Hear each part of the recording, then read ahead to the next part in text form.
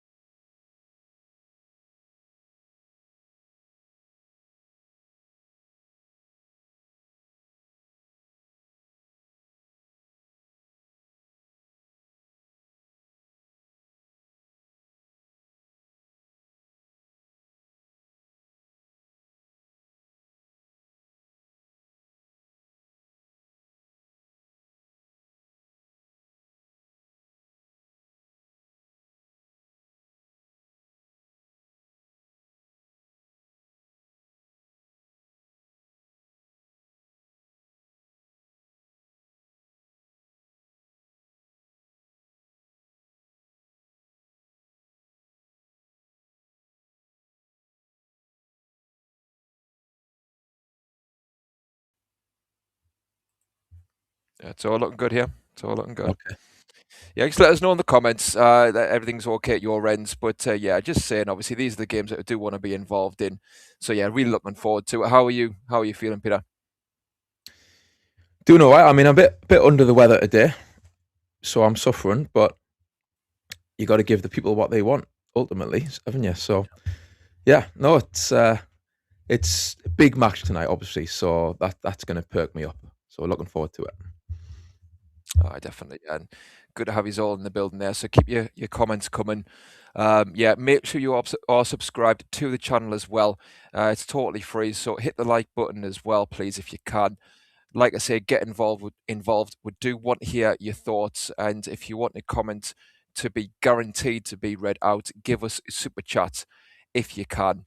And don't forget to become a member as well, if you can, by joining NT TV Plus for $4.99 a month, which includes all member perks and exclusive content in one place. And supporting the channel really helps us to deliver daily Newcastle United content. And like I say, if you are listening on radio, we are also live on YouTube, where you'll see plenty of opinions coming in. Right, okay. So, like I say, Barcelona tonight at St James's. A lot of talk going around this game in regards to the team itself and the season itself, how it's panned out.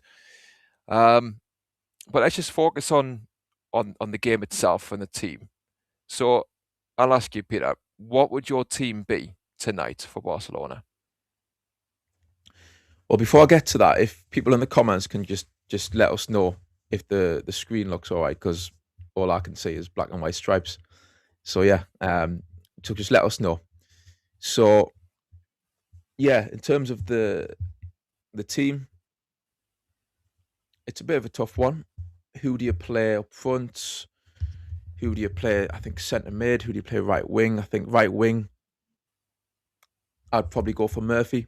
And I think Elanga's pace could come in handy further down the line, sort of like second half, maybe, if we need to get in behind them for an equaliser, or if we want to kind of like, if we're losing, or if we need to go ahead, bring Elanga on. I'm not sure if he's got it in him to start this match. So I would hang me hat more on Murphy to deliver a cross, a shot. So, and cheers, by the way, Nicole, I can see in the chat you're saying it's fine. Nice one.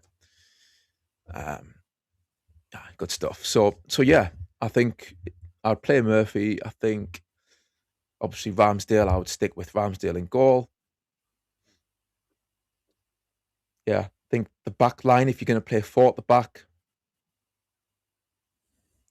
yeah, probably have to stick with Chow.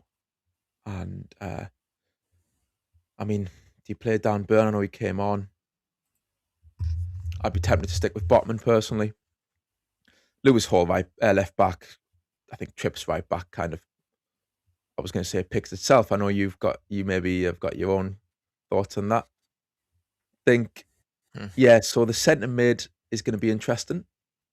We've got obviously Tonali. He's a banker. You can say he's going to start.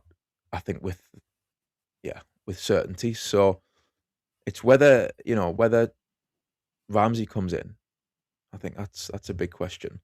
Or does he stick with Voltemada in this experiment that has raised questions and it's caused a lot of debate? Or do you put in, for example, could be Ramsey and Joe Linton next to Tonali? That could be the three centre mids. Yeah, I'll have to give you a final answer on that maybe later in the show. So left wing, I think you got to stick with Barnes, personally. And I think up front is a tricky one. I'd be tempted to maybe play Voltemada, but back to his original role up front. But you know what? I think with Barcelona's high line, I am thinking either Gordon or maybe even Wissa. I know that would be a big call. I'm just thinking he's got to prove himself at some point this season. He really does have to show something. So, but I'd be tempted to play Gordon. I know that would get a lot of people kind of maybe shaking their head saying that. I'm just thinking about the pace and the high line, like I say, that Barcelona play. But what do you think, Timmy? I'd be playing Gordon up front because of, like you say, the pace, because it helps the team play how Eddie Howe wants them to play. And we saw in the first game against Barcelona this season that, we were able to get in behind them. I mean, yes, I think the issue then was that Gordon didn't have the finishing touch at the time, did he? He had the fresh air shot, didn't he? And that was the big question mark around Gordon playing up front. And I didn't really want to see it again after the start of the season, because while he contributed to the team's shape, he just looked so toothless up front. But you've got to give credit that in recent months, or not months, but the last month, I would say, he has looked better in front of goal, and he's looked a bit sharper. So while he's in that mood, while he's in that form, I think he should play up there. For me, I would play Voltemada with him. It's not going to happen, really, is it? But this is a wider debate around the formation. But yeah, for me, I'd be playing. You can call it 4-2-3-1. You can call it 4-4-2. Ultimately, it's two strikers. One of them being more withdrawn, and they can take turns as well. Swapping if you like. That's what I'd play going forward. I mean, tonight, I think if you're going to play 4-3-3, then I think it would be Ramsey, Joe Linton, and Tonali in the middle, and Barnes on the left with Murphy, like you say, on the right. I would go with Murphy. Alanga,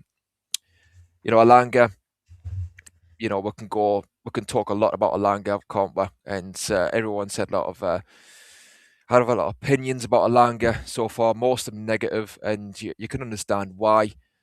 He has definitely done, a little bit better bit by bit, hasn't he? But like we've said, the bar, unfortunately, is too low. And yes, doing better by the fact that he's not giving the ball away every time he gets it, or that he is trying to take his man on a bit more. Yeah, that's great, but like you say, Peter, is that really making an actual difference in the final third when it comes to an assist or a goal? It isn't. So that's where you rely on Murphy, who can bring an assist and can bring a goal for us when it matters.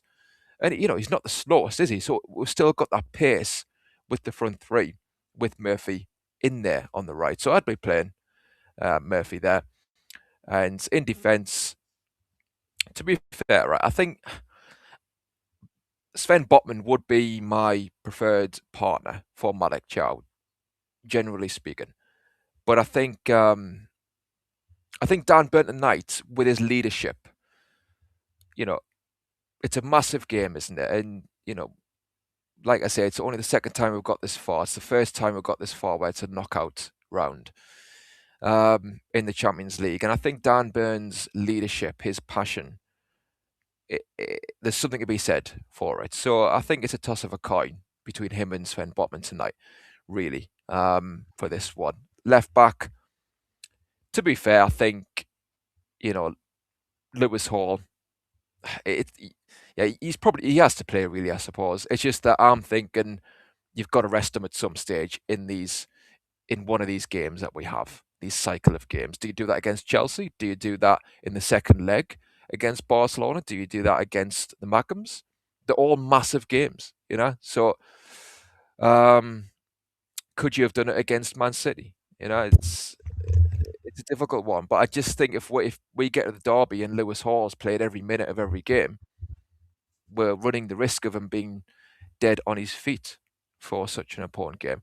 But yeah, right back, it's got to be Trippier with his leadership and his recent form as well, obviously. Tino isn't quite fit yet. And yeah, Ramsdale in goal. He's got to continue, and I think he will. Yeah. And so you're saying that you would play Botman? Botman instead of Burn, you said, Peter. Is that right? Yeah, yeah. Like you said, it's a close call between those two. Hmm.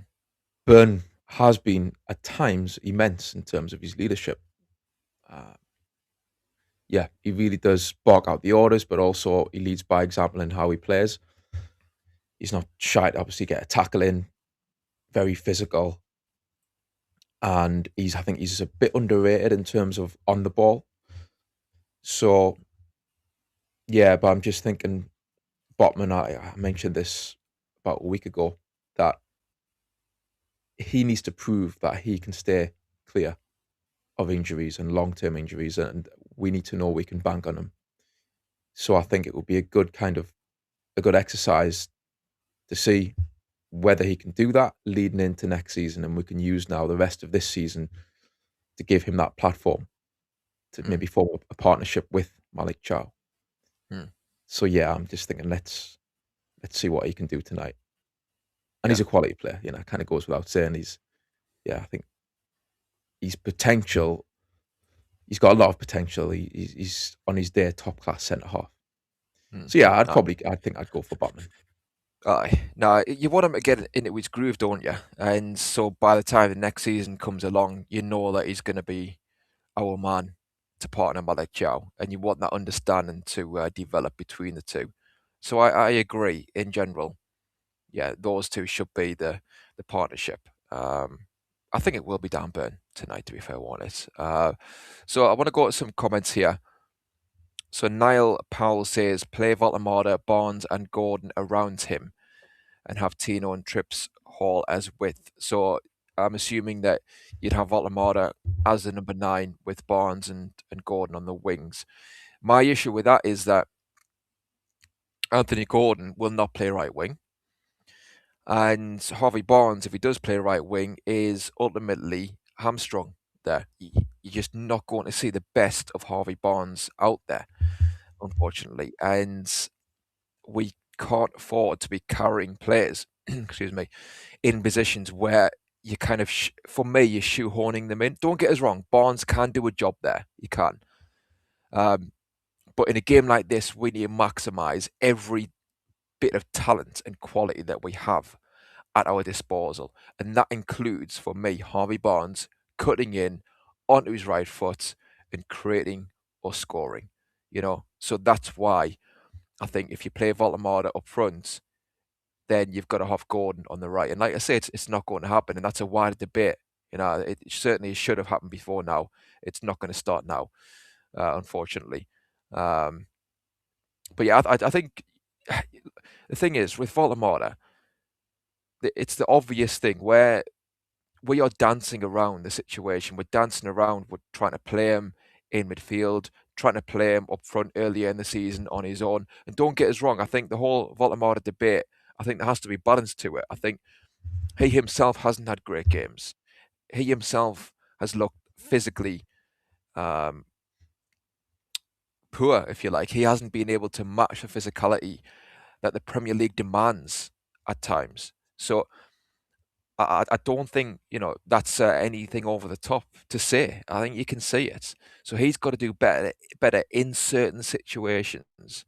At the same time, though, I think he has been isolated up front in some games, and you know, to swing it all the way back in midfield, I think he's picking the ball up in positions where he's out of his comfort zone too deep. the obvious answer is the middle ground, isn't it? Play him up front with a striker, with a partner. And if you want to counteract the midfield balance where you feel you're going to be outnumbered, have him, dropping a little bit deeper to link the midfield. Or you could have a number 10 behind Voldemort to link the midfield that way, say Ramsey. But it fundamentally comes down to changing the 4-3-3, which again is a wider point that Eddie Howe, I think, he's not going to do that, certainly not this season. Let me just go to another comment here. So good to see you, Paul. Paul Sprague says, do you think Pope is back in the nets tonight? That's a rumour going around. I mean, wow. If that happens, that'll deflate a lot of people, won't it, Peter? Potentially, yeah. He'll have to start the game well, I think, to settle the nerves, settle the fans as well. Yeah. I've said before on this channel, for me, Ramsdale deserves a long run in the team, and whatever happens, happens. You just have to see how it goes, and it's about like the principle of it. You give him a chance, and it's you discover whether he's any better than Nick Pope, and he may well drop some clangers, and you think, you know what? Okay, we've got a problem. I think we all would like to see a goalkeeper brought in anyway, regardless of what happens, like in the summer. But I think you've got nothing to lose by playing Ramsdale, and well, actually, I think you've got plenty to gain, because he's good with his feet. He was quality against Man United. He showed that. For me, I think he is as good of a shot stopper as Nick Pope. Personally, I think Nick Pope used to be a world-class shot stopper. A tongue twister, that, like. So yeah, I think Pope, you can't really say that now for Nick Pope. He's dropped so many clangers, unfortunately, that, yeah, how can you really say that? He's a great shot stopper. So, whereas I think Ramsdale has shown he can do it. So give him a run. Yeah, I think we've got to play him tonight. I mean, we'll see, obviously, and like I say, with the build-up, and when we do these build-ups, I always try and balance it against the fact that we've got a match coming. It's pre-match. Fans are going to the game. I want a good atmosphere. I want the fans to be positive. And I find it difficult sometimes to balance that with getting into the nitty-gritty. And I don't want to be too kind of like a Debbie Downer. But yeah, I think Pope has had an awful season, really. And if he plays, obviously get behind him. Yeah, this is in isolation. You have to try and enjoy this match as a fan. In isolation, you have to kind of put everything else behind you. But yeah, if we're speaking about in a broader sense, then yeah, I think Ramsdale deserves to continue in the team. I agree. It's it will be a shock, I think, if he is brought back in, Pope, that is. And it happened earlier in the season, didn't it, where Pope was out supposedly with an injury, and it was about 2 games as well, wasn't it? And he came back in. So yeah, I mean, let's see. But I think the way Barcelona press, then when Pope gets the ball, if he's got a striker bearing down on him, he won't be any good at that, will he? So it'll bring on nerves. It'll bring on erratic kind of play. We won't be able to keep the ball as well. Like, it's for his sake as well, isn't it?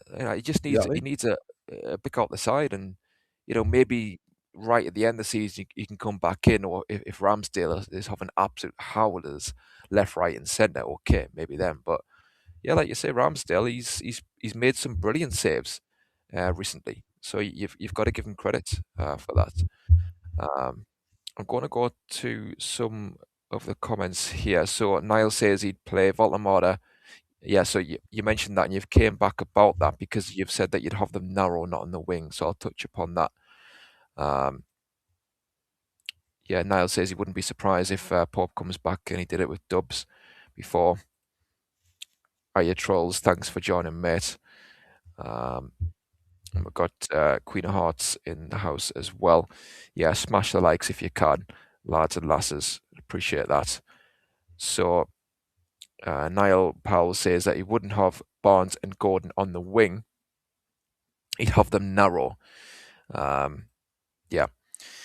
So I get that, and that's a possibility. It just, yeah, if you concentrate the play in the middle, I think it could potentially work. And like you say, you've got the width of the full backs. Just sometimes when you have that, I just feel like you miss that overlap that you would naturally have if you had more wide men in the team. So it's a balancing act. But I'd rather, if we're going to play those two players with Voltameda up front, I'd rather we tried that, Niall, and try to change the style to something more of that nature But yeah, instead of that's the thing is when Voltameda being isolated. like when you ask the question about which team would I play tonight, you can give two answers. So I can give an answer for the formation that I think Eddie will pick, but obviously in my mind I've got other ideas what I would do for different formations. So I always straight away off the bat I'll try and think about the 4-4-5-1, 4-3-2-1, whatever you want to call it. With the sole strike, I always try and think, okay, what would I play in that formation? Because I know that's more than likely what Eddie's going to pick. But yeah, I mean, for Voltamada, like you said, there's an option. It's crying out really for him to be played in a different formation in terms of, and I've said this before, you could play the two up front and then Voltamada behind, like 4-3-1-2. Yeah. You could play just 4-4-2 and have Voltamada behind a striker. And he's relinquished of those defensive responsibilities in both of those options. So, but as I say, you're not likely to see that formation under Eddie, at least, like you say, at least this season. Yeah. No, exactly. And yeah, with Anthony Gordon, so obviously massive record in the Champions League this season. He has performed a lot better in this tournament than the Premier League. So he'll be one of our. I mean, I said at the start of the show I'd have him up front for this one, whether that's with Voltamada or whether that's in the 4-3-3 on his own, if you want to put it that way. And yeah, I hope he's on it. I hope he's on it tonight. And he has been inconsistent. I was listening to Jack Cunningham earlier on his show, so check it out, lads and lasses. The Jack Cunningham show on NUFC Talk Radio. And earlier on, he was saying that Gordon has been criticised at times this season, and it has been warranted, in Jack's opinion. Although he said that he would never question his effort, and it's always about the ability. And Gordon has dropped off ability-wise in games, but it's never been effort. It's never been a lack of effort. I mean, I would contend that personally because I think I've got the receipts, and yeah, I think there has been times where he has kind of dropped off effort-wise and he's phoned it in. But I don't think there's going to be much chance of that tonight, with it being a massive game, big stage. All eyes are on this one. So I think we'll see, the best of Anthony Gordon tonight, certainly energy-wise. We just hope that he continues it from now to the end of the season.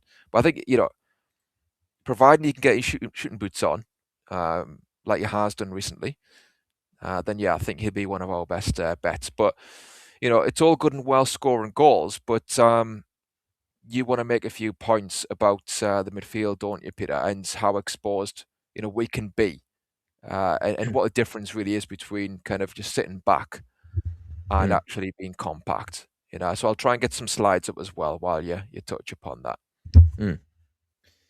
Yeah, I don't want to kind of dwell too much on this, but it's something that I was looking at a couple of weeks ago, and we were meant to get this up. It was last week actually when we played Man United. The pre-match, I wanted to kind of show these slides to just illustrate the point, because I caught a little bit of the show last night, and yeah, Gary, Borky and Christina, great show.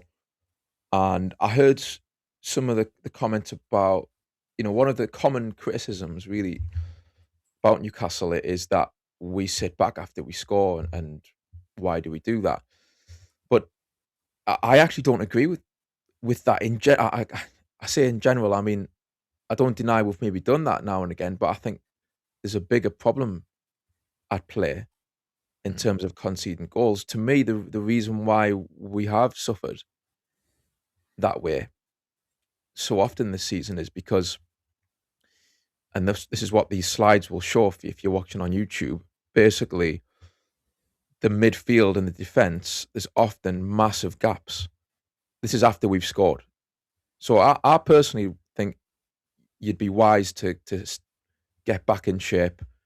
And I don't see this as defensive. I just see this as, it's like, you're just being smart. So you get back in shape and you don't give them a sniff for that next 5 minutes. Obviously, you're going to want to try and score as well. So you trust the players in the formation to do the business, but you don't stretch the team where players are piled forwards straight again from kickoff. Because this Yeah. is Brighton away, isn't it? Like you say, we've just scored Brighton away. Then the screenshot you can see there, if you watch on YouTube, can see how we're set up, and that is anything but sitting back and being compact. That's being Yeah. totally open. Yeah, I'll so move this is on, and it falls to Welbeck there, who's yeah, in behind exactly. and then scores. And that's Danny Welbeck, season's goal scorer. And that's when we've just equalised on, it's the 83rd minute, I think, something like that. Yeah, And then we leave Welbeck free. And then you go to this one here. Chelsea, we were 2-0 up, and then Chelsea came back. It's 2-1. We're still winning, but for some strange reason, I've highlighted there that Fabian Shaw is about what looks like 50 plus yards away from his centre back pairing, his partner, Malik Chow. And you can see there the space is there for Chelsea, for Pedro to swivel and turn into. So yeah, yeah, obviously we know what happened there. Chow slips, Pedro is in because he's 1-on-1. So again, for me, that's not sitting back. That is being too wide open. It's if anything, it's the opposite. We should be more compact. yeah, And again, it goes back to the fact we haven't got Isak anymore. I think we have suffered this season because of that and other circumstances with Wissa and Volamada being a bit of an enigma and not fitting him in like we possibly could do. So we're maybe not going to score as many goals as what we used to. So therefore, you have to be smart about that and say, okay, maybe we're going to slug games out a little bit more. And next season, you can play a bit more expansive. Again, this one here, Brentford. So we've just got back 2-2 in this one. Again, another slog where it didn't maybe look like we were maybe going to equalise, but we did. And the goalkeeper punts it up, Brentford's goalkeeper. For some bizarre reason, it just takes Botman to head the ball down there in the midfield area. And you can see there in the screenshot, Trippier's went forwards and he's exposed the back line to their striker because the midfield as well were exposed because the midfield had bombed forward and Brentford's midfielder picks it up unchallenged and just looks up. He just has to play a simple pass. Obviously, they're 1-on-1. This is a simple ball, and that's from a goal kick. So, yeah, again, it's a reoccurring theme if you go back, and I've just went back and created these stills to, like I say, illustrate the point where I think that's been, for me, our Achilles heel, just yeah. not And being then compact enough. And you said it best a few weeks ago is it's about moments. yeah, And in that moment, you have to be smart and not leave gaps everywhere when you've just equalised, yeah. And then you go at the Everton game more recently. Yeah, Gordon perfect loses the example ball again. there. Yeah, and if we dilly-dally on the ball like this, where everyone is pushed forwards, leaving ourselves totally exposed, then you are then losing the ball in a dangerous area because of the shape of the team. And obviously, Gordon did lose it. Then Everton regain it in that final third, and as you can see, Barry is played. He's in there. He makes a good run actually, and then when you move it forwards, it's Dewsbury Hall who gets in behind And obviously when all the rest, he slides it to Barry, who scored. And it's just anything but compact and anything but defensive in terms of actually being tough to break down and actually saying the opposition, go on and try and beat us.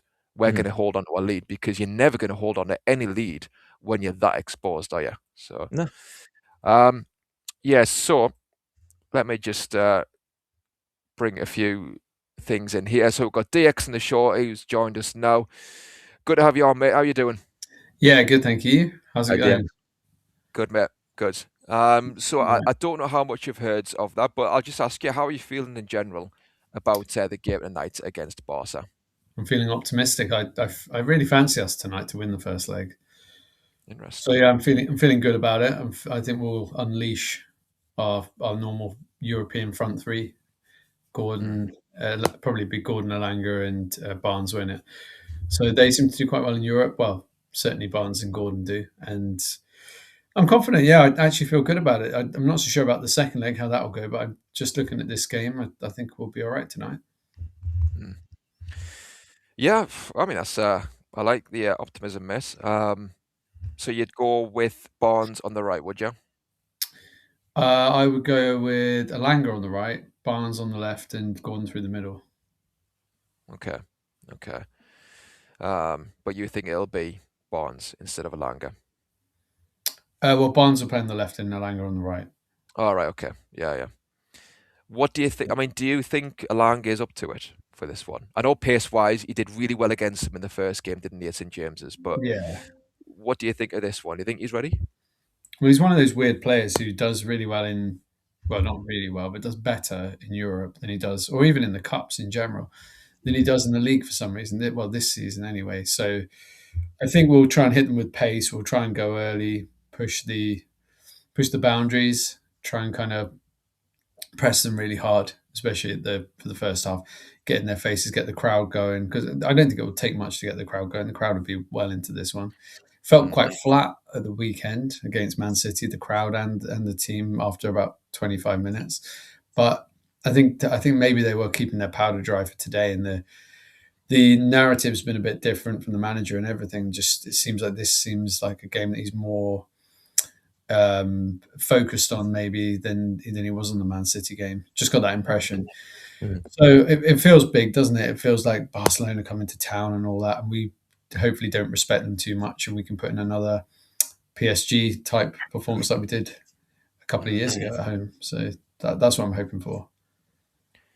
Is this game bigger for you than the Man City game?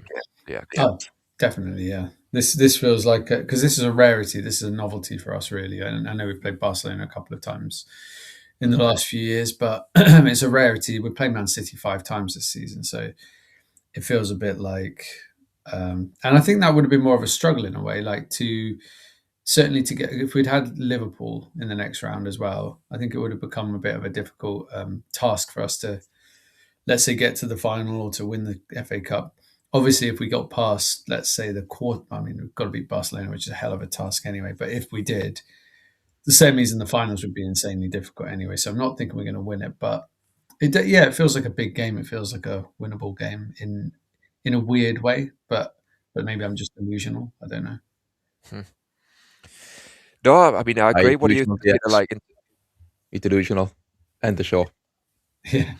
Yeah, exactly. Yeah, but I have to be optimistic because it's. No, I'm the same, mate. And I've got a good feeling as well. I've been looking forward to this one for a while, and I think it's going to be rocking. It's in James's, and I do think we can do it. I said this weeks ago. Like, despite our form, I do think this season it's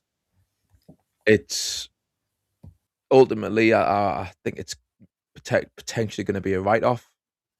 But I'll never say that for certain until all hope is lost, until we're out of all competitions. And I've got this funny feeling that I think we're going to be a surprise package in the Champions League.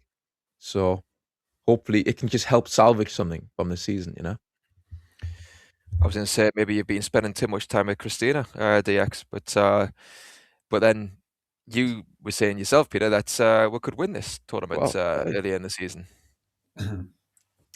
Well, I unashamedly said, yeah, that I think we could be a dark horse in this competition, and that is not to excuse any of the disappointment and the stuff we've seen this season that we can all see is not right. And I've mentioned there about how I've just shown examples with how we're not compact enough, and I've picked out certain games throughout the whole season where that hasn't been addressed. So there's issues big time, I think, that need to be looked at from everyone, including Eddie Howe. But in this game, if you isolate this just particular match, and like you say, DX, our form in Europe, I think we seem to be more comfortable. It's strange, but yeah, I think we play our best football in Europe. So I'm Yeah. kind of clinging on to that, really. Yeah, we've got a lot of players who seem to relish that stage, don't they? Rather than playing in, I don't know. Like Gordon is the one that comes to mind, where I know a lot of his goals have been penalties, but his performances in Europe have generally been his better performances. So aside from just the penalties and stuff, and yeah, I think even like what was the game we drew 2-2? Was that Leverkusen, wasn't it? Even that game, I thought he was really good. I don't know if he even scored in that one. And Miley scored, but yeah. So obviously we're going to miss Bruno tonight. That's for sure. That's a real shame because this would have been a perfect game for him. Yeah. But I hope we've got enough there to, with the crowd and with everything, to actually put in. I think we need to win tonight. I think a draw is not enough. So we have to go for it. We have to go for it. Probably need to win by 2, really. Yeah, I agree with Arsenal, that. Like, yeah. Tony T says about some of the clips there we were showing. Yeah. One of them was Chelsea, wasn't it, where we were kind of exposed, and like you say, Tony, Chow made a howler, saying call it what it is, and I agree. The defenders and defense itself have made howlers throughout the season, so I certainly wouldn't deny that. I think it's a combination of a lot of things that includes Chow unfortunately slipping up here and there. I mean, I think he has been outstanding for the most part, but yeah, that was a howler from him. But for me, when you look at like a centre back partnership, if I'm Fabian Schär and I'm looking across, I can see my centre back partner who's on his own. Surely defensive instincts kick in where you want to anticipate a mistake. As a defender, you anticipate the worst and you want to cover for your partner. Do you know what I mean? Like you mob up for each other. So for Yeah. me, Fabian Schär looking across where like he's the other side of the pitch, there should have been that urgency to get right back in position before a mistake was made because he's got to think the worst. So when it is made, he can then sweep across and prevent that being a one-on-one. And I just think that speaks to the lack of defensive nous, the lack of defensive mentality that runs throughout the team at times when it comes to being tough to beat and when it Yeah. comes to being compact and holding on to a lead. So that's what I would just say to that. But yes, I agree. Obviously, individual mistakes have cost us as well when you throw that into the mix. There's no doubt about it. And he does always have a mistake in him, doesn't he, Chow? He's a bit of a. He's been brilliant, by the way. I'm not disputing that. He has been, out of all the signings, by far the pick of the bunch. Although Yeah. Ramsey's starting to look good, and I think the fact that Ramsey will be fresh tonight, that might help us actually. But yeah, so I do think he does now and again. He has that blunder in, which I think is what the Milan fans kind of said when we signed him. Like, oh, he's a hell of a talent, but he does make some silly mistakes. He's obviously not. You couldn't say he's like Titus Bramble or someone like that. He's a much better, more consistent player. But he is going to make the odd pretty bad mistake. That Leeds game was like 3 or 4 bad mistakes, but we won it, so that's all right. But hopefully, yeah, maybe against the better teams, the Barcelonas and teams like that, he will just that his class will show through, that extra bit of class that he has. Yeah. But it's funny, isn't it? Because at the beginning of the season, when we had Shah and Burn at the back, it was clean sheet after clean sheet. So that's weird because most people would say Burn and Botman and Chow were the better 2. Yeah, it's the first 3 games, wasn't it? I think it was 5 out of 6 or something mad like that. We kept clean sheets, something silly like that. Aye, I mean, it's funny you say that because Chow has been, I think, in the main, he's been quality and he's actually surprised, I think, a lot of people just Yeah. how quickly he's adapted.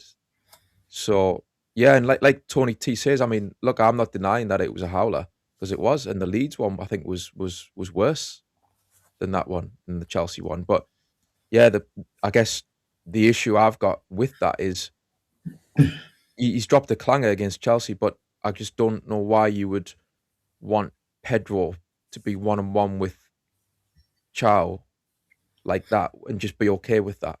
Like as a team, I mean, why would the team think that that's all right to set up where you're already winning 2-1? Why do you want to leave Chow 1-on-1 in his own half with Pedro from a goal kick? So like the structure was just weird. Like I said, Shaw, there was no need for Shaw to bomb on, you know. And it's like you say, it's. I went back to these stills because it just reminded me of the Brighton match all those months ago, and I just feel like we've seen it constantly since then. It hasn't been addressed, these gaps. So individual error, yes, but let's look at the structure as well. He does slip over quite a lot, doesn't he, Chal? That's the one thing I have noticed. He does seem to fall over. Maybe he needs to change his boots. Yeah, Yeah. I don't know what brand he wears. Yeah, get the molded ones. But no, he's he always seems to be slipping over. But no, he's got that bit of class about him that's rare in a centre back. Very composed, very calm player. And when he's on form, when he's really playing well, even if he's not playing well, you just see those little bits of quality. A bit more concerned about Botman because I just think he's the one I thought he was terrible. I know maybe he wasn't match fit, but against Man City, I thought he was one of maybe our 2 or 3 worst players. He was terrible, passing the ball 5-yard passes straight out of play and stuff. And so I think Burn should start tonight with Chow. That would be my centre backs. What is right? There's not much between them, is there, Burn and Botman? Not really, but I suppose Burn, they bring different things, don't they? Botman's kind of, again, he's got that, it seems a very assured kind of calmness, but then Burn just blocks so many shots and wins so many headers, and he's such a leader. He is. That I think, and also in the big games, he always seems to step up. Like when it's PSG or if it's like the cup finals or whatever, that guy Burn is always one of the best. Like Sunderland, everyone else, well, pretty much Bruno was okay. Burn was the only player you could say until he went off injured, he was playing well for us. The rest of the team was pretty woeful. So yeah, I mean, those big games, he just seems to find another gear. Yeah. I was saying earlier on that I think Burn for this game, with it being such a massive one, it's like he will step up on it. He's got that leadership. Yeah. That'll match the occasion tonight. And I was saying that long term, I would like to see Botman and Chow and them to cement a partnership if possible and an understanding. Which some people might be against as well, because like you say, Botman has got to improve a little bit with his fitness, and his form has been in and out. But I would still like to see it going forward. But yeah, for this one tonight, I can see why you would play Burn for that leadership, and I think you'll get everyone pumped up, as the mighty winner said in the comments as well. I've got a few more comments here. So Gav House says, could be Rafinha up against Trips tonight. How do you see that one going? Go on, DX. Yeah, I think again, it's another one of those things with Trippier that he does seem to again step up when it's a big game, when it's one of these cup finally type games, or the run in last season. He was very good. It wasn't great against Man City, but no, there was 7 or 8 of our players really. So I mean, Tino's not. I would rather have Tino at right back, but he's not match fit. When he came on against City, he looked sluggish, and I think it's obvious he can come on for 20 minutes, half an hour, which is great. Nice to have him back, but throwing him in to start a game after 10 minutes or whatever it was he had in the last one, I think would be a suicide mission. So I think get him in there, Trips, give him a chance to use his experience, hopefully. And I thought actually, which game was it? There was a couple of things. I think it was the Villa. Was it the Villa game? It might have been the Villa game where we won. Where his experience was fantastic. Where he looked like he was going to get outrun. He used his body to win fouls and stuff. And I thought, yeah, he's still got that. He's lost his legs have gone. His free kicks seem to have gone, but he's got that nous, and he's still not bad on the ball most of the time. Like, he's quite calm on it. He'll keep it. So yeah, I don't. But Rafinha, yeah, Rafinha's a brilliant player. But I think he'll be all right. I think hopefully Trips will be able to deliver today. I don't think he can bomb forward the way he used to, because that leaves gaps now because he can't get back quickly enough. But the other side of his game is still, most of the time, it's not bad. Yeah. Peter? Yeah, I think I've said before how I think Trippier really has stepped up the last month or so, and it surprised me how well he's done since that Brentford game. So, got to give massive respect to Trippier for that. I do think tonight will be it goes without saying, really, it's going to be a massive test against Rafinha. I mean, Rafinha is just, top class player. He's got the tricks and flicks, but he's fast as well. So if it is Trippier right back, then yeah, massive test for Trips. So I think he will get caught out, on a couple of occasions. It's probably inevitable, but again, I think, like you said, DX, his leadership is vital. I think, especially this season, and in the way that it's gone this season, where things have gone to pot too many times this season. And I think when he's discovered his best, well, he's discovered, maybe not the best version of himself, because, like you say, he's getting on a bit. But the past month or so, he's rediscovered some really good form, and we've seen how that can, I think, influence the team. And a bit like Dan Burn, he's barking out the orders. And I think, yeah, Tino, as good as he is, he's not like that. So it'll be interesting tonight if Trips does start, that's for sure. Yeah. Yeah. Got a question for you, DX, about Lewis Hall. So we've got obviously Barca tonight, then we've got Chelsea away, then Barca away, and then Sunderland at home. So would you play Lewis Hall in every one of those games? It's a tough one, isn't it? I think you might have to rotate the three main fullbacks. Like, that might be the only way around it, because I don't like the idea of putting Burn at left back.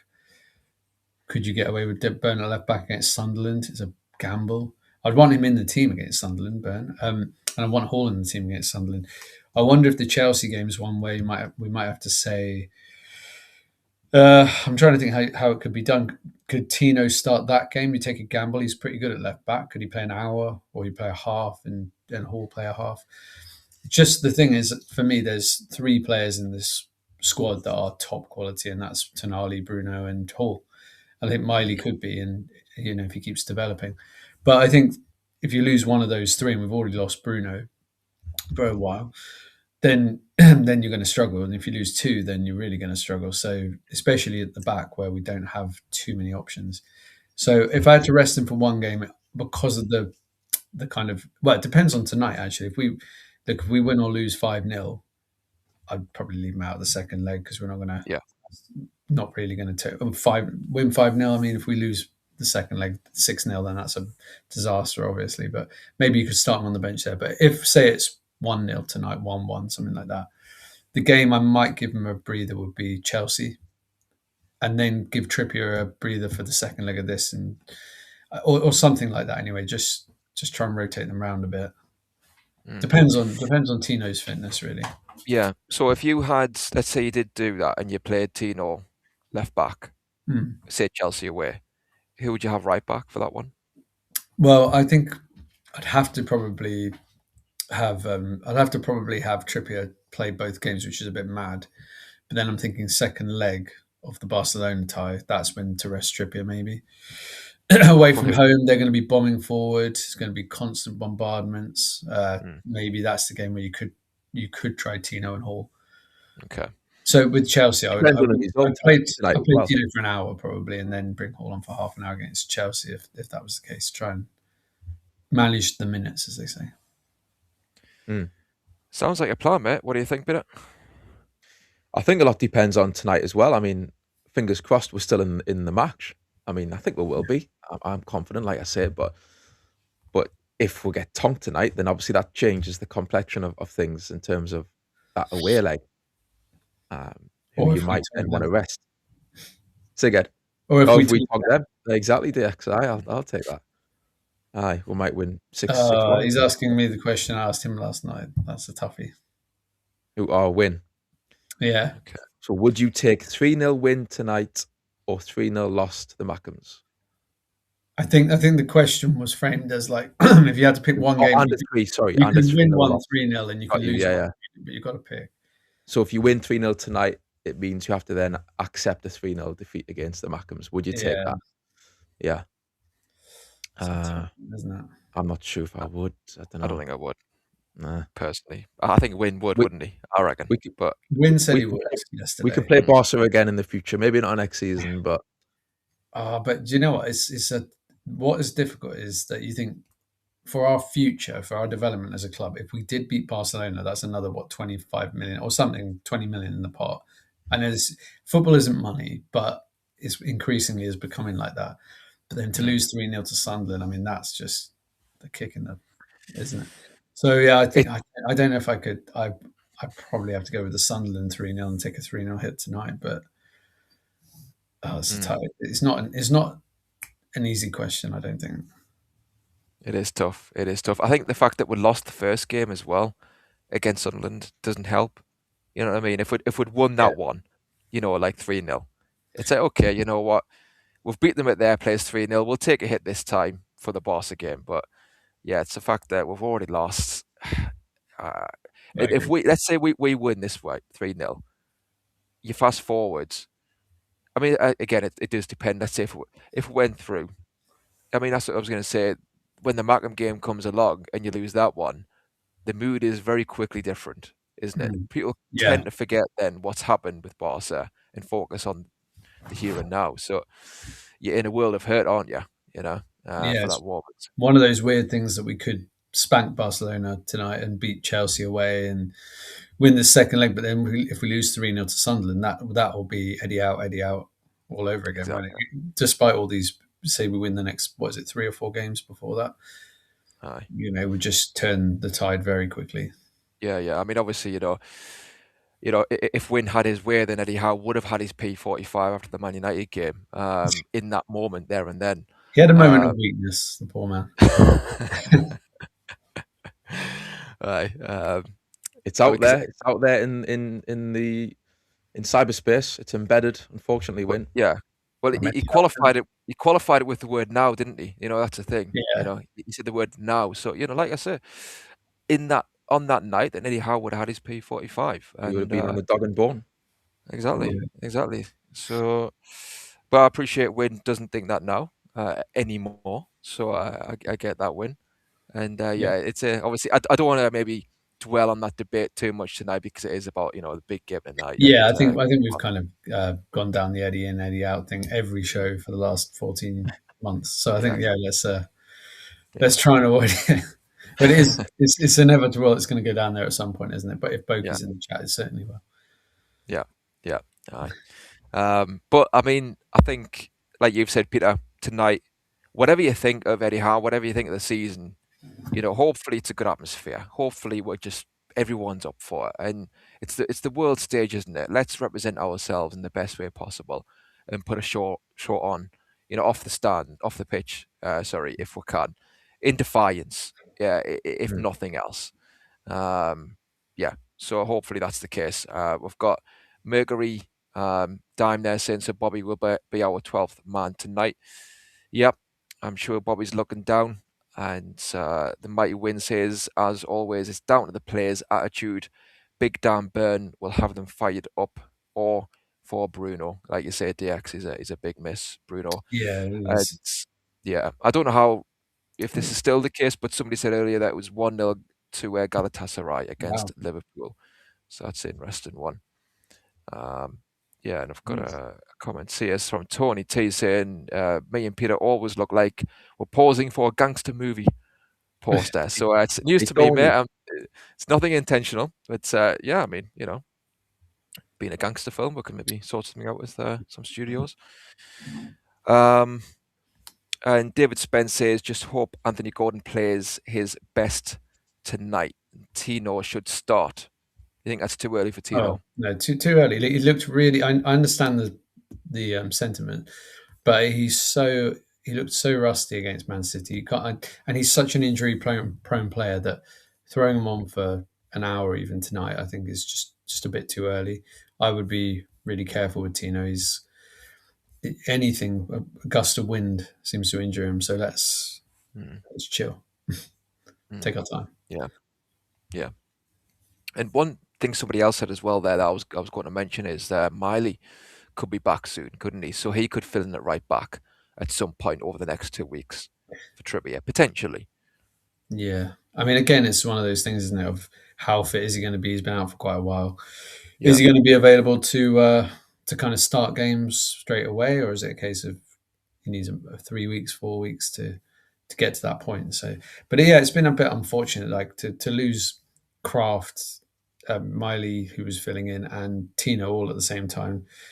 That's just a bit bad luck. And then Trippier and Shahar are the last guys standing. So I think we should have given Shahar a few more minutes. That's one thing we should have definitely done. Yeah, we've had opportunities to do that in Yeah. recent weeks. I think that would have been wise to do that, but yeah, whether we'll see that maybe in the next few weeks, who knows? We probably won't, but No. I suppose you never know. Less likely now with all these right backs coming back, isn't it? So Yeah. I think his little window of opportunity for now has passed probably. It was baffling for me that in the Karabakh game, Yeah. that Shahar didn't get he got 5 minutes max. Yeah, it's a bit mad. Murphy started the game, didn't he? Fair enough, he started left back, but I mean, Trippier playing that game, I don't want to harken back too much, but yeah, I don't quite understand why you do that, where you've got all these games coming up where Trippier, 35, he's going to feel fatigue more than anyone. I want to see what Shahar's like. He's supposed to be quite good, so let's see him, And in a game where it was a free hit, literally, you were never going to lose that. That was such a perfect opportunity and a chance you're really not going to get again, I think. Yeah. I certainly think at halftime when it was 8-1 on aggregate, then we could have probably at halftime said, right, okay, I can understand you start with a good team. You don't want to go out there and be 3-0 down at halftime and be like, oh my God. So 8-1 up, Eddie could have said, okay, now we can make a few changes and bring a couple more kids on. They're not going to score 8 goals in a half against us. I mean, come on. So yeah, it was just a bit bizarre, that whole thing. But and then we haven't seen Alex Murphy since, have we? Really, hasn't? Yeah. He's come on. So, but he did all right in that game. He wasn't too bad. I've got a question for you. So, on the theme of wins question, would you take a 1-0 win tonight or a guaranteed win against Chelsea, Peter?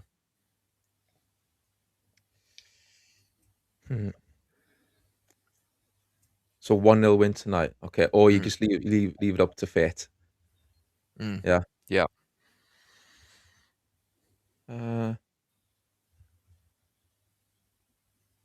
So you're saying, what was the scenario with Chelsea? You win the game. It's the weekend, right? Okay. Aye. I think I would. So you're saying you would guarantee a Chelsea win, and then and then tonight is tonight you just like leave it up to. Yeah, I think I would. I'm not too sure what the pros and cons of this is. What applies again? Sounds too easy. Go on. So we'll win tonight 1-0. We'll win tonight 1-0. Okay, so we've got that 1-0 lead to take in the second leg, or have a guaranteed 3 points against Chelsea. Okay. Right. Well, you know what? I think the league, right? I think I've said this before. I think this week is going to determine this season, basically, or the next 2 weeks, maybe. But certainly this week is massive, right? And I personally think they have to beat Chelsea, right? If they don't, I just think the league then is out the window. That's just my opinion. I mean, we'll see. But so really, on that basis, I should be saying I want to guarantee the Chelsea win, because it's more likely then we can get back in Europe. It's not likely we'll win the Champions League. But do you know what? The way I'm thinking is, if you were to guarantee me that win against Chelsea, can I really then believe that we will go on and kick on and go on a run and get the wins after that we then need as well to get top 7? I'm not sure if I would be too confident of that. I mean, it's what needs to happen. We need to win, like I say, Chelsea. But I think, I don't know. I think maybe I would take the Barca win. I know it sounds sentimental, but the league is so up and down. We could beat Chelsea, and then it's it's looking a bit bleak in the league, I have to say. So probably Chelsea, and probably take the Barca win, and then kick on from there. DX? I would take the Chelsea win because 1-0 to me is just not. That's going to be such a difficult scoreline to manage for us. And the way we play, we'll probably sit everyone behind the ball and grimly hold on to 1-0. And I think if we get a 2-goal lead, I feel pretty confident that we can keep it together, and they'll have to really push on. But 1-0, they've got time on their own patch. It'll be a tall order to hang on to that. So I would probably take the win at Chelsea, because I can't think of when was the last time we won at Chelsea in the league? It's got to be 20 years, hasn't it? Well, I was there when Papi Cissé scored his Of course, yeah, that's right. That was like 12 years ago, wasn't it? So not as bad as I thought. So yeah, something like that might be good. I agree. I think 1-0, to be fair, is quite slim. If you say, if it was 2-0, I would take it. I think, 2-0, I'd take Barca as well. If it's just 1-0, then to be fair, if I think about it, then I think I would say Chelsea. I would take the Chelsea win, sacrifice tonight, because 1-0, you got the second leg, haven't you? So if it was 2-0, I think I would take the Barca win. Yeah, but Chelsea, like I say, it's massive. We have to win there. It is. I mean, not want to say only. Obviously, it's too many really as to what it should be. But we're 5 points off 7th place. So let's say we'll beat Chelsea. I don't want to divert too much on the league, but if we beat Chelsea and the teams around that spot lose their games, for 2 points behind 7th place, then it is on then, isn't it, to get a Europa League spot potentially. So that will be massive. And you don't know how Brentford, what happened to them yesterday, might affect them, because they have got some quite nice looking fixtures, but they've also, I think, got a couple of. I think they've got to go to Man City, Man United, and Liverpool, I think. But they've got, to even that out, I think they've got Burnley maybe and Wolves at home or something. So, but you don't know that. The FA Cup defeat yesterday and the way they went out, that ridiculous penalty, that might kind of shake them a bit. That Ouattara, he might be a bit not feeling the best. So a lot of these teams, you find the Bournemouths, Brentfords, Brighton, these kind of teams, they do fade off and tail off quite badly in the last 10 games. Quite a lot. It happened last season. They were right there with us, level on points. And then they just completely, all of them, capitulated in those last 10 games. So, hopefully that happens again and opens the door for us, at least to get 7th. I don't think we'll get any higher than that, but 7th would be a relative success after the struggles we've had.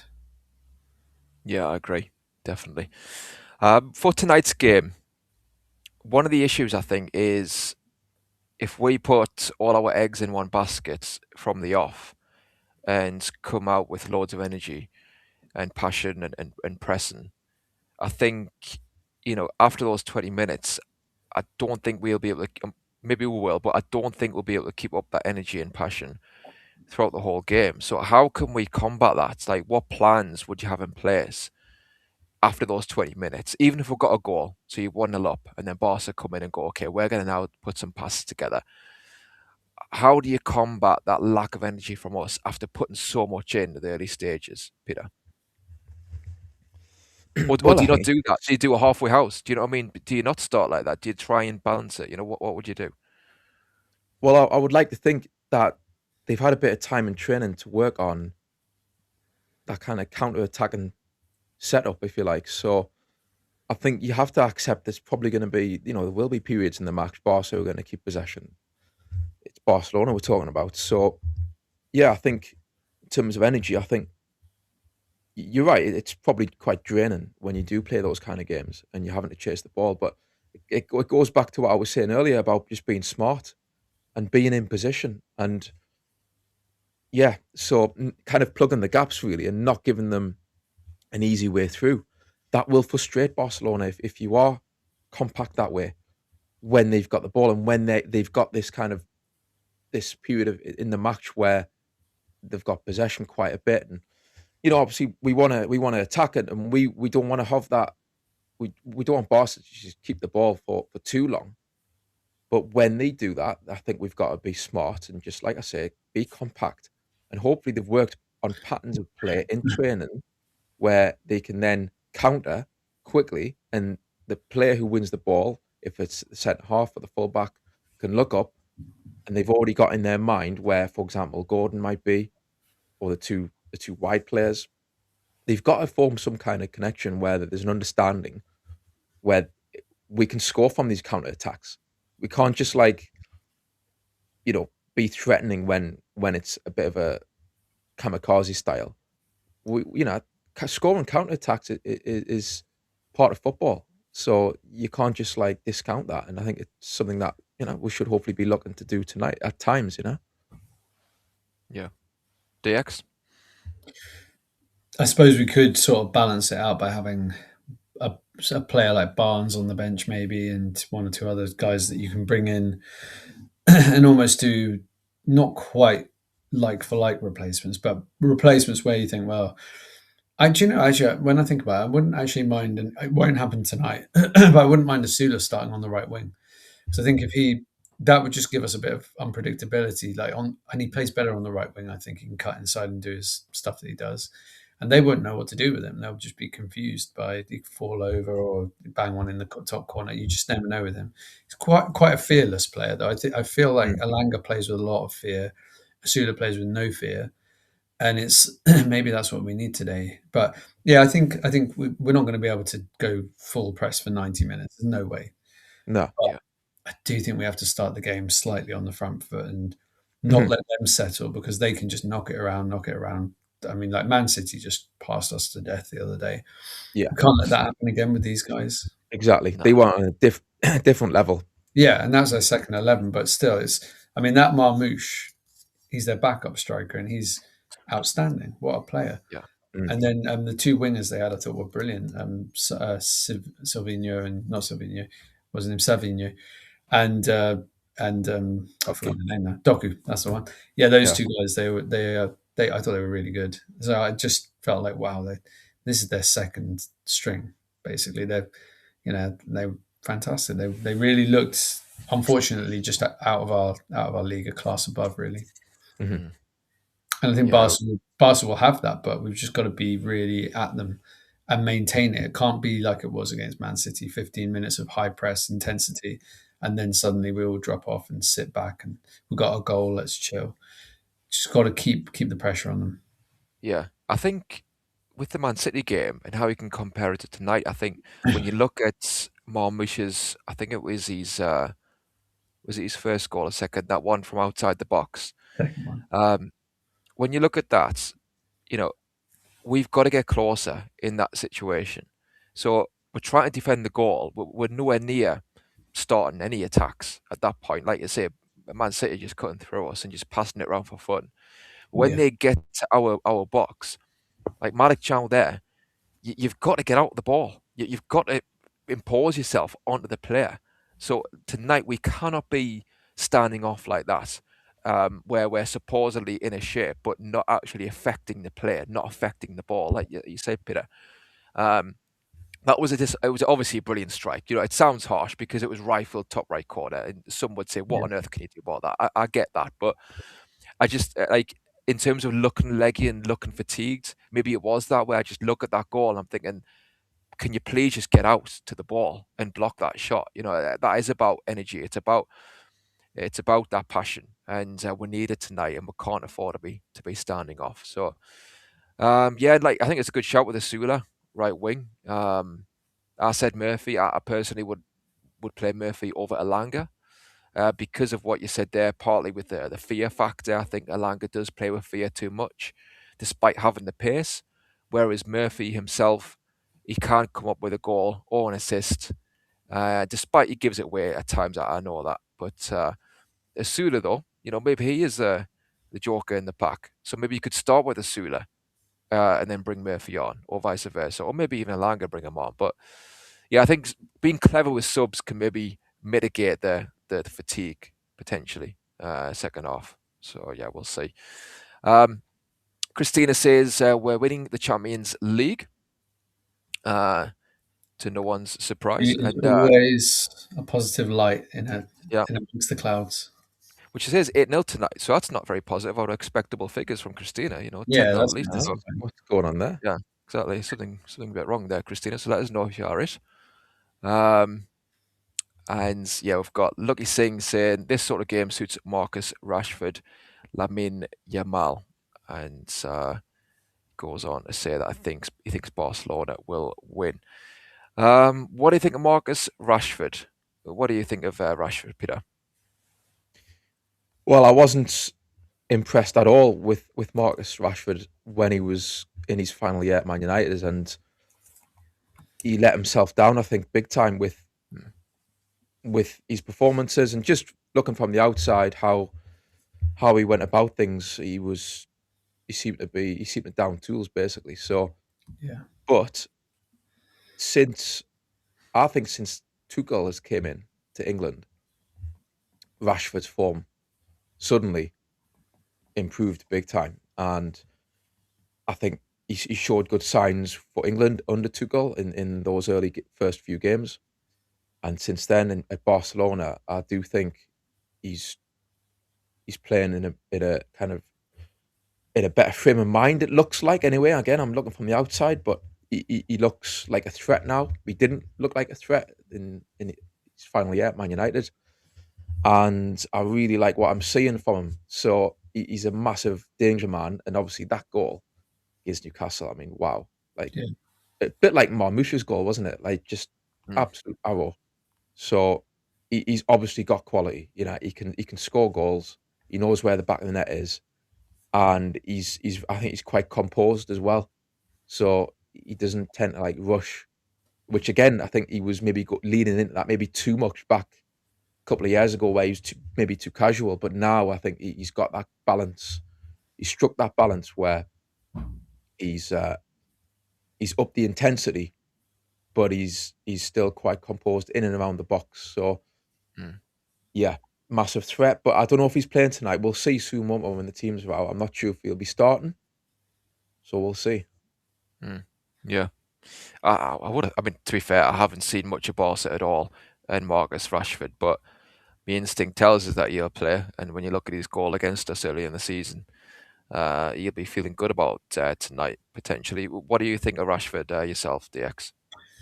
Well, he scored most of his goals in the Champions League this season. I was just doing a quick check on it. But yeah, he scored 5 in 8 in the Champions League, but only 4 in 23 in the La Liga. So I don't know. I guess he's playing a different role, isn't he? He must be playing out wide a bit more or something. But he's not obviously that goal scorer that he used to be at Man United for a couple of seasons. He had a couple of seasons where he hit the sort of 25-30 mark, I think. But those days are gone. But he's still, I mean, look, he is a fantastic talent. I think he's a threat, isn't he? Because he's got that in his locker that he can just bang something in or do a good bit of skill. He has games, like you say, where he just looks uninterested, especially at Man U at the end. He looked like he was sulking. No, I'm not even running around or anything. Yeah. He's 29, isn't he, this year? So I think he's one of those players who he's got to. He should be probably in his prime right now. I mean, yeah. But yeah, I don't know if he'll start because I heard that he's been on the bench for them recently. So maybe he'll be a super sub. Not a bad sub to have. I mean, he was and also at Villa last season. I think he did quite well at Villa, didn't he, when he went there on loan? So it seems like anywhere apart from Man United, he really does play well. I agree. That's it. I think he was definitely in his head too much at Man U, and I think, well, I don't know if it was the criticism he was getting that he was taking personally, whether that was from the crowd or whether that was from the managers. But yeah, like you have all said, there was games where he was literally just jogging and walking around when the ball was right there.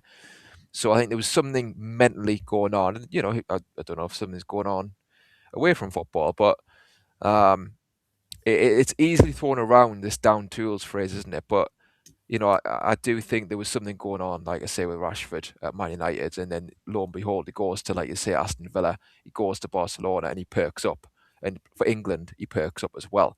And it is a shame because, like you say, he is a massive talent, and I think he hasn't made the most of what he's got. He could have been and should have been, an elite player for a long Yeah. time. Because some people say, well, he was never that good, and he's just been found out now. But I don't really agree with that. I'm not saying he was like Messi or yes, a lot of it was pace at times, but I think he had the ability to be up there in terms of one of the better players in that category on the world stage, and the drop off was just far too much. I think actually the one they had, when you think about it, they had Rashford and Greenwood, didn't they? And it was like, wow, Yeah. amazing DX, talents. you know how you said before, DX, just to jump in there, Yeah, that you're thinking about Asula maybe for tonight. yeah. Asula was starting tonight. Is he Breaking news, Well. folks. not up front though? On the I right think wing. he might be, because Anthony Gordon, everyone, is on the bench Oh, tonight. So you're teams kidding. are out, and we've got It's Gordon on the injury. bench. Must It be must injury. be injury. Aye. You wouldn't leave him out of Champions League. I mean, what I would say, right, is it does kind of beg the question as to why he brought him on, Oh, we've got the against Man 11 City. game. But Yeah, do you want to maybe read it out? yeah, I don't know. Has he maybe had illness? They said illness was running through the camp. Okay. That could be that, couldn't it? Do we I have? mean, yeah. So we've got in the comments there Kenny asking if Pope's back. So no, Ramsdale is still in the team. Personally, I think that's good. I'm pleased to see that. So we've got Ramsdale in goal for tonight. Defense, we've got Trippier right back, Lewis Hall left back. We've got Chow and Dan Burn in the middle. That's good. That's a good. So yeah, I think that's fair So enough. do you wanna read I said Botman, but Yep. What's the full team, Peter? well, then midfield, we've got Tonali in midfield in the centre with Ramsey Yeah. and Joe Linton. Then on the wings, I'm presuming it's Barnes left wing. Right wing is Alanga. Oh, my word. And then, as I say, Asula. I'm not sure about that. I don't think up front he's ever impressed me really. Yeah. But hey, maybe it'll shock them because they won't know much about Asula, I don't think. Mm. He's so That's unpredictable. true. Yeah, but I agree. Like, he looks a different animal on the right, and I think, I don't know if it's you get more space there. You can front up, the fullback a bit more. You can go on the outside and go on the inside. Obviously, went the inside against Man United. You saw what he did there.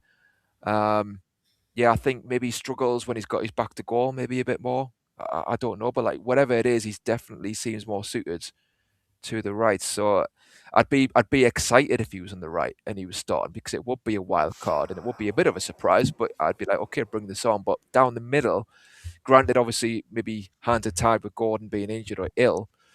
Yeah, it puts a little bit of a dampener in that way. And a lot of people will obviously say, well, you've got a 70 million striker on the bench there who should be starting. But I think a lot of it comes back to the shape of the team, doesn't it? Yeah, I think unfortunately when players are really, really out of form, and we can blame the other players around them or whatever, I think sometimes you just got to pick players who've shown something in the last few games, and maybe Asula with that goal against Man U, there's hope he can just do something there. So I'm hoping, and I think the midfield looks good, and I like the fact Ramsey will be totally fresh. Joe Linton only played 25 minutes, and then Tonali will probably be a bit tired, but he's a freak athlete anyway. So I think that midfield actually will hopefully be able to control the game a little bit. I think you like to say it's great to see Ramsey back. I have to admit he's a quality player. I like what I've seen from Ramsey so far this season, and I think this is his kind of game as well, where Barca are going to try and play, aren't they? So there's not going to be maybe too many high balls you wouldn't have thought. He likes to play, Ramsey. He's comfortable in those tight areas, ball at his feet, and he's got pace. So that's another thing with that centre mid, the three players there. I think Ramsey will bring that. I mean, don't get me wrong, Tonali is quick, but Ramsey is maybe he's a bit quicker, I would say. I don't know. He's got a good acceleration. Yeah, I So think he's a bit quicker than Tonali. yeah, Who's on the bench, by the way? Did we got that? Well, obviously, Pope and Ruddy will probably be on there. So Wissa, Gordon, Botman, Livramento. We've got 2 goalkeepers there. Yeah. Ruddy. Oh my word, is that 3? No. Is that 3 goalkeepers? And We've got that Max Thompson guy. Pope, Ruddy, and Harris, Oh, Harris. Yeah. and then Jacob Murphy, Voltemada, Willock, Alex Murphy, and Neve. I mean, Oh, you get 11 subs. Okay. that's strange, that, isn't it? Jacob Murphy. But Okay, so of that bench, I mean, who's going to affect the game? Maybe Vissa. Well, no, Vissa hasn't recently. but I what mean, does that Vissa, say about Wissa? What does that say? The fact that Anthony Gordon's injured. well, And all the talk was that he came back 2 stone overweight from his latest injury. That was all the stuff. I can't remember if it was Geordie's journos or someone put that out there. But you know, that's the thing. And he did look a bit podgy when I first saw him come back. So I don't know if he's like. And I can imagine with Eddie Howe, if you do that, that's the cardinal sin. You're probably going to be in the naughty step for a while. Which I agree. I agree with it. You're an athlete, your job is to stay fit. Your job is you've got all this. You're getting paid 140 grand a week. Don't go get 2 stone overweight and eat too much because you've got an injury. So yeah, I do agree with that, and I actually think he should be fourth choice striker now for a little bit, just to say get yourself in shape. Mhm. Yeah, and I think I can see the comments there. People talking about Voltemada, in terms of we're talking strikers, we're talking Wissa. Obviously, Chris has got his thoughts there on Volt. Yeah. And what I would say is I think this game probably will suit Voltemada better, with it being European football. I think with Voltemada, we've said before, I've said about formations. Personally, I think the 4-3-1-2 formation would be good for Voltemada, where he's in behind 2 strikers and he's just in front of the 3 centre mids. Clearly, that's not going to happen. Right now, Eddie's not going to rip it up, I think, and just suddenly jump to that formation. I do think in the Premier League, for me, Voltemada has at times, I'm not saying every single time, I'm just saying at times, he's brushed off the ball a bit easy. And he's a very unique player in his stature, his stance. He's a one-off. I've never seen a player kind of move like him. That's not a criticism. I'm just observing, like, his style is like no one else I've seen before. And I just wonder if I think everyone's to blame. Do you know what I mean? It's like, yes, We've got to clearly give we should some try different things to fit him in, but I think also he needs to maybe bulk up. I don't know. some blame on him. We can't just be, well, it's the service, it's this, it's it. I know we're trying to Bit of distract, everything. but come on, man. I mean, the guy is obviously got a lot of potential. He's 24, so people got. Oh yeah, he's got skills. He's a kid coming through, but he has got all the potential to be a really, really good player. Yeah. But even in Europe, I get what you're saying. But he scored 1 goal in 10 games in Europe, and that was the ball hit him. Like, okay, we were saying at the time, like, oh, yeah, brilliant, but it just hit him and went in. But he play. But he's going to have to learn a bit more, and like you say, bulk up a little bit, and it can be really good. But if you use what you've got, so if you're Peter Beardsley, he wasn't the strongest player in the world, but he had those quick feet, and he used all his magic and his skills and dropped deep, and it worked for him. If you're, like Les Ferdinand, you've got other things. So if you're Voltemada, he's 6'6". He's got this massive size to him. He's got to be better in the air, consistently good in the air. He scored a couple of headers, but and add these things to his game, and he could be a really good player. So he's just not there yet. And I think we've got to stop making, some fans have got to stop making excuses when a player does not play well and say, well, it's just the service, it's this, it's this. Yeah. Like, we don't do that with Vissa, and we don't do that with Asula, and we didn't do that with Wilson. So we've just got to, come on, there's more to it. I think as well, it's putting too much maybe pressure on Voltemada. Yeah. Like, let's look at him more as a long-term signing and not just think he's Messi, and I will call him Volta Messi, and fair enough. But yeah, I don't see him as that player where like everything's going to be rosy in the garden if we're just catered towards Voltemada. Like it's a development, isn't it? And like you say, and I feel like if he's going to play up front, because you see people saying it's this experiment has to stop. And I get that as well. I'm kind of maybe thinking that. I think we'll have to maybe try it, but it's had mixed results. So some games it looks like it works, and then other games he looks like a fish out of water, and he's getting the ball with no support again, and he's too deep. And yeah, that's on Eddie.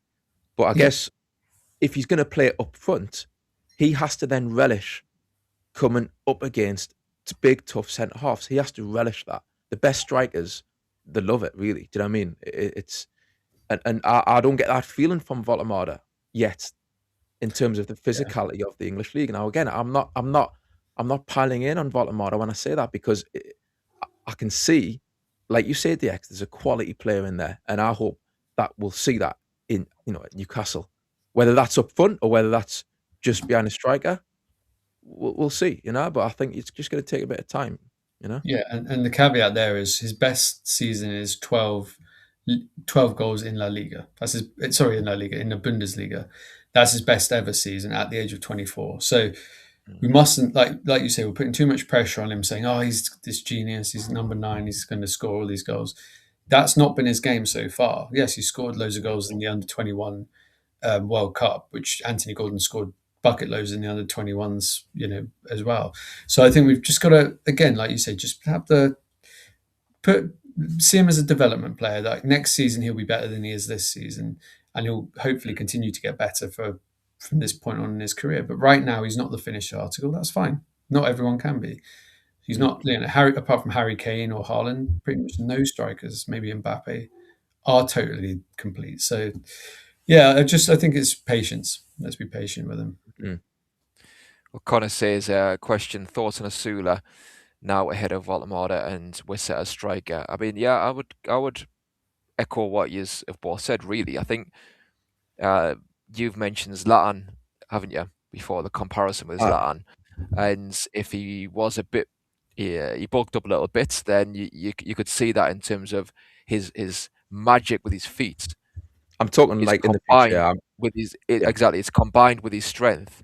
So you can imagine what those two ingredients could come up with, where defenders are trying to get the ball, they can't, because he's such a big unit. He's got the skills. His size. Yeah, and then he's got the skills on the ball to then bring people into play, to slide balls through. So I think, yeah, it's a combination of a few things. I think you say there, DX, about the goals, and he scored 12 goals at his highest tally throughout his career. And I think that does speak to, as well, the fact that, in my opinion, he should play with somebody. And I know maybe you could say, well, play with narrow wingers. Okay, yeah, I get that as well. Maybe we could do that. But ultimately, it's pointless playing him up there where he's isolated.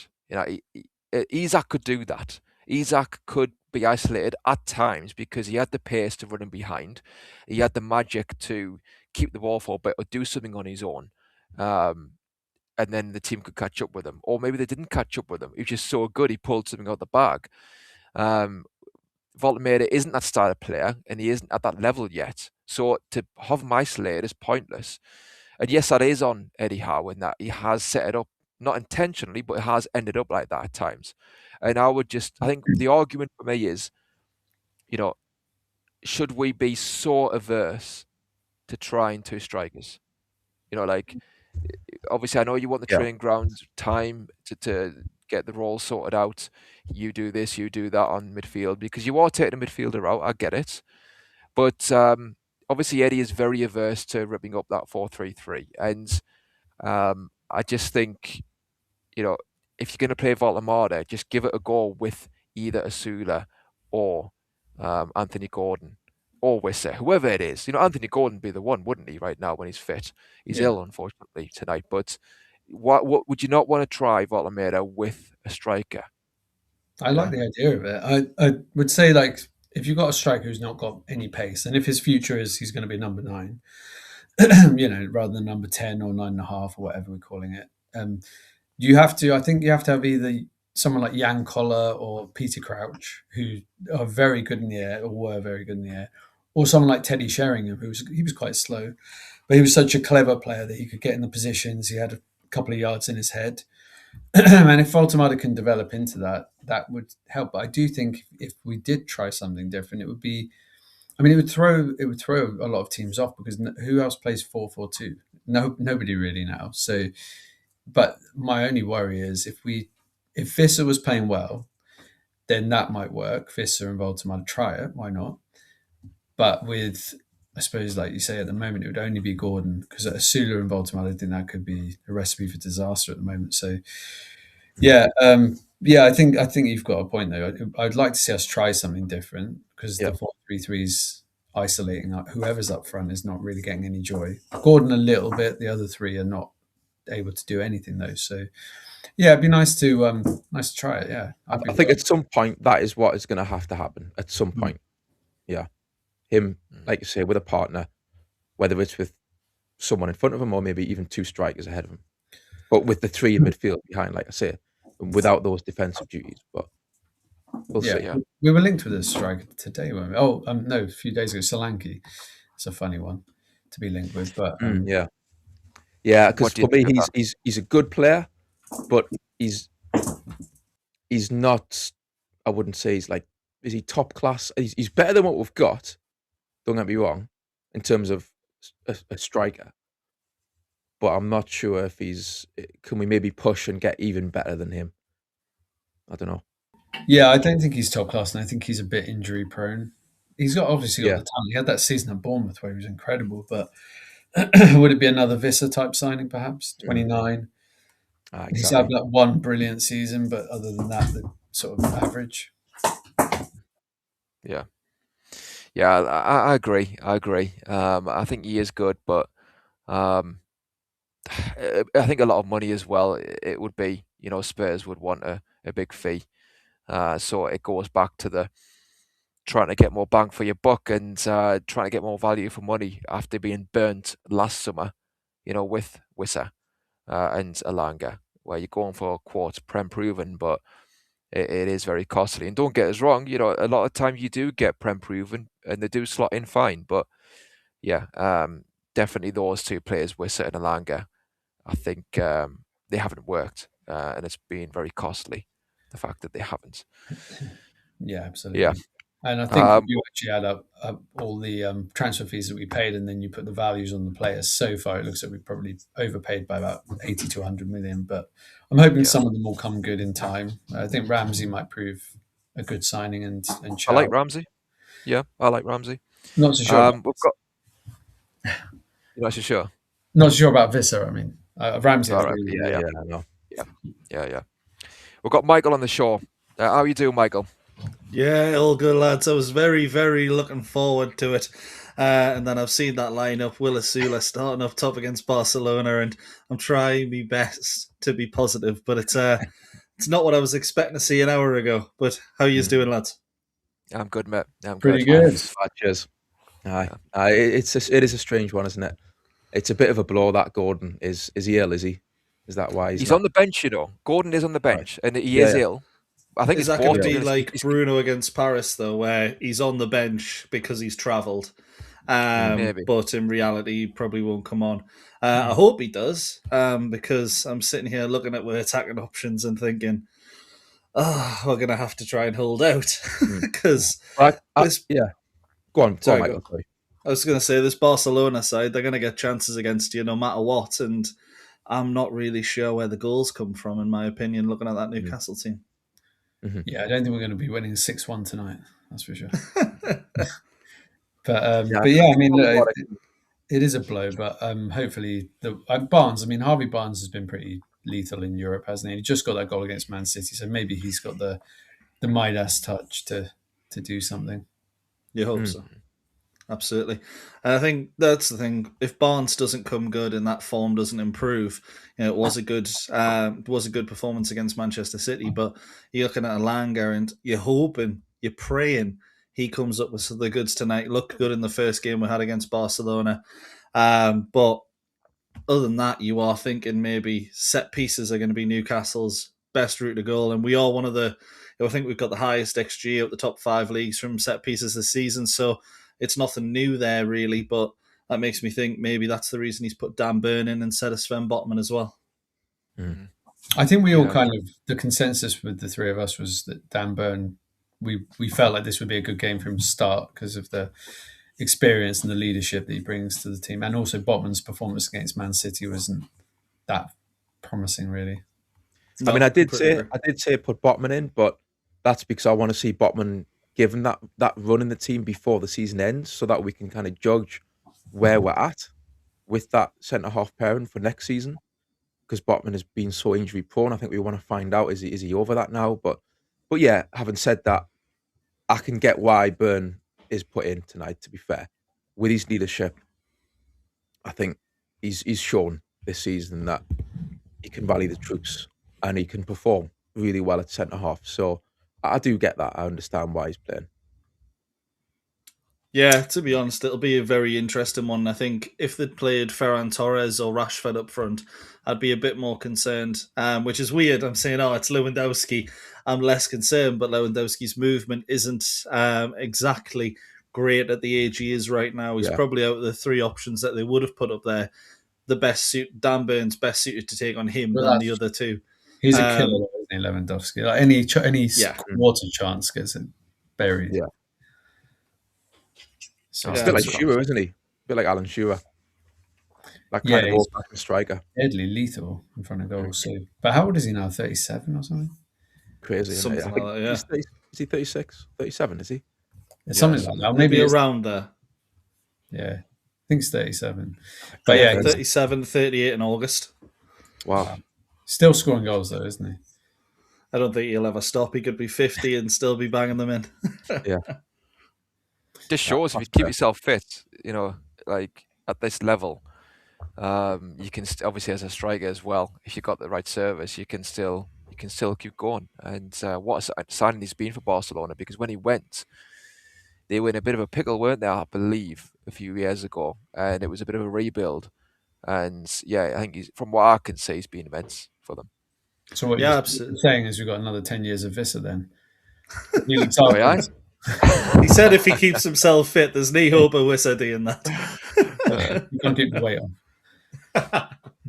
But yeah, obviously, when Lewandowski come in, it was Xavi's first summer transfer window at Barcelona. They were just recovering from like Ronald Koeman and stuff like that, who obviously did an all right job, but they were finishing behind Atletico Madrid and stuff like that, which Messi's last season was 2 seasons beforehand, so a bit of a recovery period. Lewandowski's come in, and I think the first year he was there, they went from, it was either second or third, to winning the league by a comfortable margin. So it just tells you what a goal scorer can do. Weirdly, they've put Ferran Torres up there more often than not this season, but he's another one that's got a hat-trick against Newcastle to his name, so probably not too much of a surprise if he had started there. But yeah, Lewandowski still terrifies me. Yeah. Is he the main shock then, or is there anyone else in that team that's like, wow, okay? Because I haven't looked at their teams, so I'm not too sure. No, mate. No, so they've got on the wings. I'll just go through the whole squad actually. So in goal for Barcelona, it's Jon Garcia, who we were linked with in the summer. Back four is relatively weak by Barcelona standards. João Cancelo at right back. Arejo and Kabasi at centre-back, and Gerard Martin at left-back, Pedri and Marc Bernal in defensive midfielder. And then where it gets a bit scary, Lamine Yamal, Fermin Lopez and Rafinha in the wings and the attacking midfielder role, and obviously Lewandowski up front. Yamal not there for the game earlier in the season. So replacing the goal scorer Rashford with Yamal, probably not a bad swap. But you know what, like... Lewis Hall, this could be a coming of age match for him, because we know what a brilliant player he is. But to do it against Yamal on this stage, I think that would really make the play. Hopefully, it would keep the Wolves at the door. We don't want them coming and bidding for him, but I mean, it could just be one of those games where he really shows what a player he is. Yeah, absolutely. Yeah. I think I like when I've seen Lewis Hall against the likes of Bukayo Saka, Mohamed Salah, etc. When he plays against these higher reputation players, he does tend to turn it on and have a really good game. Joe Linton often helps him. I remember the 1-0 against Arsenal. And I was in the crowd literally by the corner flag, and every single time Bukayo Saka got the ball, you just saw Joe Linton was in like 5 yards of Lewis Hall and Saka just ready to help him. And wouldn't surprise me if we see that once again with Yamal, but Hall does turn it on in these big games, and I'm glad to see him. And just shout out to Saeed in the chat. He's asking for a prediction. He's saying 2-0 to Newcastle, which I'm loving that. Before I get to a prediction, I think I want to mention Joe Linton. You mentioned him there. I think it's important he keeps his head tonight because he can be such an influential player when he's on form, and he can be such a dominant force. But I've just noticed this season. Oh well, it's every season, isn't it? Really, but I think with J7 recently, he's been really wound up with the referee, and we just, you know what I mean. That's for me the intensity he brings in terms of tackling, passing, dribbling. That's what we want. Off the ball stuff, forget about it. Do you know what I mean? That doesn't help. It doesn't help anyone. It doesn't help the team. Doesn't help Joe Linton. So I just feel like that's a part of his game he needs to kind of fine tune. But if he's on form in terms of when the ball is in play, that's when we need to see that aggression and that kind of that dominant display that we know he can offer. Yeah, yeah. Yeah, and you're Yeah, right. He's been getting very tetchy in recent. Too touchy, yeah. I find it more when he comes on as a sub. And it really, that game where Tonali had to pull him back, I said, you can get yourself sent off because you've been booked, and then he's going up to the referee going, "Yeah, well done, ref," and all that. He's very lucky. That should have been a red card. Yeah, and yeah, he was very fluky there. But yeah, I don't know. His head just goes, doesn't it? Does you got to use your head. 100%. I think there's been 3 or 4 times this season where he's been on a yellow, and either Tonali or Bruno. I remember Bruno doing it earlier in the season, and Tonali, I think, might have been the Bournemouth game this year, but it was around about that time, that period. Literally having to pull Joe Linton back and be like, "What are you doing?" And the fact that it's so consistent, that's so consistent that you see players having to do that. It is a real concern, but in a game like this. Yeah, that I see Newcastle's fan base being split up into 2 main groups. Those that want to see Lamine Yamal play football today, and ones that want to see Joe Linton hoof him into row Z. And I'm firmly in that second part, just as long as he doesn't get a red card for it. I think tactically Joe Linton is important, isn't he? Like you said, Michael, he knows exactly what Eddie Howe wants, and he knows where to be to cover for these attacking threats. He's done it so many times for us, and he's played a wing back at times as well, which shows the faith that Eddie Howe has in him tactically, and how switched on he is. I just wish, like you have all said, that he was as switched on with his temperaments as he is with the tactical side of the game, because I think, to your point, Michael, I do question why. You don't want to change the player totally, I get it, but I do question why it has went on for so long, and you do wonder, has Eddie Howe actually pulled him at one side and said, "Look, Joe, look, you keep your aggression, keep that. We don't want to change it as a player, but if you're getting booked or the referee's giving you a foul against you, just bite the bullet and just move on. Just channel that energy into the next phase of play." And is he being firm enough with Joe Linton to make sure that's stamped out? Because it has cost us in the past, and it will cost us in the future if he keeps it up. But one thing I want to ask you, Michael, because I haven't had your thoughts on this. Elanga, right wing, would you have went for that? I think given the options that we have, I would have loved to have seen Barnes, Voltamada, and Gordon.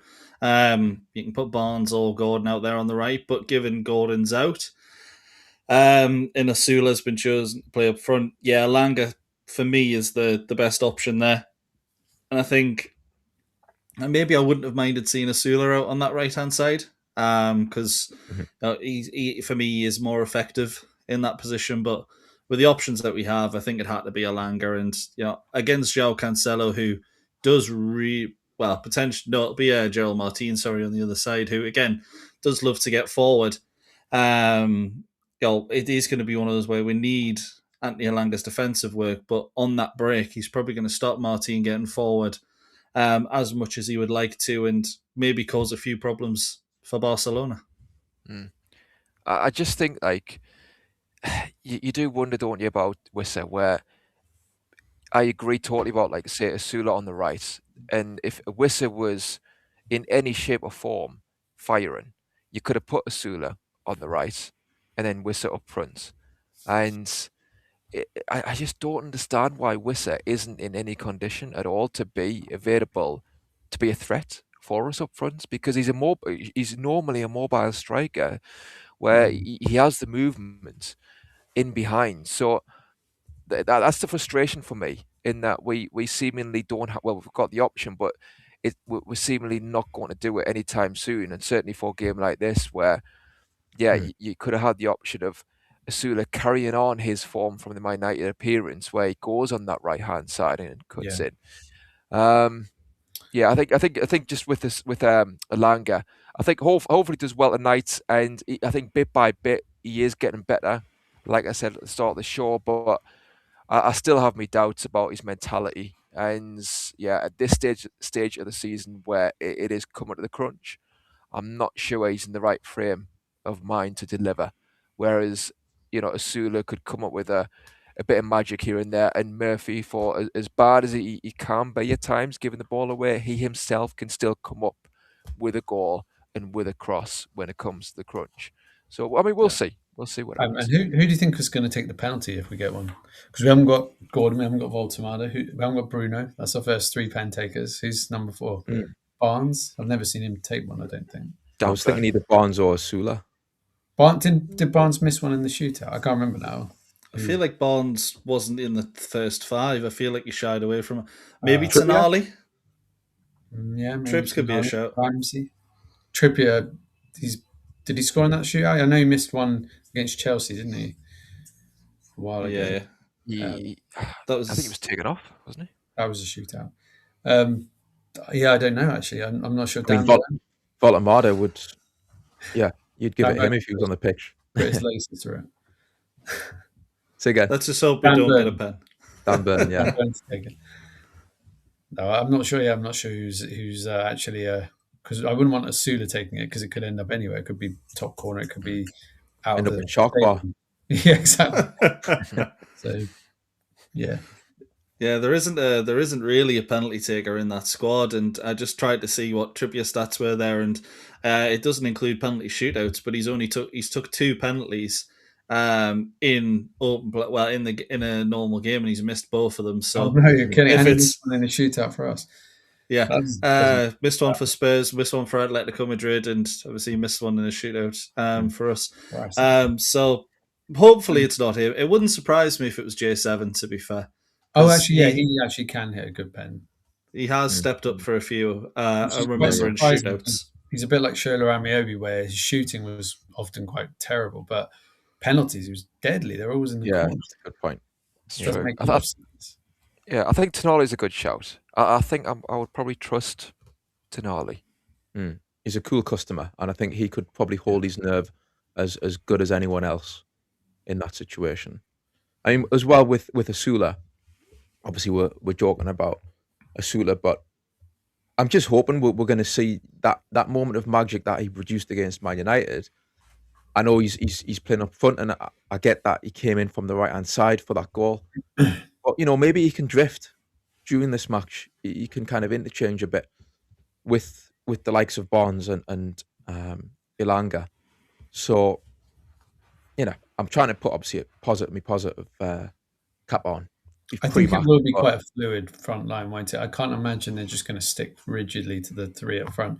And Ramsey, I like having Ramsey in there because he'll support the front players. And when you haven't got Bruno available, you need someone else. And Tonali, to be fair, he has been taking some good shots from distance as well. So, I mean, we might have to rely on the midfield to chip in a bit tonight.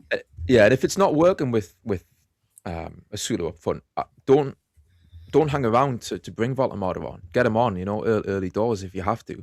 Because like I say, I think I get it why maybe you wouldn't start him up front. I also get why people want to see him there, but we've talked earlier about the sort of how up and down it's been with Voltemada this season.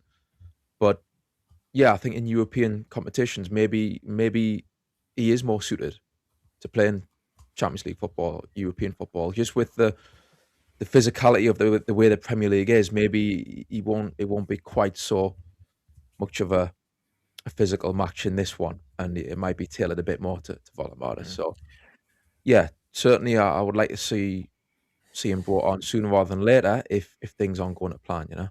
Yeah, I don't know if you said, Michael, but who would you start up front if you had your choice for this one? It would have been Voltemada for me. I think in an ideal world, I think you need Voltamada to come and sit a little bit deeper, but still play the main nine like a Firmino would for Liverpool. Mane and Salah are going to be the two that would get them goals. For us, I guess today it would have been Barnes and Alanga. And Voltamada almost playing that Firmino role of feed them, and if they want to cut it back, you're on the edge of the box sort of thing. That's the way I would have potentially wanted to see it go, and say to Barnes and Alanga, look, you just stick with their wing backs or full backs, however they're going to play, probably wing backs, and just get in behind them at all times. And I think that's the way Newcastle beat them, with pace in that back line, because it's not a quick back line for Barcelona at all. I was seeing a few Barcelona fans before the game just trying to get an idea of how they would line up, and they were saying they had the same back four, but it ended up with Arejo at right back, Kabasi and Martin in centre backs, and João Cancelo at left back. So they've got many different ways that this team can play at the back, and it'll be interesting to see how they do, but none of them are particularly blessed with pace, and that's where I think maybe Osula, I'm warming to him a little bit the more I'm talking, can get him behind and cause some damage. With that high line as well with Barcelona. That's a good take. I'd quite like the take of maybe Voltamada becoming that kind of Firmino type player, because my honest opinion is he's not going to be a 35, 40 goal a season guy ever. But I think he can be a really good kind of foil for. But I mean, if we got Salah and Mane level players, then that would make it easier. But like if we had two wingers who could do what those guys did, chip in with, be the main goal threats in a way, then he could be the link guy who made everything tick around him, and chip in with 10, 15 goals a season himself, like Firmino did. That's a good shout. Well, Christina there says Shearer and Ferdinand are on prime, and can we not give them a run out tonight? I think emergency SOS, isn't it?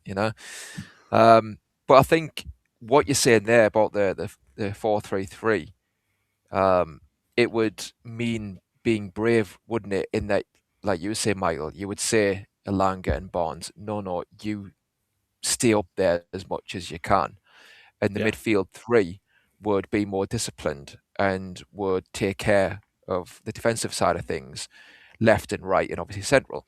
So that would be a change really of system, and I would like to see that. I would like to see Eddie Howe be bold, and you can call it ripping it up, whatever, but change this fluid system where the midfield. I mean, we touched upon it at the start of the show, Michael, where the midfield is exposed, where it goes forwards, and then they all have to come back. But they are trying to get back, but there's gaps there because they're not going to get back all the time, and there's a lack of discipline at times in that midfield area between the defence, and midfield. So if you had a set 4-3-3 where you say to Tonali, Ramsey, and Joe Linton, no, your concern is the Barca, overlapping fullbacks, for example, and Alanga and Barnes, you just stay up there. It's a game of chess, isn't it? Who's going to blink first?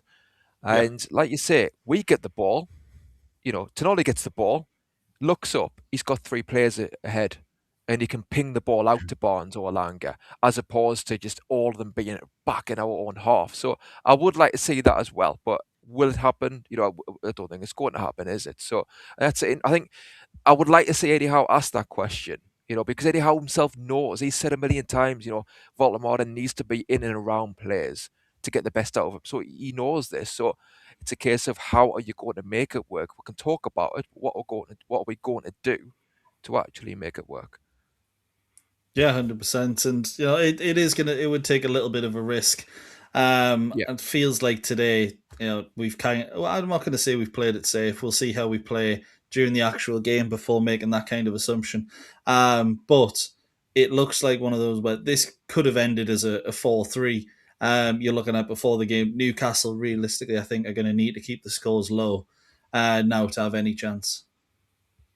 Yeah, and just Connor in the chat there has made a good point, saying apparently Barcelona channels are saying that with their makeshift back four, they don't play with as much of a high line. Apparently, is what they did what they used to pre-January because of injuries. So apparently since January they've been playing a bit deeper. I mean, hopefully they'll think, do you know what? Tonight we can just push up. It's okay, because I think it works in our advantage, to our advantage. I think with that space in behind, Yeah, absolutely. It'd be very interesting to see. Obviously, I haven't watched too much of them since we played them last time, but the line was certainly a little bit higher on that game. If they have pulled it back a little bit, just to sit 5 yards deeper, that would have helped out Voltemata maybe in that position, and it would explain why they've got 3 clean sheets in the last 4, particularly after Atletico Madrid smashed them in Madrid, but. Yeah, they do seem to be doing a little bit better defensively from what you can see. If they do end up playing a little bit deeper, Newcastle, our best attribute is our pace. We might just have to invite them onto us a little bit, let them have a bit more of the possession, and then try and hit them that way, because we're limited in ways that we can hurt them in reality. Yeah, and that one. So what you're saying is our one hope is down the drain if they're not going to play high line. Not saying our only hope. But yeah. There's another Skywalker. Yeah, exactly. Just on what you were saying before, Timmy, just quickly about the midfield. Yeah. Like, we watched Bournemouth the other week, and we sorely, I think Newcastle badly miss someone like Tyler Adams.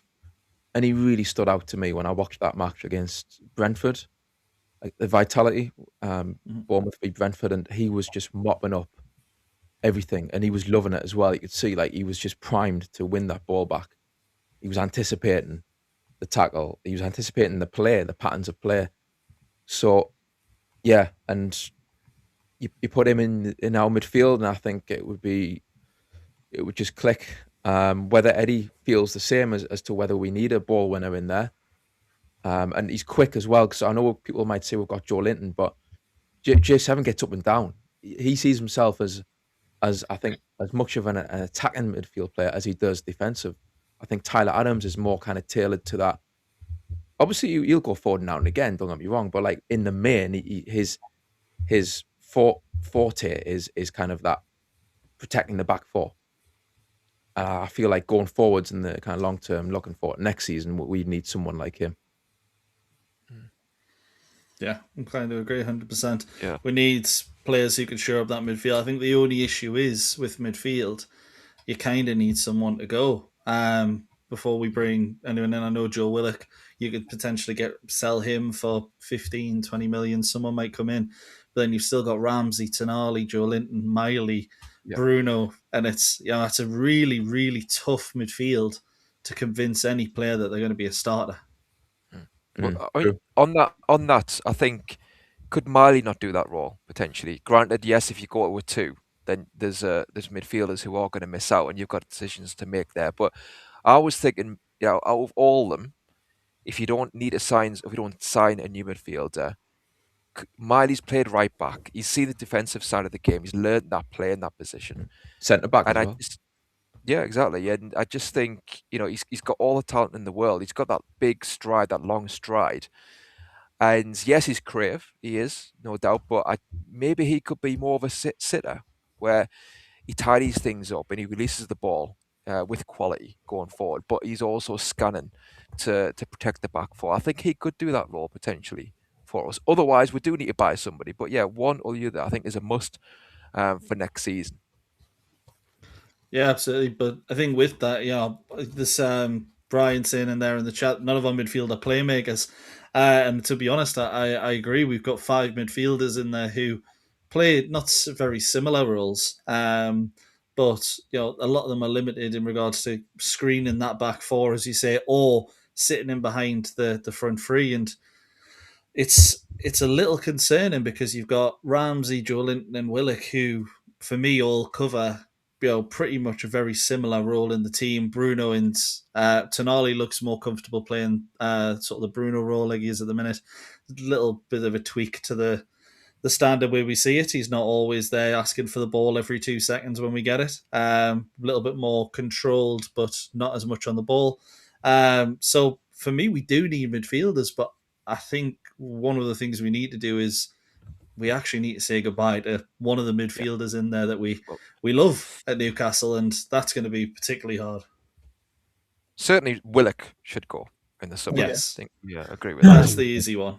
Yeah. What do you think, DX? I think, well, yeah, Willock should certainly go.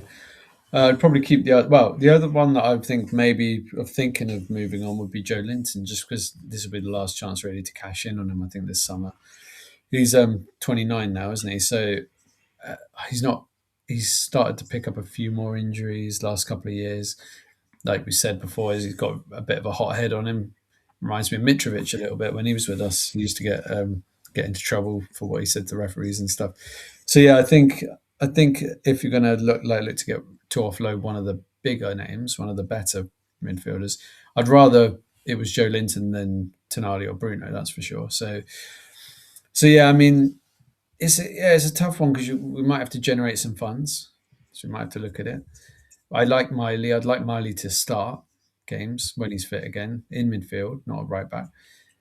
So yeah, I'd quite like, and I like Ramsey as well. I think Ramsey's looking a good player. So we've got four, even without Joe Linton there, and Willock, we'd have four good midfielders. You probably need to buy another one or develop someone. But yeah, you're probably right. We will have to, at times, unfortunately, with the PSR thing, every club pretty much is going to lose players you don't really want to lose at times. So we're going to have to trade a little bit. And I really hope we keep Bruno, because I think that's a guy who could be with us for 10 years and have a statue and stuff. Genuinely, that level of he loves the club in a way that I don't think any other non-Geordie players really do at the club that we see anyway. Maybe Joe Linton, but yeah. So yeah, it would be nice to see him stay. Yeah. Totally. Would you sell, like, who would you? So you'd rather keep Bruno out of all of them. What about yourself, Michael and Peter? Would you rather keep Bruno or Tonali? That's a tough Bruno. one. Like, I think I have to say if Bruno. I had to say, I would probably say Bruno, but that I know it sounds harsh on Tonali, and I would not want to lose Tonali. I think you want to keep them both. To be honest, I wouldn't even think about losing either of them.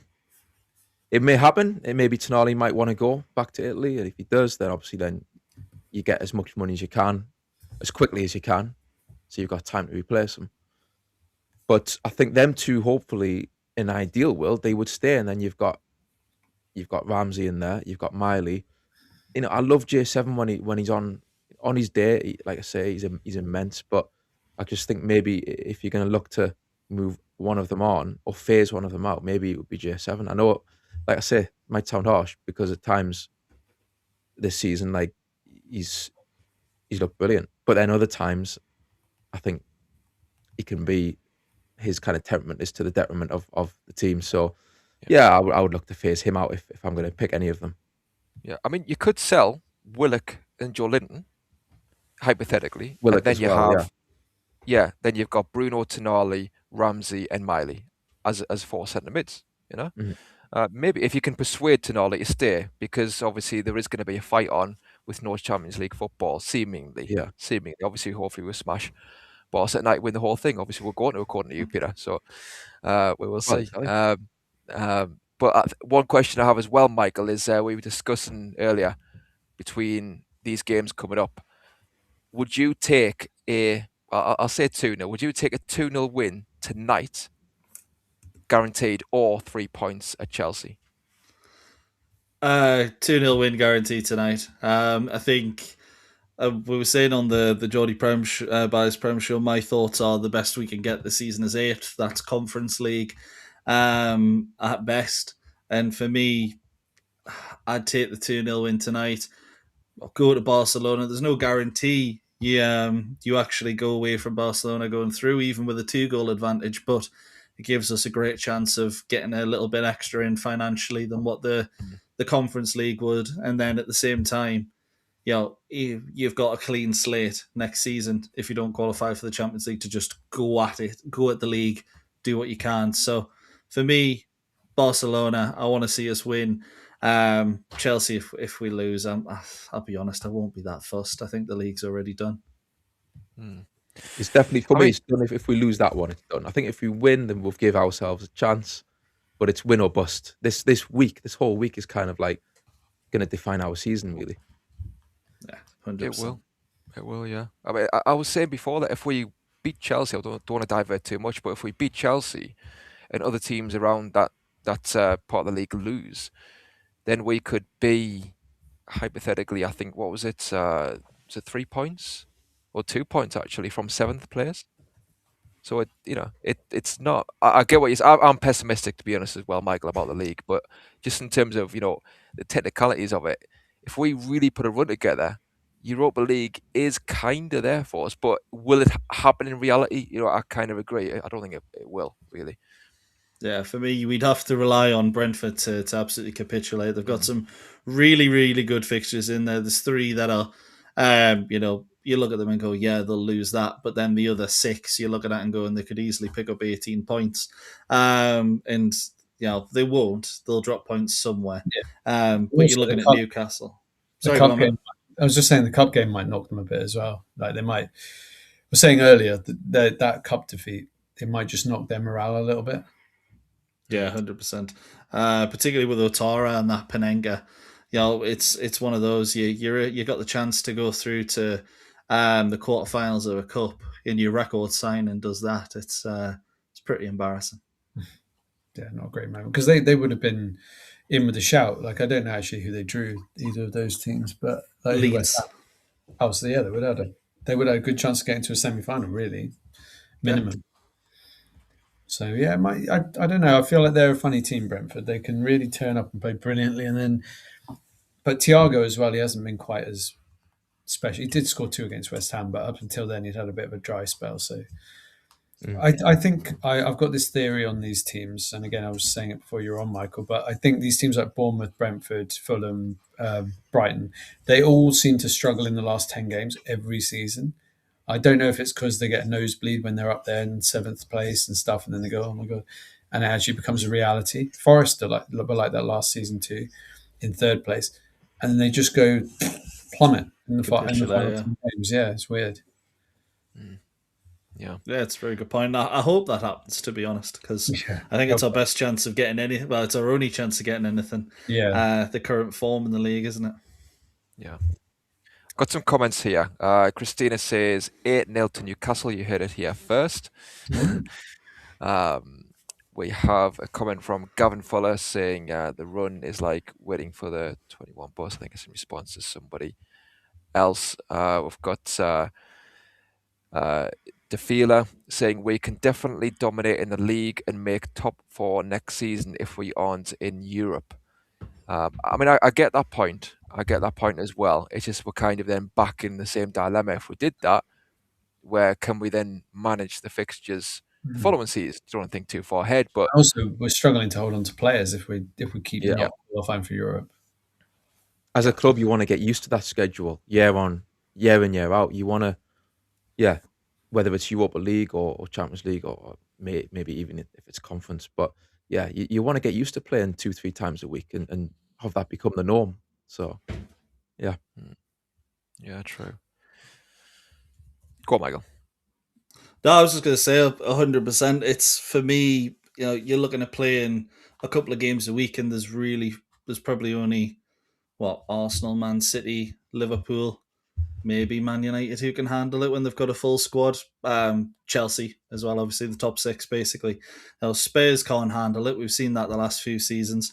Newcastle can't handle it. We've seen that whenever we're in Europe. And Villa, they've done all right being in the Europa, but now now we're getting to the hard part of the season. They've started to drop off again. Started slow. The middle bit of their campaign has been legendary for them, but it looks like they're going to end up going sliding down the table with a bit of a whimper. And when playing these extra games, I mean, nobody's played more games in the top 5 leagues than Newcastle United, and that's not an excuse for us. It just goes to show, we go for every single competition. We need to expect to be up there on stats like that because we do that. That's our own. We're the makers of our own destiny in that sort of regard. But if you're a club that is going to play that amount of games, you need to try and work a little bit better than Newcastle have in rotation this season. And it hasn't been good enough. But at the same time, there's lessons to be learned, and with maybe one game a week next season, I could actually see us doing a lot better, even if we keep Eddie Howe. Yeah, I agree. And I think it's more or less a guarantee, in my opinion, that we would, because you'd have that free run. But you want to have somebody through the door that that you can absolutely trust is the long-term manager. So yeah, And it's a decision to make, we wouldn't learn if we're out of Europe. The club then wouldn't be able to learn how to adapt that schedule if you're constantly having a season in Europe, out of Europe. I mean, I'm not sitting here as a fan saying I demand that we are always in Europe. I'm just saying from that point of view, from the club's point of view, and from the management side of things, that you want it to be second nature, where you can schedule training, you can schedule everything based around that kind of schedule. yeah, 2 exactly. games a week. Yeah. Just to finish off, I think the rotation itself, I agree, Michael, hasn't been explored enough. So I think the squad is actually decent enough to try and compete, but when we go full pelt in every single game with the team selection more or less as well, I just think, yes, it's inevitably going to fall off. I just think if we box clever a bit more and use the youngsters a bit more, I think the squad could compete without getting quite as burnt out as it has done. I know it needs improvement as well. It's a balancing act, but yeah, I think there's something in that a little bit. But Gary, welcome on the show, mate. Good to have you on. How are you doing? Very well, thank you very much. Apologies for running a little late. Traffic around me, as always, is eventful. Let's just say that. I think they're all obviously running late for the Newcastle Barcelona game up the M1 because it was horrendous getting off that. I mean, literally 2 junctions, and it's taken me an hour. Impossible at times. You just can never gauge it, can you? Strange setup, guys. Anthony Gordon apparently suffering from some illness, even though he's on the bench. Asula in replacement, yay or nay? I mean, I'm not sure for me. I think obviously Eddie Howe's looking more pace than ball control. And, this is a bit of a makeshift back four for Barca. But I still think you'd want a little bit of quality there. You've got a bit of pace with Alanga. You've got some knowledge of the game with Harvey Barnes. We saw that against City when they play that high line. Hansi Flick loves that high line and press the halfway line with Barca to try and win the ball back. Very similar to the way Newcastle used to play. Is he the answer? I would have liked him on the right wing. Actually, that's where I picked Me him on the too. right wing. Yeah, and then have but that's when I thought Gordon was fit. So I was like Osula, maybe on the right wing with Gordon in the middle and Barnes on the left. But obviously that's out of the equation now. So, but yeah, I don't really like him through the middle. Don't really rate him, and I'm hoping that he doesn't stick to the centre and he gets to drift around a bit. Yeah. Who would you pick, Gary? Me, Voltemada. I think this is crying out for somebody to hold the ball and bring players forward. I certainly wouldn't want him to drop into the middle. I think the problem you've got now is whoever's playing up top, with the way we play against teams like Barcelona, it's isolation. And that's why I'd want a ball controller. Somebody who'll come and sit in between the 10 and 8 position. Don't go lower than that. 10 and 8 position. And then use the likes of Alanga to run on the diagonals off the field, on the right-hand side, run the diagonal towards the penalty spots. And hopefully then with that little bit of guile that Voltemada has, that nice little touch, instead of doing a half turn like we know he likes to do, collect the ball and take 3 or 4 touches, we've also seen him take the touch out of his feet and play a ball around the corner. So, for me, you do lose that little bit of let's get out and have a breather without the likes of Voltemada playing up top. And we've seen it with the likes of Wissa. It's a rebound. As much as you're playing the ball through the middle, in onto the back line, if it's not played correctly, and we see that so often at Newcastle, we just haven't got those gifted players. It happens frequently, but it doesn't happen, on a regular basis for me. Tonali can do it. Bruno can do it on the day. And for me, when I look at this midfield, have we got enough technical players in that midfield lineup to play those delicate balls that actually lads with pace can run onto.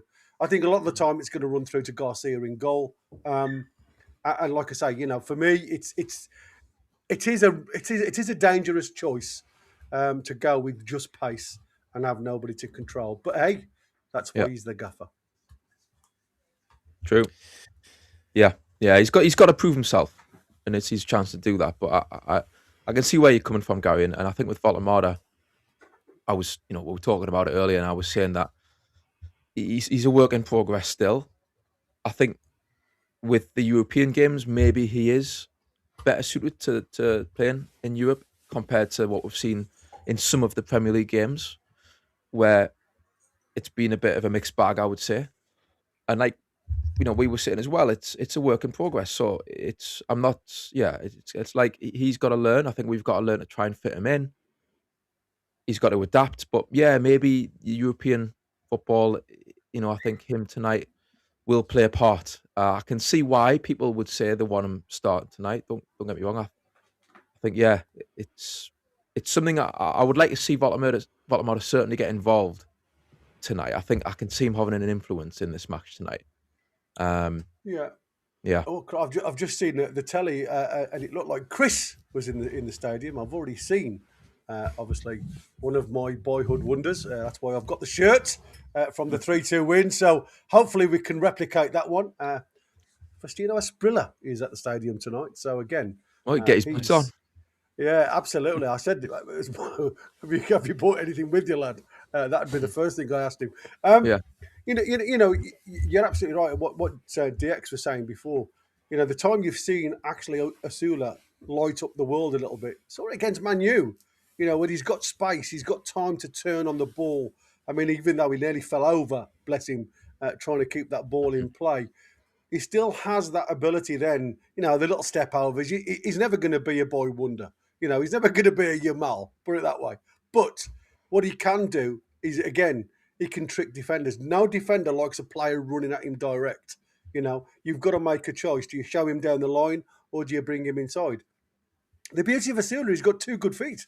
He can play both left hand side and right hand side. So whichever way the defender wants to take him, he can occupy the space. And that was, for me, a trigger point when we saw him against Manchester United. Then the next week, you see him in the team and you're thinking, oh, go on, lad. Let's see what you can do again. Total isolation. 30 minutes, we looked okay as a squad. And then there was just no communication. There was, again, the yo-yo centre forward. I ain't going to chase you because you're going to come running straight back at me. I just think the lad, he needs a run in the side. And for me, it's a case of the quality just isn't there. You can see that. And at this level, you very rarely get a second chance. You have to take those chances because if you take your chance, it makes them come and play at you. The likes of Cancelo and Martin, I think it is their left back. They'll like to go high up the field of play. It should allow Asula, if he plays that front line really well, and again, we talk about Beto for Everton, not a great striker, but he's strong. He plays the front line really well. He goes left to right on the vertical, sometimes on the diagonal, and he pulls players out of position. People don't know whether to go, stay, and then when he does get involved in a 1v1, he wants to out-muscle you. He wants that ball more than you. That's what Asula's got to start showing. If Asula can start showing a little bit of that, it'll bring somebody else into the game because it'll occupy two players because he's being tricky. And that's what good players that run a system play like. It's about other players then taking that opportunity to exploit the space behind. We were talking about the centre-half pairing as well earlier, who's going to partner Chow. And I hope Chow's got his high-tech boots on tonight. We were mentioning about how he's slipped a few times, so maybe get some old-school boots on to help with that. But yeah, we've got Burn to partner Chow tonight, and we were debating earlier, would it be Burn or Botman? So what do you think about that, Gary? Are you pleased it's Burn who's in tonight alongside Chow? Yeah, there's certain games that you play Geordies, and this is one of them. And I know that sounds crazy, and it's like everything else. You do get a bounce. We saw, in big games, it means a lot more to local lads than it does from people that come from Merseyside, London, Manchester. When you're a local boy and you've got Champions League under floodlights at St James's Park, the tension around you, the adrenaline, everything's going. The biggest thing for me is how do we stop the likes of Yamal? Because Yamal is going to be tricky. We rely so much on Hall going forward and contributing down the line with, obviously, whoever's playing there, Gordon or Barnes. And yet tonight it's going to be a tricky situation for him. Does he stick or does he go? It's that stick or twist situation tonight. Eddie Howe's got to gamble because you're at home. You can't sit and defend at home because when you go there, it's going to be a different game altogether. Yeah, I just think go for it. You know what I mean? It's a knockout round. I just think, like you say, Gary, we're at home. It's our one chance to use it to our advantage. Just go for it. And whatever happens, happens. And I like the idea of taking that risk and having 3 up fronts and trying to pin them back a bit. Like I say, you might potentially concede, but I'd rather go out fighting and swinging than a drab, I was going to say low block, but it's not even a low block at times. It's just players wandering in behind us at ease. So I'd rather go down that route. But yeah, we will see. I've got a super chat there from Wazza who says, if we win, I want an Eddie statue, lose stuffed in MTD. Yeah. I'm always wary of Wazza as to what the context is, but yeah, exactly. Basically what he's saying is he wants a statue if we win, so I'll leave it at that. Yeah. But I appreciate your support, Wazza. Thanks a lot. And on that note, I'm going to love yous and leave yous. Thank you to DX as well. He's went off now, but yeah, thanks for joining. I'll let yous crack on, Gary and Michael. And yeah, all the lads, see what happens. Thank you so much for filling in the void while I wasn't here, keeping Michael nice and accompanied during his stay. No worries. Thank you so much, Let's give Peter it to them and tonight. Tim and obviously DX. Yeah, indeed. And like I say, just before you go, the only reason I think, if you're looking at Voltemada and Asula, is I'm just going to say, is it the fact that you just alluded to there? Is it the press?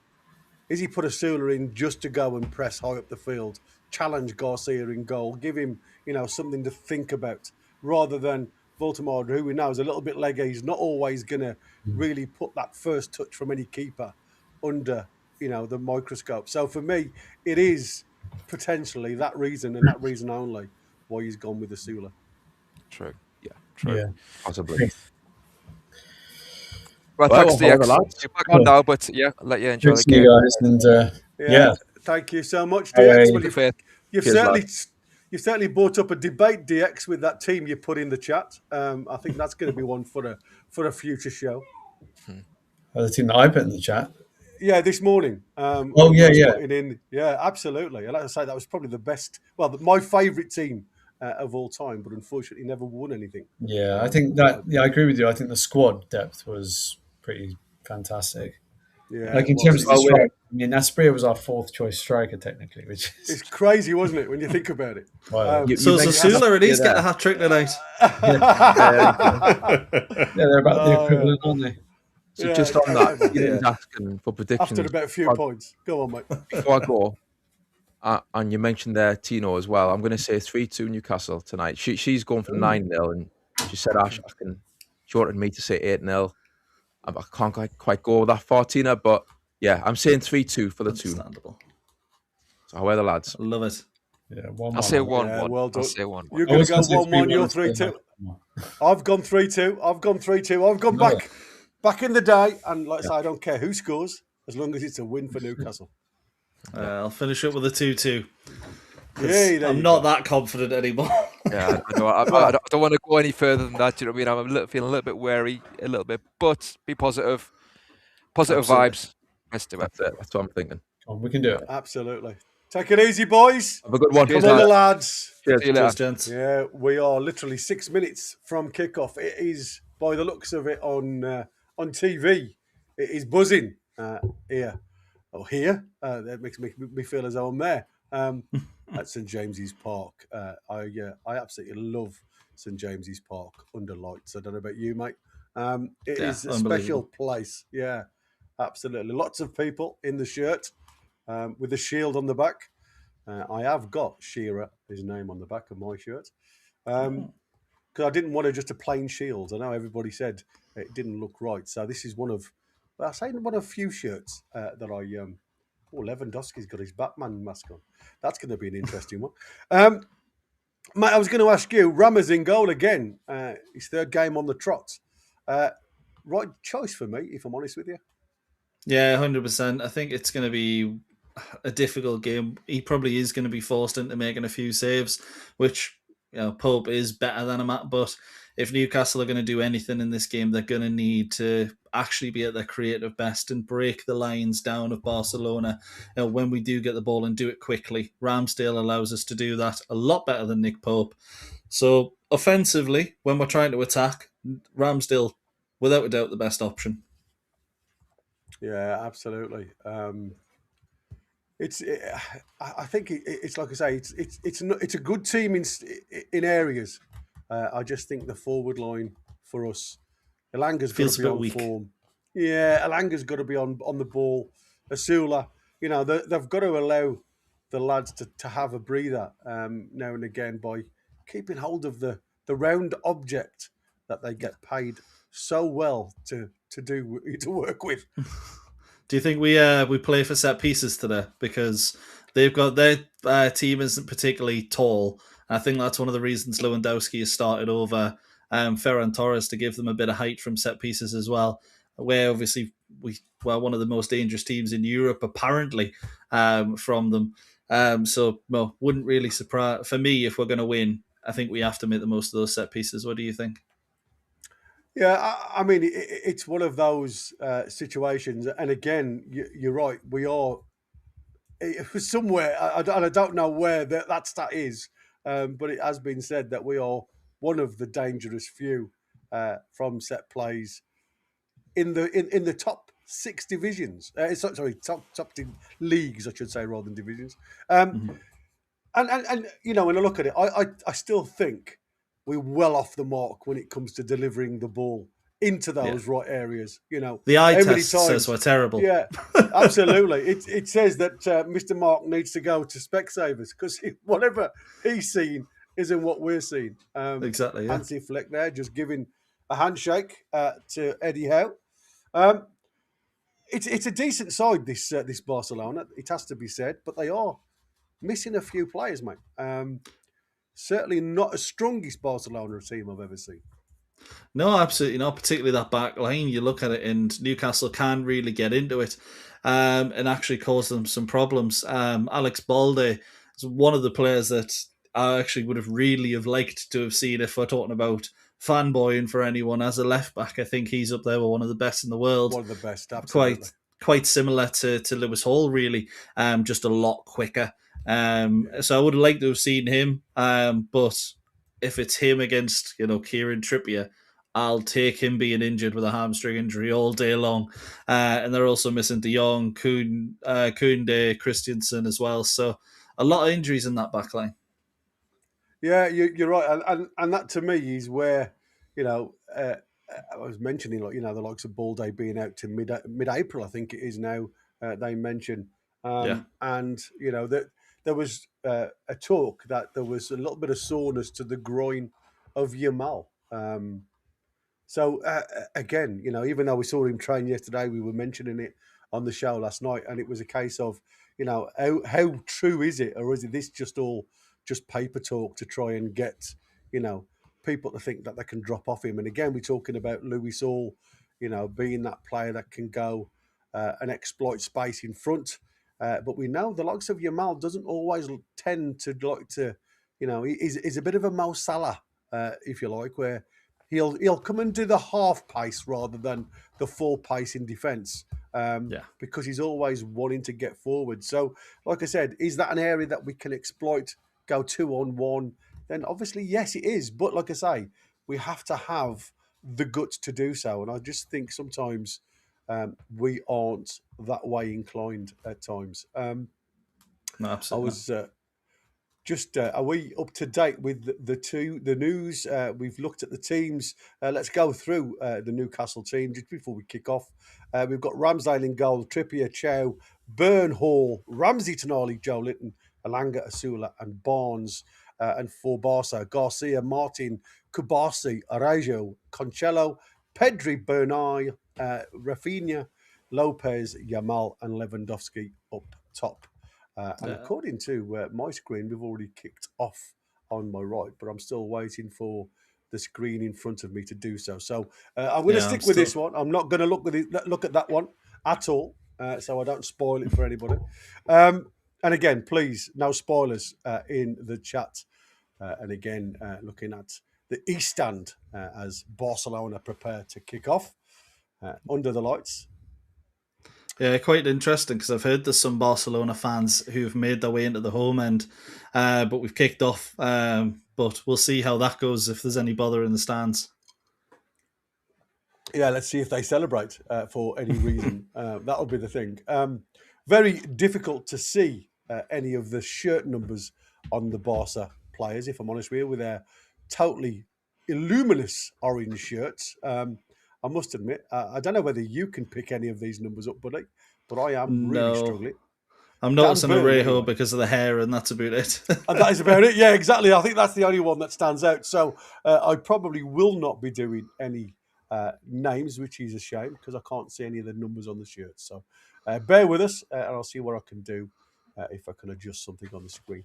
Well, anyway, believe it or not, there's a foul happened to Bernal. And I have a guess who it is with his pure blonde hair. It's J7. 20 seconds in the first foul for Joe Linton. Wouldn't have thought, well, that would have been probably the first thing on people's bet builders if they were going to place any Joe Linton. 4 fouls, 5 fouls, whatever it is, he expected every time. Yeah, this is the problem, you see. Well done, Asula there, trying to close that space in. And again, it's a header forward from Chow up. And it's J7 now who picks that ball up around about 30 yards out, trying to play it back. And it has fallen to Trippier, who plays it down the line now to Alanga. Alanga's got Ramsey out inside, and he's gone on the outside. He's played it in. There's a bit of confusion in the middle there. Garcia comes to try and claim that one, but it's cleared hastily by Barcelona, and it's out for a corner to Newcastle. Well, let's test the waters, because it's Martin who's playing that left centre back, and Cancelo's playing left back. So I was saying just before you joined, I'd seen some Barcelona fans saying Arejo was right back, Cancelo left back, and the other two playing centre back, and they were saying they're playing 3 of their 4 defenders out of position if that is the case. So for me, that's massive that Newcastle get at them early, and that's exactly what Alanga did there. Yeah, exactly. Ball comes in from Newcastle, but again, a little bit too high for everybody, and Garcia just manages to get a hand on it. And well done, J7 again, but it's not the greatest ball from Tonali. And again, trying to get the ball forward quickly, Newcastle, give the ball straight back to a bright orange shirt. And again, their tenacity wins that ball back with Harvey Barnes and J7. Ramsey now in the centre pushes himself through the gap and now driving towards the penalty area. Has he got the chance to shoot? He does. But again, it's defended well. And it's another corner to Newcastle. Well done, Ramsey there, mate. Yeah, both Ramsey and Alanga running at their man early on, and that's what you want to see. Newcastle need to beat Barcelona physically, should I say. We're not going to beat them in regards to ability, so we need to outwork them. We need to be quicker than them, and then we need to be stronger than them. And it's what we've seen early doors. Let's see if we can keep it up. Yeah, it's a shame. I agree with Vendetta there. Why didn't he shoot when he was outside the box? The ball comes in from Hall. It's a flapper. And Tonali does get one. It's cleared. Literally in the 6-yard box. It was flapped terribly there by Garcia from Tonali's header back in. It wasn't a very powerful header, by the way. And he seemed to flap terribly at it. And Dan Burn, the man from Blythe, couldn't just get his toe to it to steer it in goal. But lucky there for the goalkeeper. He completely misses it. There's a defender behind him, but that was going in. Even if Dan Burn didn't end up getting a touch on it in the end. But again, Newcastle set pieces look so much stronger than Barcelona in that area in these early stages. Yeah, you're right. Lewis Hall now, we're looking for this long throw. Yamal not really giving him any room, but he doesn't have to be fair. He No. can stand on the touchline if he wants to. Ball goes in towards the 6-yard box. It's headed out by Chow. And again, the deflected ball ends up at Garcia's feet from that chance of a shot come cross. Ball goes towards the centre circle, long again by Garcia. And again, Newcastle come out winning that ball. Elanga plays the ball deep to Trippier, back down the line to Elanga. Inside to Ramsey, a little back heel from Ramsey again. Elanga couldn't quite pick it up. Can they win that second ball, Newcastle? It's fired forward really quickly by Barcelona, who aren't very comfortable at the minute, mate, because of the press from Newcastle. Yeah, absolutely not. And to be honest, it doesn't look like a Barcelona side in these early stages, but Newcastle were playing pretty well. But again, that final product, just, you're looking at it and you're wondering where it's going to come from. Yeah, the crowd should be singing, "Are you PSG in disguise?" At the minute we are definitely the lads on top. And we'll see where this goes now. The throw-in from Barcelona again. Ramsey not really giving any opportunity there for Barcelona to get a foot on it. The ball does get back to Garcia, who again backtracks towards his penalty area, trying to draw the lads in black and white towards him. Again, plays that ball into the halfway line, heads us up in the air. J7 does win the ball back. Tonali now gets the deflection from Dan Burn. It's out to Trippier on that right-hand side, back to Chow, who's dropped deep. Chow looks up, sees Hall free. Hall gets it under control on his chest. He's got 2 players on him. And again, he's got a lovely turn. Can he pass the ball through to Asula? He can. Asula breaking towards the penalty area. Can he? Oh, he's trying to bring it back on his right foot. Take it on your left, lad. It's too late. Poor. The hesitation took the chance away. It was defended well in the end, to be fair. It's a corner to Newcastle. Yeah, really poor from Will Asula in the end. Great run to get in behind. It's what I was mentioning before the show. This Barcelona team isn't the quickest at the back, but Asula slows it down, tries to pull it back, couldn't find the angle, and he should have just lashed a foot at it, unfortunately, but hindsight's 2020.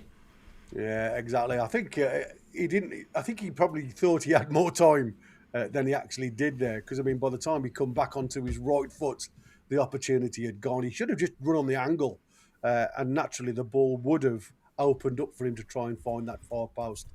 Ball in from the corner from Tonali, straight into Garcia's hands, by the way, who rolls it out to that left-hand side, and it's Pedri. Now, you can always tell Pedri, the class on the ball. He's trying to play one over the top, which is so unlike Barca, mate, to play the long ball. But they are rattled at the minute.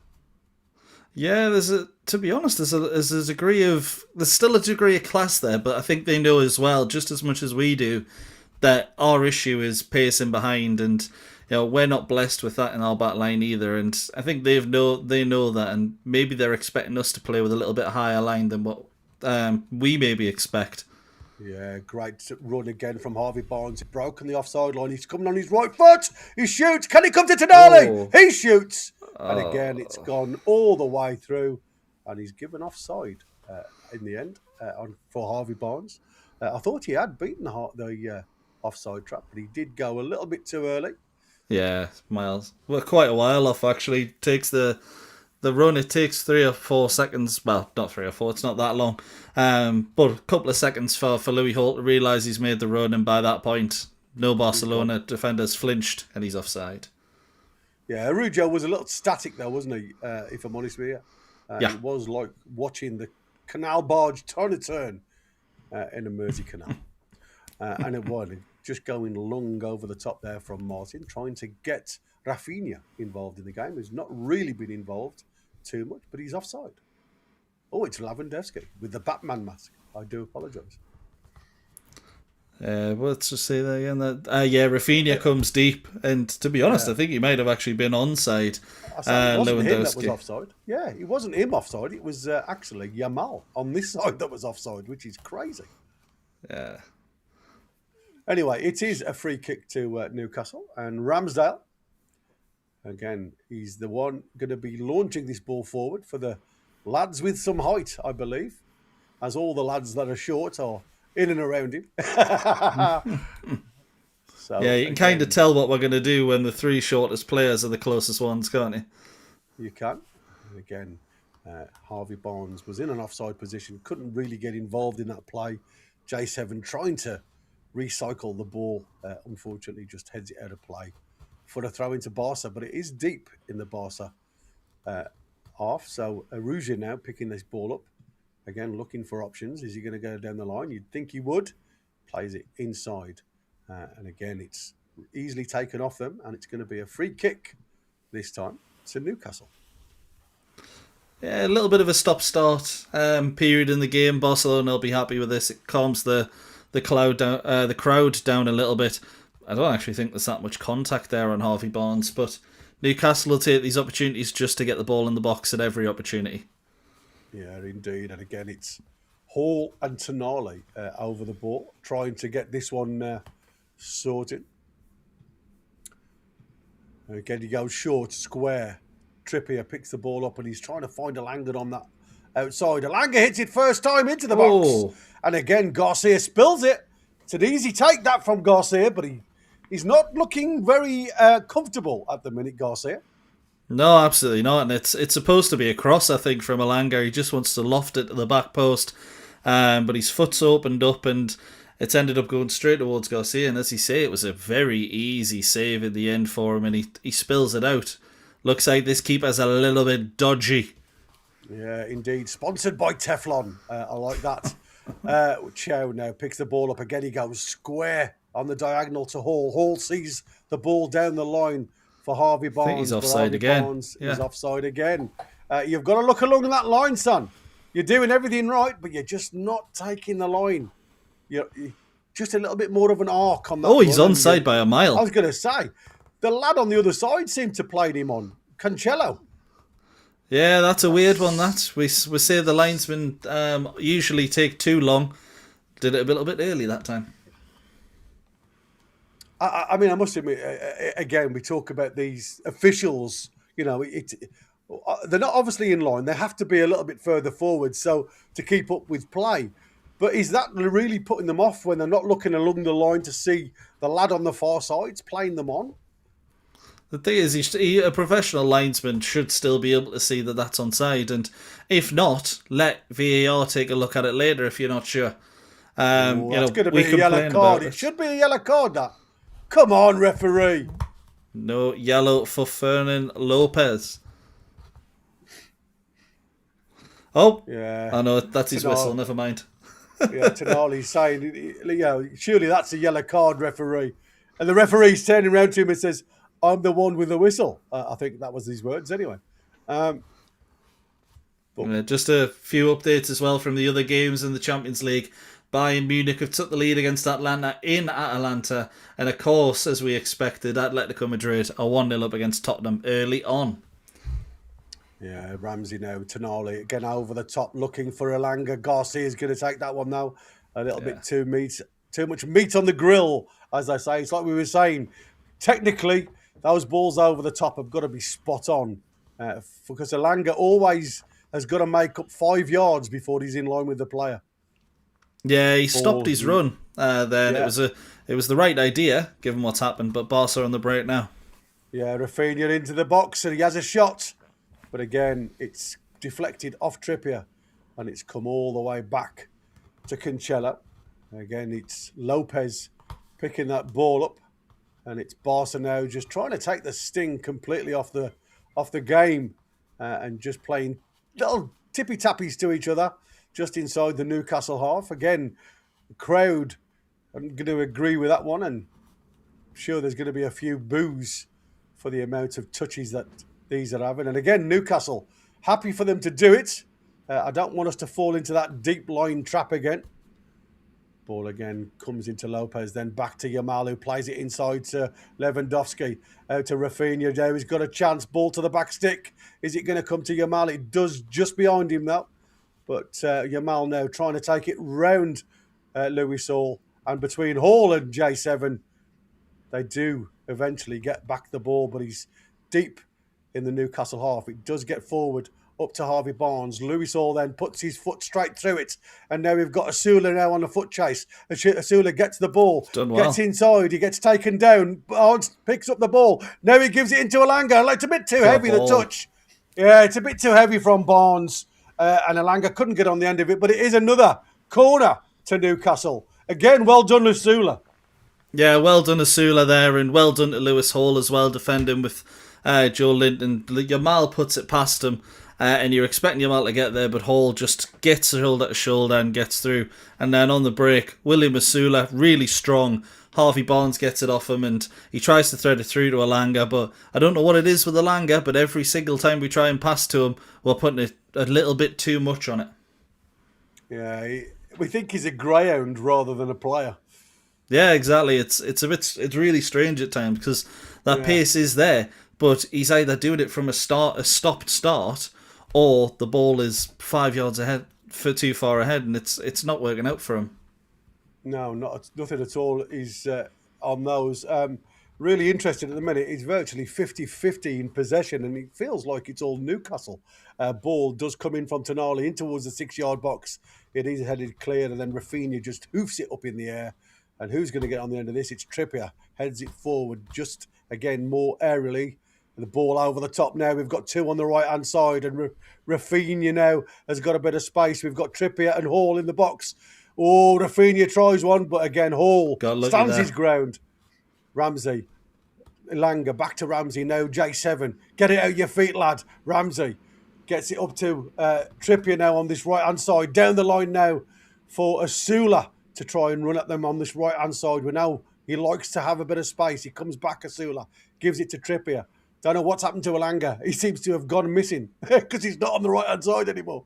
Ball it looks like he took up that round the back. forward spot. Elanga now running into the box. Elanga! Oh, just past what a the save. post. Great save from Garcia. Is the flag up? Offside. Yeah, it looks like it's offside. But wow. It was a good chance for Newcastle. We'll see if it is offside. Now, I'm not sure that was, It was very tight. Yeah, either way. Garcia might be a little bit dodgy with the easy shots. It's a good save to tip it just past the post there. Yeah, absolutely. At the minute, we are literally just leading 53% now in possession. 3 shots to their 1. So, I mean, regarding tactics and things like that, it is working for Newcastle at the minute. And like I say, Barca do look unsettled. But again, we know the quality's there. If we relax for a second, the way these guys play, they can get behind us so easily. Yamal now picking the ball up, goes inside to Pedri. Pedri drops it back. And again, it's Arajo, and Pedri just trying to keep control of the ball. And again, just take the sting out of the game and the pace out of the game. Because it suits Newcastle when it's erratic more than it suits Barca. Yeah, absolutely. If Newcastle are going to win the game, they need it to be like this for a good 60, 70 minutes, in my opinion.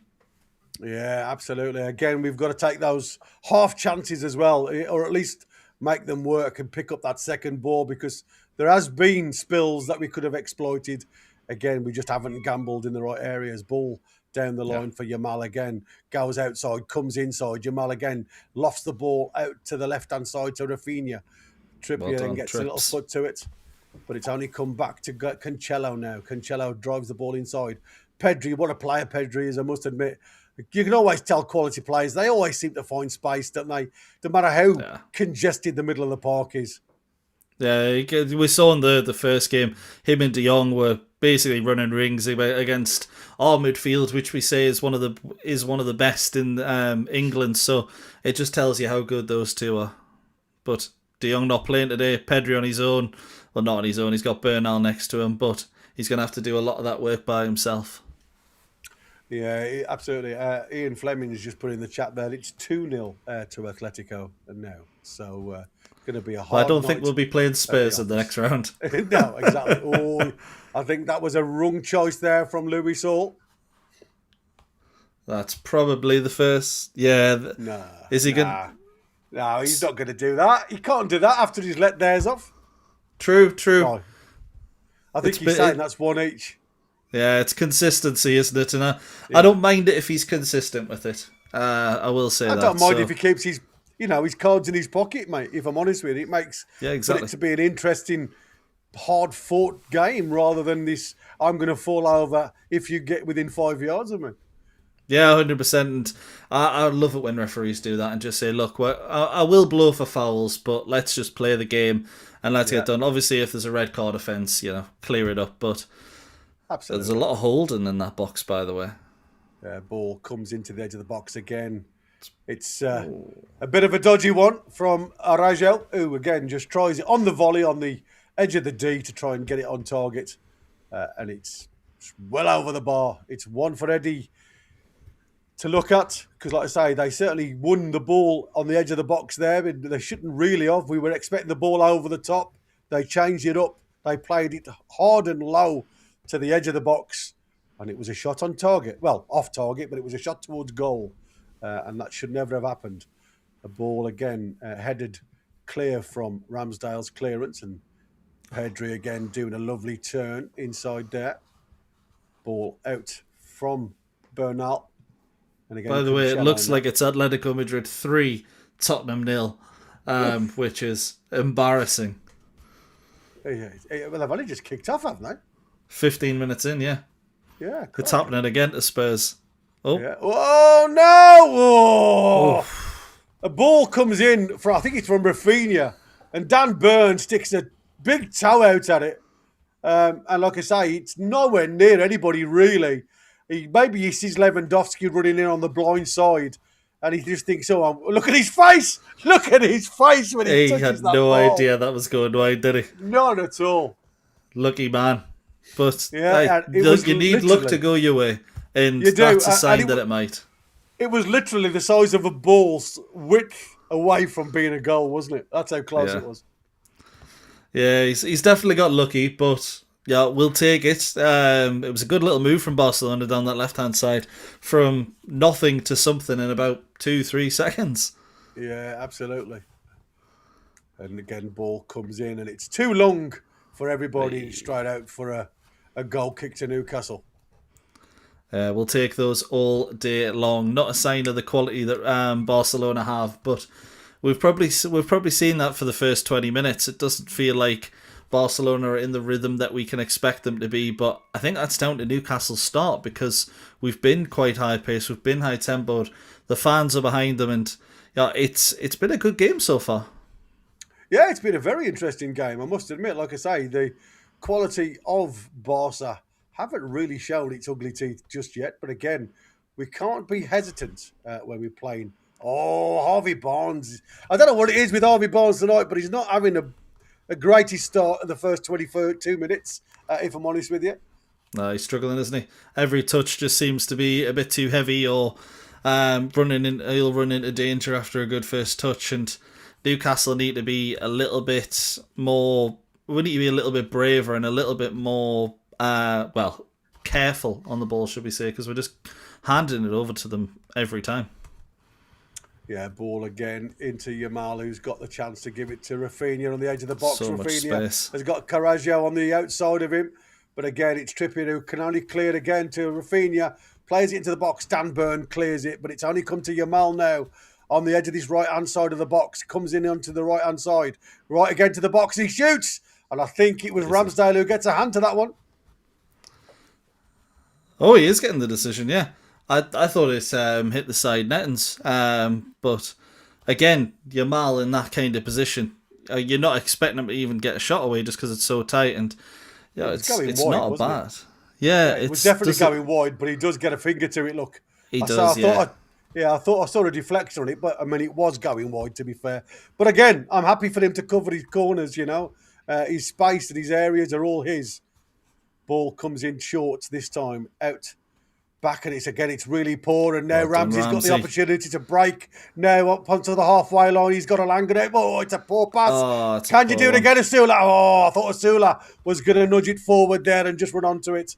And again, Newcastle gain control halfway in their own half. Out to Trippier now.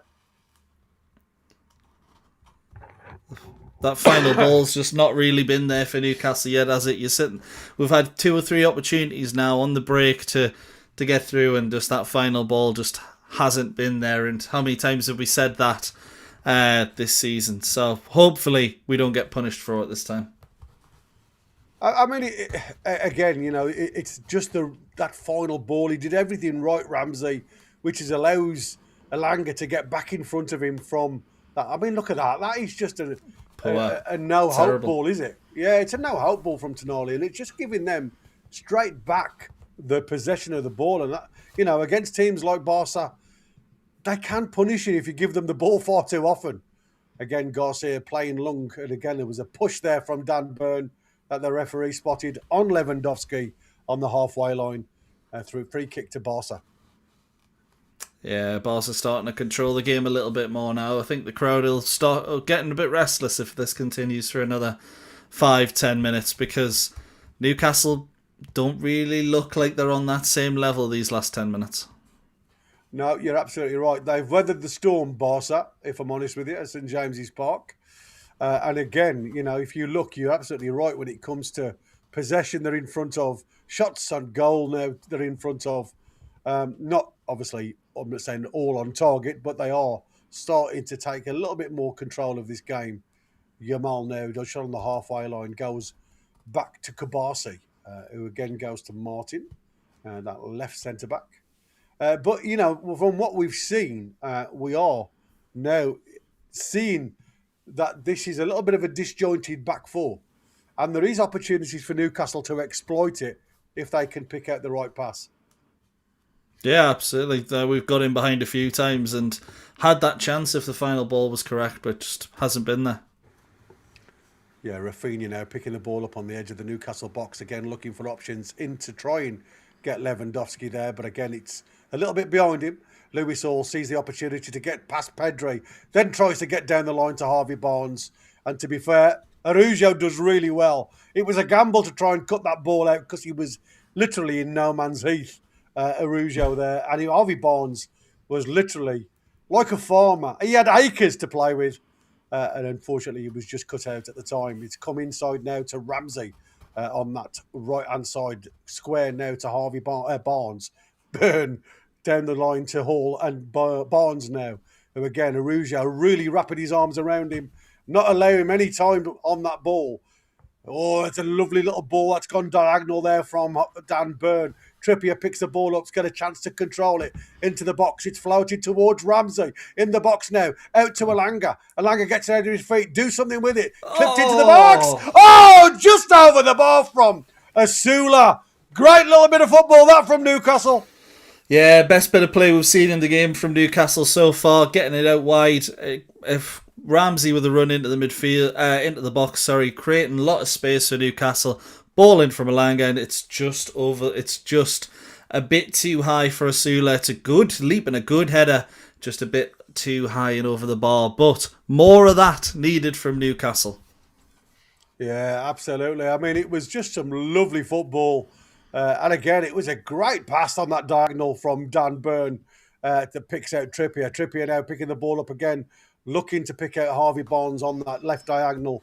But Araujo picks the ball up. But he can only put it out of play for a throw into Barca. Yeah, and just an update. Just another update elsewhere. Atletico Madrid are now 4-0 up against Tottenham, and they've substituted goalkeeper Antonin Kinski after replacing Vicario for being just as poor. And then 2 quickfire goals from Bayern Munich have them 3-0 up now as well. So all eyes on St James's Park now, because the other 2 ties are already dead in the water after 20 minutes. Yeah, I must admit, it would have been nice to have picked or got somebody a little better and a little easier than Barca at St James's Park. But absolutely. again, you've got to play them some point. So you might as well play them when it comes round. Dan Burn now picks the ball up. He gets it to Malik Chow. Chow picks it out of his feet, gives it to Trippier. Trippier sees the option to go down the line to try and find Elanga. But again, it's Martin who comes across and gets that ball out for a throw into Newcastle. Again, it's every attempt that Newcastle get the ball towards the halfway line. We are trying so desperately to get in and behind them. And if you've noticed now, Barca have actually dropped off 5 yards. Yeah, absolutely. Newcastle have got in behind and they started causing some problems. And Barcelona realistically, they'll have the ability to cope with a lot of these chances. But if we're quick, direct, and we try and get in behind, we can cause them problems. The only issue is they can do the same to us. Exactly. Rougeau with his throw in again, trying to steal a few yards. It's just getting the time gone. I mean, it's all about game management as well for them, isn't it? And they do it really well. Yeah, absolutely. Let's be honest. Barcelona wouldn't be upset with a 0-0 draw here. It's Newcastle that need to come out and win. Yeah, I think that is a win for them, if I'm honest with you. Diagonal ball again, trying to search out that right-hand side, but that is all the way to Ramsey. With the press from Rafinha, ball comes out back to Dan Burn. Again, it's a ball comes out to Lewis Hall. It jumps up a little bit, but he gets it under control with the Yamal for company. He comes inside, plays it back towards Chow. Chow now, again, got a little bit of grass to run into if he wants to. Looks up and he's, again, playing the easy ball out to Trippier. Trippier, again, looking for the options. Asula had come deep for the ball and then looked for the run behind, but he decided to go back to Chow. Burn now, plays the ball square out. Oh, crikey, look who's here. It's J7. where was Lewis Hall when you wanted him? There's a few of the lads in there. Yeah, there's some legends in there and Steve Harper as well. Yeah, Harper's in there. He ain't got far to travel, though. Not as far as Fastilio Asprilla has. Ball comes out eventually from Chow to Hall. Wow. Oh, Hall again. A simple pass to Barnes. And it's just, again, a little bit too much on it from how close they were. It's really poor football. Yeah, we really need to learn how to play those 5-yard passes. And it's just communication. It's basic communication. It's not the fact that they can't play them. It's, I'm going to play it a little bit further ahead of the player so he can run onto it. And then the person who's receiving it doesn't think so. But Newcastle have won it back. Oh, referee. Referee, come on. He didn't stay. He played on there. Pedri went to the floor under the challenge from J7. And it was like, really... There's no foul there at all. I think it's from the fourth official, this, The fourth official isn't giving it either. Yeah, I think he's wired him in his ear. That's a foul. That's what... The referee played on, I'm telling you now, and when they questioned it, Newcastle, he pointed to the fourth official. And I'm like, what the heck? I didn't think they should be involved in the game. Surely, in that kind of scenario, you wait to see how it plays out, and then you look at it again afterwards on VAR if it is. You should only be given those kind of tackles as fouls if you are 100% certain it's a foul. And Harvey Barnes, what are you doing? What you're doing. Again, it was a stuttered run from Asula, to be fair. Asula had come deep to try and look for the give and go with Barnes, and again, not really on the same wavelength at all. Some of these Newcastle players tonight. Some are coming short, some are going long. When the ball goes long, they're short. It's really weird. But again, it's a chance for Newcastle to exploit behind the lines because there's gaps appearing all over the place with this Barca back four. Again, a lovely ball down the line for Elanga. Can there be somebody in the box? There is Asula at the minute. Elanga, loses the ball, but he manages to get the ball back, plays it back to Ramsey. Little first-time touch to Trippier on the outside. Back inside now to Tonali. Picking the ball up. Brings the ball into Elanga. Elanga outside the box. Shoots! Oh, but Garcia. Yeah, it wasn't far enough in the corner to trouble Garcia.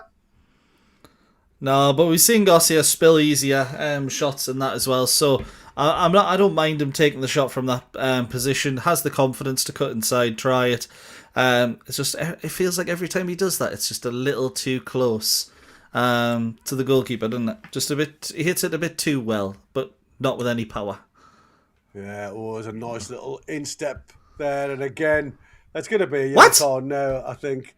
Yeah, I think that was coming, to be fair, but again, it was a little. I mean, it was a lovely little move from Barca, the way he turned inside Rafinha.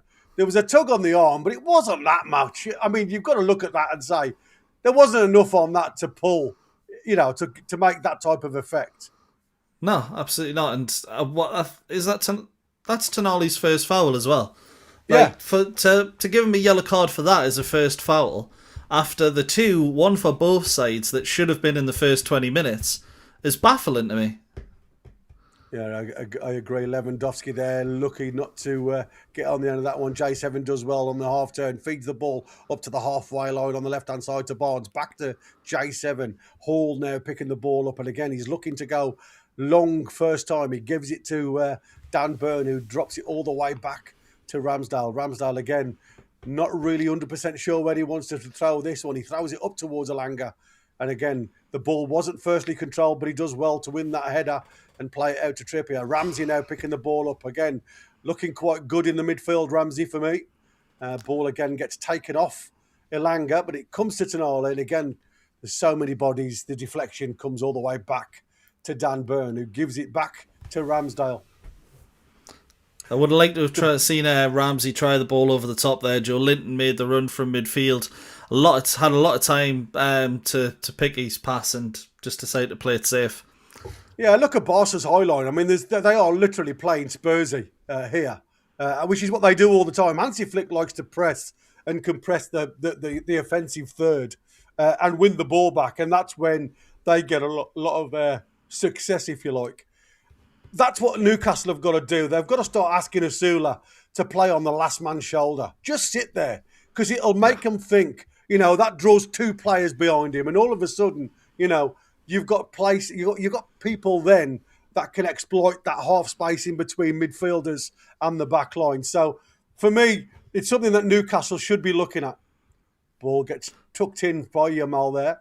It deflected off Lewis Hall, and there was a bit of a touch from the Barcelona player. That's not an advantage from Tonali. He's giving the ball straight back to Cancelo. Cancelo in the box. Is this going to come out to Pedro? No, it's not. And it's J7 picks the ball up. And again, oh no, what's going on here? I think slip. Oh. Was that a slip from Trippier? Or did Trippier slipped. His hamstrings, and it looks like he's pulled something. His groin's gone. Yeah. His foot went from underneath him. And then I think in his haste to try and get back up, because he'd obviously made that mistake, he loses his foot in there. He comes down heavy on his knee, and that opens up that groin space. Oh, that could be nasty. Yeah, it feels like it's every single time one of our fullbacks comes back, another gets injured, and it looks like this is, for me, I agree, it looks bad for Kieran Trippier, and hopefully he's just saving grace and trying to make it look a little bit better after he slipped. But you look at his face there, it doesn't look like it, does it? Yeah, I mean, I'm just sorry, Matt. I went a bit quiet there. I was just trying to assess where the physio was working on his leg, but I couldn't quite see. It looks more not high on the groin. It looks a little bit more of a. I don't want to go through terminology, but you've got guides that run down the inside the medial side of the leg, and it looks like he was working on the guide rather than the groin area. So let's see. It could have just been a hyperextension. Fingers crossed. He seems to be working that okay. He's still feeling the area though, to be fair. So I'm hoping he's moving better than you'd think. Up. Yeah, I'm hoping I think it's more the jarring when he goes down on his knee that opens up the space. And like I say, fingers crossed that doesn't stiffen up, because that's the other problem. If you've hyperextended, you do get that little bit of a stiffness that starts to appear, and that's without taking the pills. And there you go. Yamal is saying, "Where you go, you can have the ball back." 123 passes complete for Newcastle, 156 for Barca, 83% pass accuracy for Newcastle. I think that's virtually where you want to be, isn't it? Yeah, Newcastle, it's better than I was expecting, to be honest, at this point. Yeah, I was expecting more like City. I think we had it 93 in the first half against Manchester City. Already 30 more than that here today, but we look a decent team. It's just in these crucial moments, it's just not really going our way. Yeah, ball over the top again. Well, down the line this time to Elanga. Go on, running kid. in Now towards the penalty area, Oh! across the penalty area. Oh! Asula with an outstretched foot, just couldn't get onto it. A great play again by Newcastle down that right-hand side. It's about time the right-hand side turned up, team, and they have today. Yeah, it's a great ball by Alanga and a great little bit dribble to get past Cancelo as well. Just a little burst of speed, and it's almost, I think Asula just wasn't expecting it. And to be honest, who could blame him the way our wingers have played this season? But into the back post, and Asula's just slightly off. Good chance there for Newcastle.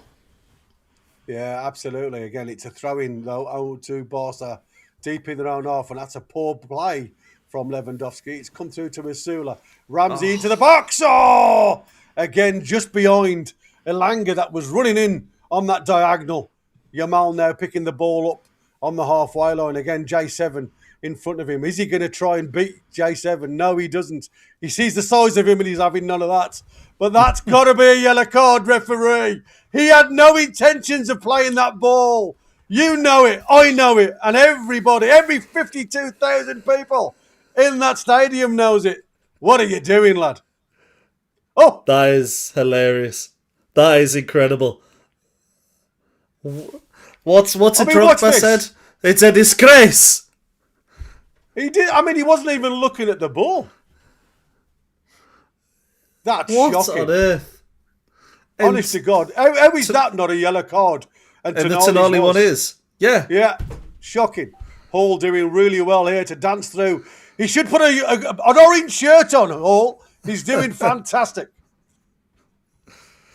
The ref should put an orange shirt on as well. I'm going to say, yeah, I'm going to say there's a couple more that need an orange shirt. Oh, dear. That is shocking. I must admit, I've seen some decisions given against Newcastle this season, and that one obviously bites the bullet. Ball does come back to Dan Byrne, who plays it all the way back to Ramsey. First touch out of his feet. Looks up, plays the ball, fizzes it towards Ramsey. And again, controls it well, Ramsey. Trippier plays it down the line to Ramsey to collect again. But again, Cancelo stopping that and taking the ball out of play for a Newcastle throw-in. Again, you know, it's good play down that right-hand side from Newcastle. Trying to dominate that Cancelo, who looks a little bit dodgy, I must admit, with the ball behind. Ball fizzed across to Lewis Hall, but he couldn't quite get the angle right. And just as I call him a Barcelona player, he shows me he's more like Hartlepool. Hey. poor Louis Hall. I thought you were going to say poor Hartlepool then. That was damning. Ball comes out to that right-hand side and Cancelo again on the press from Elanga. Trying to pin him in. Ramsey does really well, but the referee said that's far too much. I tell you, he looks on fire for me, Ramsey, tonight. Yeah, he's playing well. The whole midfield is, to be honest, to be fair, he hasn't got the ball. There's a tiny tug. You know what, it's a foul. But it's, again, crowd getting really, really angry here. Free kick not being taken from the right position. And the fact Barcelona are slowing the game down at every moment. It feels like the last 5-10 minutes in the new camp at times. Absolutely. In the first game, should I say. The first game, yeah. A ball, again, gets lung from Garcia and it's headed on by Lewandowski. Again, you know, you can't fault that lad for the age of him and how he can, if he gets the opportunities, can really score and hurt Newcastle. Again, they've defended him well. I must admit, Yamal, again, trying to play that ball over the top for Bernal. But it's out for a corner from a bit of a mistake from Dan Byrne, who trying to clear it out for a throw-in. Can only get it out for a corner kick. But again, it's all about keeping the concentration.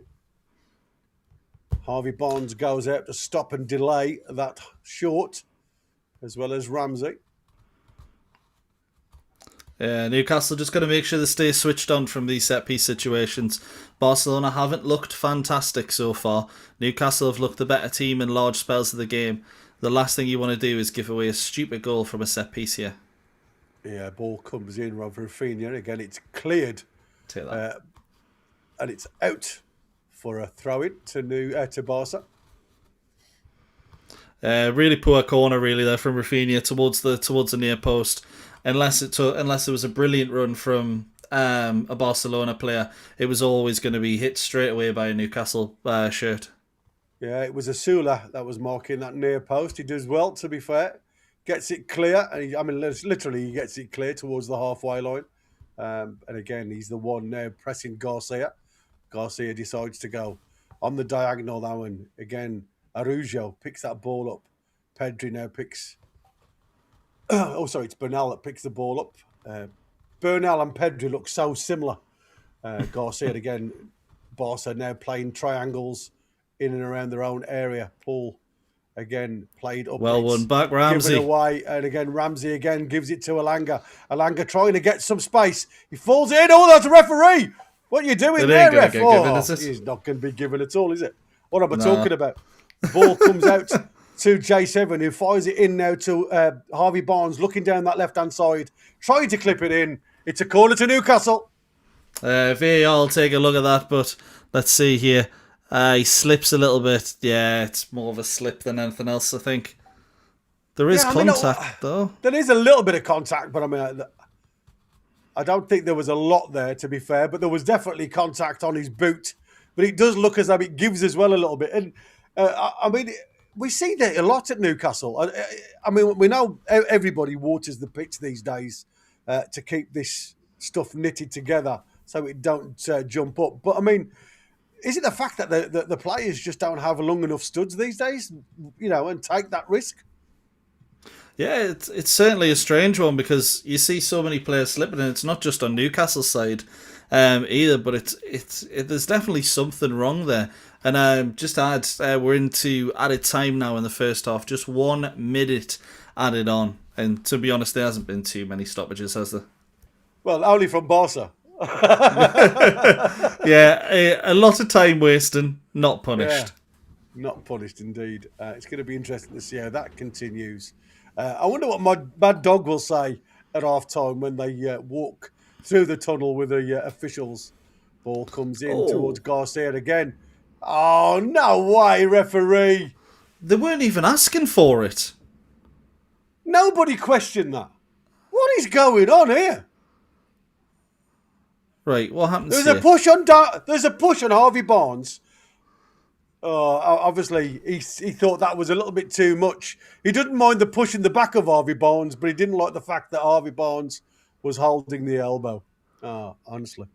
That's insanity. The ref, there's a lot of controversial decisions in this game. Thankfully, none of them have cost Newcastle just yet. But I can imagine Tyndall's stood there at the tunnel just waiting for this referee to come down. Let's see. I must admit, as much as he is. there you go. Absolutely, he's waiting for him, and he's got his Turkish teeth grinding. I must admit, they're snarling at it. It's so funny. You just knew it, didn't you? The referee was going to have a chat with the Mad Dog on the way through. It's like if you accidentally bump into someone in a club when you were a bit younger, they're like, mate, I'll see you outside. They're never there when you actually leave. But Tyndall, he's that guy that would just be stood there being like, what took you so long? Oh, let's get He'd be waiting at the bus stop, wouldn't he? He'd be like, taxi. Follow you home. Yeah, I'm coming after you. Absolutely. He'd haul you. He really would. Interesting first half, mate. I must admit, I've enjoyed it. It's been an interesting game to commentate on. Like I say, I've been really pleased from what I've seen from Newcastle so far. There hasn't been a lot to worry about when it comes to Barca on the offensive.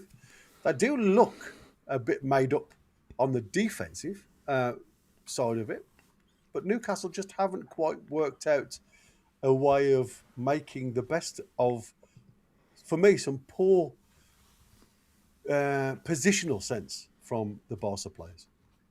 Yeah, absolutely. When Barcelona are losing it in midfield or in their back line, which is rare, but we have seen it happen a bit during the game. Newcastle are really, I don't want to say poor because it has been a decent first half, but we are poor at capitalising on those spaces that we have just with realistically a terrible final ball. And if Newcastle had a better final ball, you could argue we would have had at least 2 really good chances to go 1-0 up, and by that point the whole game changes. But for me, I'm looking at this and I'm thinking Newcastle are the better side. We need to make the most of not dominance, but being the team on top. If this continues in the second half, because you take a draw to the Nou Camp, I haven't got much hope. But based on this, it seems like Newcastle are more than good enough to test Barcelona at least. Yeah, again, it's small margins, and we always say, small margins win and lose games, and I think that is where we are at the moment. You look at our current situation. We're not in a bad state regarding possession. We're not in a bad state regarding physicality. We seem to be muscling, our way. You mentioned it earlier regarding, the midfield's working really well. It looks a really tight-knit group, those three getting there. My only concern is there doesn't seem to be many breaking. Apart from Ramsey, it seems very much as though J7 and Tonali have been told to sit. The biggest problem for me is, again, we talk about the isolation.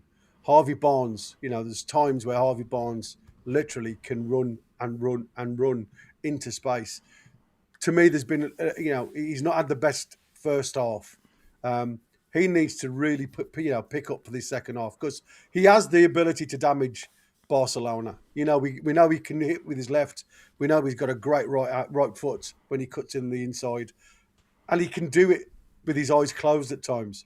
The problem is, again, it's mental approach to the game for me from Harvey Barnes. When it's not going so well, the lad sometimes hides. Not done too bad, but he certainly could be a lot better. Yeah, absolutely. And I think Barnes is probably the standout of poor performances there, unfortunately. And I love him. I think he's a fantastic player when he's on his game, but it just doesn't really seem to have benefited Newcastle in the slightest. And I think, I'm looking at the statistics here, and the two players with the least amount of touches in the game, other than, the two at the bottom are Robert Lewandowski and William Asula, which tell you, it's pretty clear that both sides have struggled to get their striker in the game. But after that, it's Harvey Barnes, and Harvey Barnes has only had 14 touches, 4 passes, and 3 have already been misplaced. And you don't need to look at the stats to say that he has been poor. Yeah. And you look at Alanga as well and think he's dangerous, but final product hasn't been great.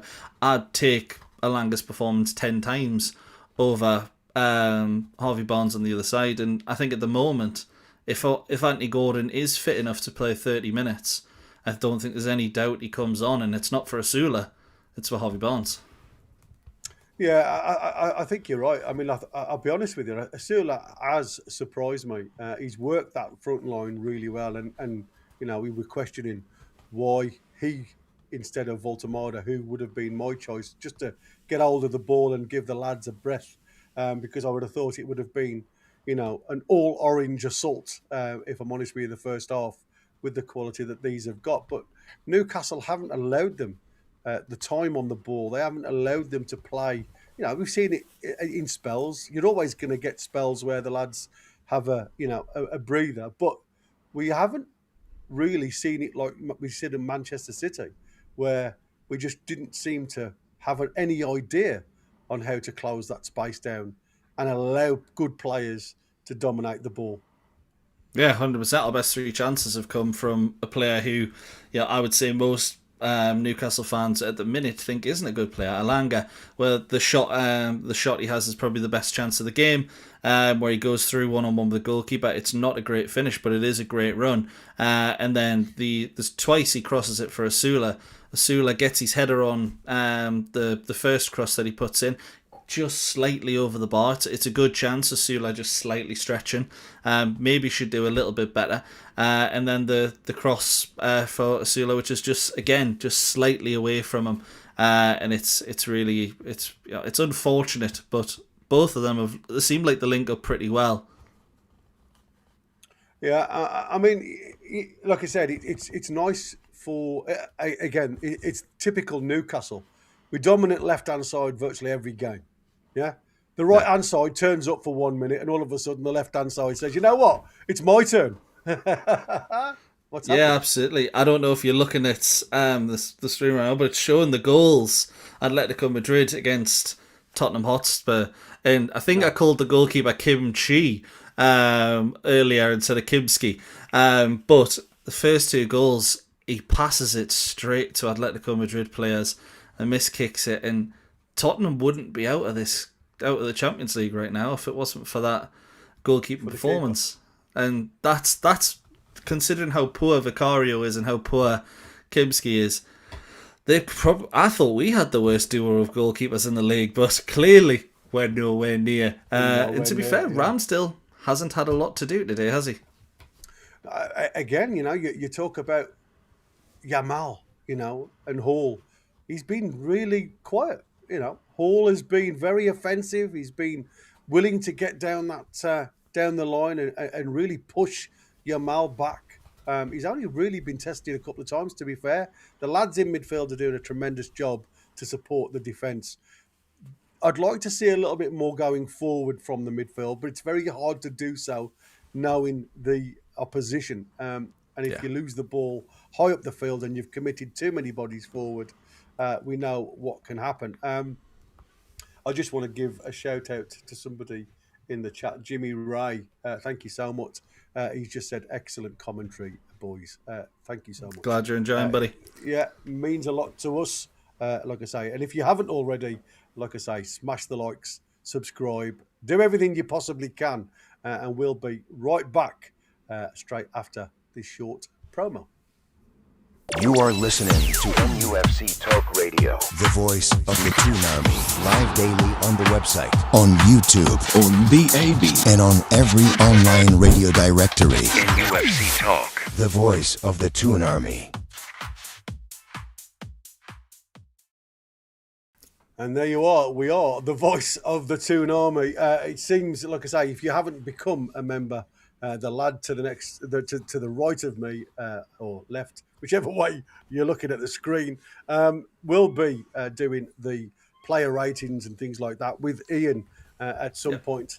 And like I say, it's a great watch for all the members that have come on board. So like I say, if you can, become a member. If you're a member, don't forget to throw us some super chats because, like I say, you're supporting the channel going forward.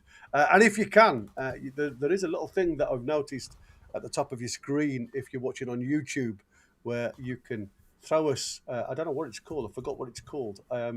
It's like a push. And like I say, it's free. All you've got to do is hit push or whatever it's called. And you can give us a little bit more. It just sends us a little bit further afield to other YouTubers that like this type of content. So do us a favour, like I say, smash the like, subscribe, become a member if you haven't already. Just those few things, that would be absolutely amazing. I love doing this alongside Michael. Like I said, this is my something I look forward to. And like I say, the pressure to get home tonight, and it's always on match days where you just want everything to run smooth. And I kept on looking at the time, thinking, "Oh, I've got loads of time. I'm okay. And then, 2 junctions away from home and standstill, and you're like, Gridlock. Wow. Yeah, here we go. You and Ellie listening to me. Well, to be fair, I was listening to you, and again, because I was stationary, I literally sent you a message to say you're going to have to start in front of me, buddy. Thanks, Queenie. You started lovely there. Do you want to do this one, Michael? Yeah, absolutely. Queen of Hearts, one of the legends we have in the chat, always very, very generous. Gifted 5 NUFC Talk TV memberships, and they have gone to Colton Connor, another one we see quite a lot in the chat. Thank you very much, Matt. Not Mucky, JB Leeds, McFly Gaming, and another name in there that is in a different language, and I'm not going to fool myself by trying to predict what it is. But I'm going to put it on the screen. Welcome. There you go. Thank you. Yeah. Thank you. Welcome to the watching. channel. Yeah, indeed. It's lovely to have you on board. And like I say, everybody that has become a member because of the loveliness of Queenie, give it a thumbs up. And the best thing you can do is continue your membership once it expires. Well, there you go. Like I say, you have got full entry now to all the things that the lads do behind the scenes. And like I say, we are bringing more and more content as we go down the line. How many more minutes have we got before we start the second half? It ain't far away. We're on Not far away at all. a little bit of an interview at the moment. So we are literally just going to wait and see what happens from that. Is there anything in the chat, mate, that has caught your eye? It's been difficult because you're watching the match, trying to watch the chat. There was some nice little things that come from the chat when I was listening to you talk at times. I must admit, it did make me giggle. There's one in there, just one thing I wanted to pop on into. I was going to say it at the time. One from V for Vendetta. Asula needs to stay, just play high on the shoulder, no coming deep ever, stay high and be prepared to run at all times. I don't know about you, but I completely agree with that, because our best chance is going to be getting in behind, and if we can have someone on the last man and create that space between Pedri and Bernal, and then Kabasi and Martin, then that's how Newcastle are going to hurt Barcelona. And so I completely agree. Yeah, V for Vendetta's been on an absolute curveball these last couple of nights. He threw some absolute cracking questions towards us in the chat show last night. Really interesting points of view, and I love stuff like that. Where people just see the game for what it is, rather than trying to make it difficult. And you're absolutely right. When you've got the pace like he's got, you work the front line. He hasn't got the quality. Same as Alanga. Alanga, unfortunately, hinders us more. Same as Asula when they drop deep. And we do look a little bit all over the shop at times. Absolutely. But keep them coming, like I say. Anything we see, we'll try and shout out. Yeah, just another one in there as well, just before we get back underway. Andy Bell in there. Other than not scoring, our performance has been encouraging. By the way, this referee needs to pull his pants up and let players challenge each other. I completely agree. It's been a tough watch for the ref, but Newcastle been pretty decent. Yeah, indeed. And we are literally seconds away from the start. And again, if I can just ask you, if you are a little bit ahead of us, try and keep it out of the chat until we celebrate together. We don't like to spoil it for those that are listening, if you're not watching. But like I say, I would like to say thank you so much to Queenie again for your 5 gifted memberships out there. Very kind of you. We are literally just waiting for hours, and we are off with Ramsey. Again, goes long down field of play. It's headed clear by Barca. It's come back to Dan Burn, who gives it into Tonali. No changes from what I can see. Harvey Barnes now on the left-hand side, running again towards the Barcelona penalty area. Ball again just played into a bit of a blind alley from J7. And again, it was the right idea, but there was no takers. Ball gets cleared by Barca over the top of Trippier, and Malik Chow sees the danger, cuts it off and plays it back towards Trippier. But it's Rafinha who wins that ball bucket. But again, it's the tenacity of Trippier who tries to get Alanga down the line. The ball has gone out of play for a throw into Newcastle, though. Yeah, a little bit of a nice start for Newcastle. Break and hitting Barcelona, getting tight to them. And, that's how we're going to stop Lamine Yamal from doing anything. If we get tight to him and, stop him from having that time on the ball. He's a remarkable player. But we've limited him so far. Hopefully we can do so for the rest of the 90 as well. Yeah, I mean, that's all you're asking for, isn't it? You're not asking for much. You just want to try and keep it quiet if you can. Ball comes in from the throw-in eventually from Barca. It's cleared up the line of play. I don't know about your viewing, mate, but mine's gone a little bit... I'm in the same boat, I'm afraid. Yeah. Just trying to get it refreshed so we can get it gone and we can get back up to date. Just having a quick look at Anthony Gordon now. Obviously, with this, let's talk about Anthony Gordon while we're just waiting for this picture to refresh. Do you think with this illness that was suggested, he should actually be on the bench? If he's ill, then I think absolutely not. It's for me. It's if you're ill, you shouldn't be anywhere near the rest of the squad, because you can pass it on to other players in the squad, and that just means yet again, and you're going to have more players out through illness. And we saw Voltemada and Ramsey out with illness before this. It's no surprise that all these players are still getting ill if we're doing things like this. And I can only imagine someone comes in, pukes in the training ground, and we're sitting there going, "All right, lads, go do some one-on-one drills." Yeah, it's ridiculous. It is. It's criminal. I can't. My screen is. I've tried to refresh it so many times, so I am going to quick look at my other screen. I am going to be in front of you guys though, so bear with me a second, just so I can keep up to date. I'm sure Chris, bless him, will do what he can in the background there. It looks like Elanga has just taken a tumble down the line. Oh, crikey, that was a little bit more than a tumble. It was a bit of a shove from Bernal there. Yet again, no yellow card though. I'm going to say, yet again, the referee keeps everything tucked in his pocket, which is pretty criminal. It is a free kick to Newcastle, though, literally touching the right-hand side. It is literally just by the line of the penalty area. So, again, it's a really good position to try and whip one into that no-man's area in between goalkeeper and the back of defenders on the 6-yard line with a bit of pace. It's come in there. It's come out to Elanga, who shoots first time, but unfortunately it zips off the side of his boot and it's out for a goal kick. It's a shame, that one, because, like I say, he had a little bit of time there to get that under control, Elanga, and try a little dink with his left foot. But again, it's nice to see he's got the confidence to go first time. Yeah, he seems to be a lot more confident against teams like Barcelona than he is when we're playing the lesser teams, and I don't know if that's because he knows he's going to have the space.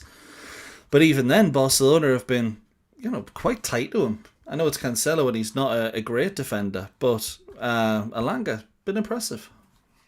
Yeah, very, very much the impressive one for me. And again, I look at Rafinha there. He's broken down the left-hand side and he's got no Barca players with him because they're all literally defending, which is unlike Barcelona, if I'm honest with you. But again, it's a really poor passing side from Rafinha. He's got really loads of bodies to play with if he just plays that right ball. And he's held the ball up well. The ball has just deflected out for another Newcastle throw-in, by the way. That's why we're just waiting for Trippier to throw it in. But it just proves, under a bit of pressure, even the good players can have a mare at times. Trippier goes long, searching out Asula. And again, it's more luck than judgment that Martin gets that back to Garcia. And again, Garcia hurried with a clearance and it's fallen back to Hall. And now J7 picks it up. But again, it's toe poke forward for Yamal. And again, J7 puts his big size 10s on it and gets it all the way back eventually to Ramsdale. Tonali. Oh, Tonali. You're playing blind balls into avenues again, square, and it's out for a throw-in. See, that's criminal to me. When the player isn't there, you shouldn't be playing a ball square, blind. No, you should never be playing a ball square blind, to be honest, in my opinion, particularly in, whether it's you're on the halfway line in the final third. You can maybe get away with it. Let's say in Barcelona's third, if it comes off, it looks great. But when you're Newcastle United in this kind of position, just you can play it safe. You can just play that extra pass and try and break Barcelona down. Yeah, like I say, a lad of his standard, for me that is just not acceptable. Ball is eventually going to be thrown in by Luis Hall. Down the line, looking towards Tonali and Asula, who's doing really well, trying to compete against two Barca players there. And again, the referee doesn't give Newcastle anything from that two-man press on Asula. Again, J7 getting his foot in there. The ball eventually coming all the way back to Kubas. And it's Martin now. Again, trying to find a way out, Barca, trying to play football, and Newcastle just aren't allowing them. Again, it's an attempted pass to Rafinha that gets cut out by Tonali. And again, look at that. That, to me, is a free kick, and the referee has allowed that one to go on because the pass does go back. ball again over the top to nobody, and it's given straight back to. Can you answer that one for Chris for me, buddy? Yeah, absolutely. Clock is just for Christina as well. The clock is a little behind where Gary is, just because we've had a few issues, but the feed's looking a bit better now, so we should be able to sync up pretty well. Yeah, there you go. We are back online. It was a little bit of a pull on Chow. He's literally where I left you off before. It's Dan Byrne now picking the ball up, and again gets his sandwich out for that one. And again, Lewis Hall sees something that nobody else sees, and it's straight given back to Barca. Back with Garcia. I don't know about yours, mate, but I wouldn't say it was good. Yeah. Garcia again playing the diagonal ball out to this left-hand side, and Cancelo plays the ball back inside to Martin. Again, under press from Ramsey. Again, Pedri not really having the usual game that we expect him to play. Again, J7 trying his best there to win that ball high up the field of play. Exactly what we asked him to do. The ball has eventually come all the way back to Ramsdale, who goes long. Again, a big searching ball, but that's gone all the way through to Garcia. It's keeper to keeper time at SJP. Yeah, I guess we're just having a bit of a lull in the game, so it is really poor from both sides passing wise. What is Tonali's passing been a bit concerning for you? Because it feels like there's more and more going astray in this game. Yeah, like I said, I think the problem is we know he's got the quality, and again, we know when you're playing in a free-flowing formula, your anticipation of a player to move from the spot that he's in to that 5 yards where he's passed the ball to should be automatic. And unfortunately, there's so many Newcastle players that are a bit statuesque when it comes to movement. You know what I mean? But you can't rely on what you anticipate. You've got to look on and say, that is where I'm going to pass to. And if you're not there, there's a number of times where he's had time to have a touch of the ball. Oh, Ramsdale, I should say, there was a little bit on his heels, and I thought he was going to get caught out by Yamal. So, yeah, you're right. I do think that he could do better. Oh, there's a chance here. Again, his first touch wasn't great out of his feet to Sula, and he takes himself away from goal. If he lets the ball roll across his body, he's got the whole goal to work at there. Yeah, it's positive because he is getting in behind and he is causing some problems, and he's miles onside. It's a great run, but as you say, that first touch just sets him off, and it takes it too far away. Probably needs to get it under control and get a shot away 2 or 3 touches earlier. But once again, brilliant from Louis Hall. Yeah, great spot, and again, lovely run. Okay, nobody got a block on that. It's a goal kick to Barca. No, it was just a terrible shot. Oh, yeah. I was saying, it's the kebab shop. There you go. Lewandowski. I can't believe he didn't get a shot at goal there. He must have sliced it completely. But again, it was more like a hot potato, wasn't it? When he was trying to control the ball. Again, brain, arm, legs movement just don't work at the right time and pace at times with some players. And unfortunately, that is Osula. He is very much a player that causes havoc because I don't think he knows what's going to happen. Yeah, absolutely. And I think we've said that from about before, but much better from Elanga here. In behind. Elanga. Go on, play the ball across. That's a poor ball again.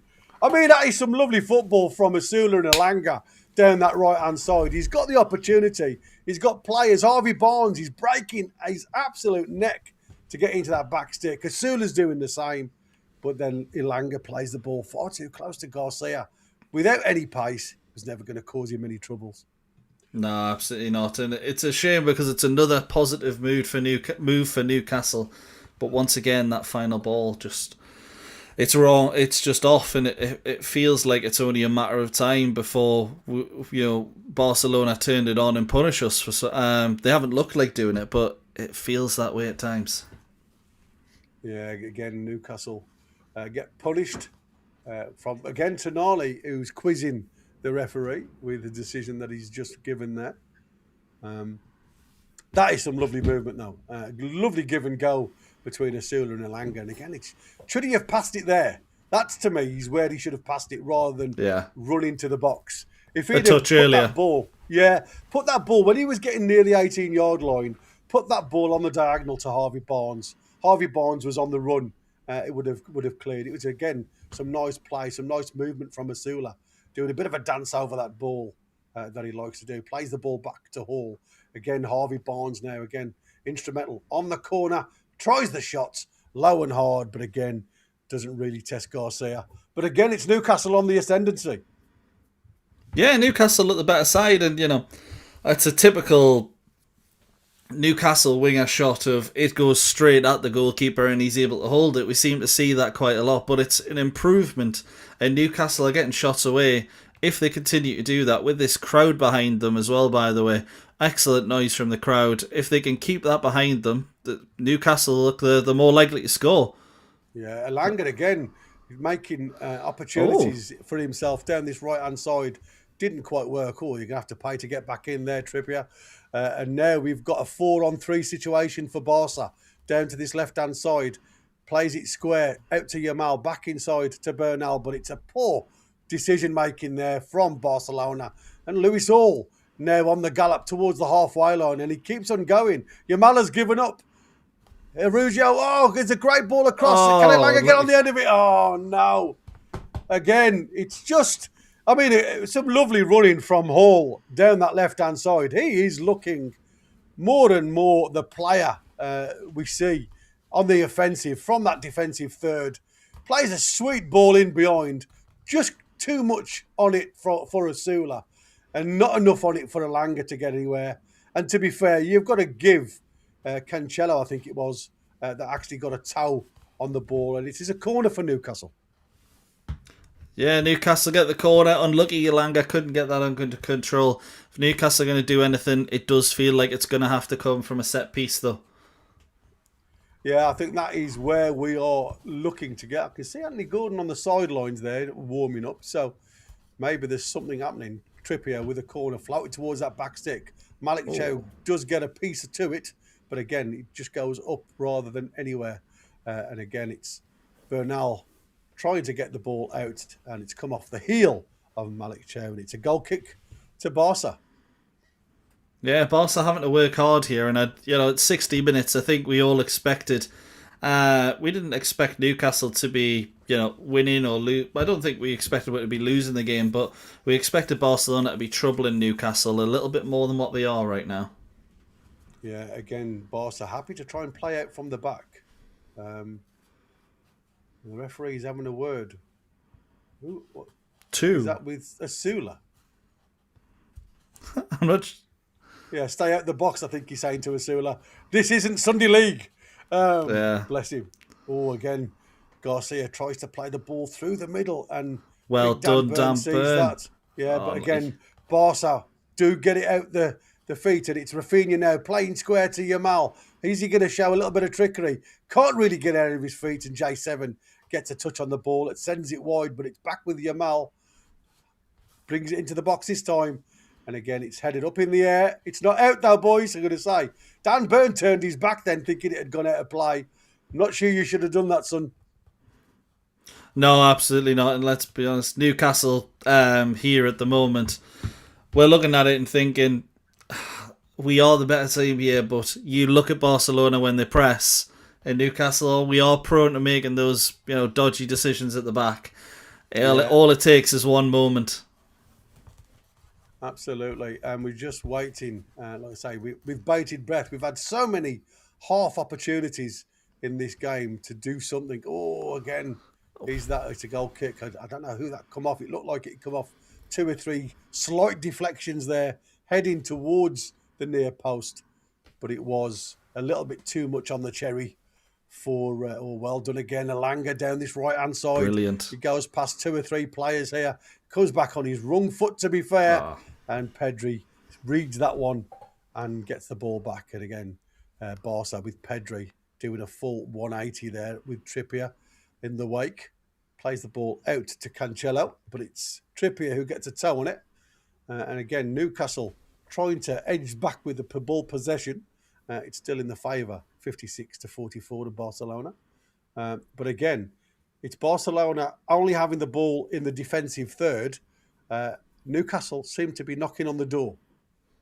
Yeah, absolutely. You are kind of wondering if Newcastle had a prolific number 9 up front, would the game maybe be a little bit different? It's harsh on Asula because he has been a little bit isolated still, and the balls into him haven't been fantastic. But you're looking at the half chances that we have, and you think maybe last season we would have took one of them. Yeah, I certainly think as well, though, Eddie Howe and V for Vendetta have been talking, because it looks like Asula is definitely sitting on the last shoulder, which is good. And again, as you've seen with Newcastle, that's helped us massively because we've got a ball out nearly every time. Asula again on that high line, picks the ball up, runs deep, and again now he's got the opportunity with yards in front of him to try and break the line. But Kieran Trippier decides to keep hold of the ball. He does stick his hand up to Asula because Asula had made the run for him. It was a good run. He's made some really good, unselfish runs today, Asula. Ball down the line this time, but I think Harvey Barnes, to be fair, was a country mile offside. Yeah, he was. I think he needs the key to Newcastle because I think he wants to go sightseeing, Harvey Barnes. Yeah, he can do that from the bench, in my opinion. He hasn't been very good today at all, and probably the only player I would actually say, is probably put in a poor performance so far. The rest, I've been impressed with. The Barnes just hasn't quite hit the ground running today. No, Rafinha, or is that Lewandowski? He's saying there Soft. that he's been tugged again by Big Dan Burn, who's just not allowing any Polish man past him at the minute. Ramsdale again, a little bit undecisive. Does give it to Dan Burn, who again, not really sure where you want to go, Dan. Plays it out to Trippier. Trippier first time again, gives the ball away. But J7 and Ramsey pick the ball up. Chow now plays their ball out to the left-hand side. Lewis Hall again galloping on that left-hand side. Plays it out to Harvey Barnes. Harvey Barnes again. Lewis Hall carries on his run. Hall now plays the ball across into Ramsey's first touch wasn't there. Can it come out to Tonali? Yet it does. No J7 Tonali. Deflection up in the air. The ball was travelling towards goal from Tonali's shot, but Kabazi, whatever his name is, gets himself in front of the ball and blocks it, and it falls into the arms. I mean, that was a lucky deflection, to be fair, back to Tonali from J7. But you have to take it. The movement inside, what we did inside the box was terrible. But it's a great chance here for Barcelona. It's wide. Lewandowski puts them away 9 times out of 10. Rafinha in behind on the left. Squares it across for Lewandowski. As easy as that. He's onside Rafinha as well, but Lewandowski puts it just beyond the right-hand post. Yeah. That looked scary. It certainly did, mate. And I must admit, when you look at that ball over the shoulder of Rafinha, he brought that ball down under control so well. Murphy, Livramento and Anthony Gordon coming on for trips. Elanga, who has played really well for me this game. Yeah. And Harvey Barnes, I think it is, that's gone off. Oh, no, it's Asula. I beg your pardon. It's Asula. So Harvey Barnes is still on the field of play. I think Anthony Gordon goes through the middle now. I don't think that's a bad shout, to be fair, mate. No, not at all. I think Asula, he's not his races run, but he's had a decent performance. And I think Eddie Howe, he'll do what he's... It's all right, don't worry. He'll have done exactly what Eddie Howe wanted him to do, and then these substitutes as well.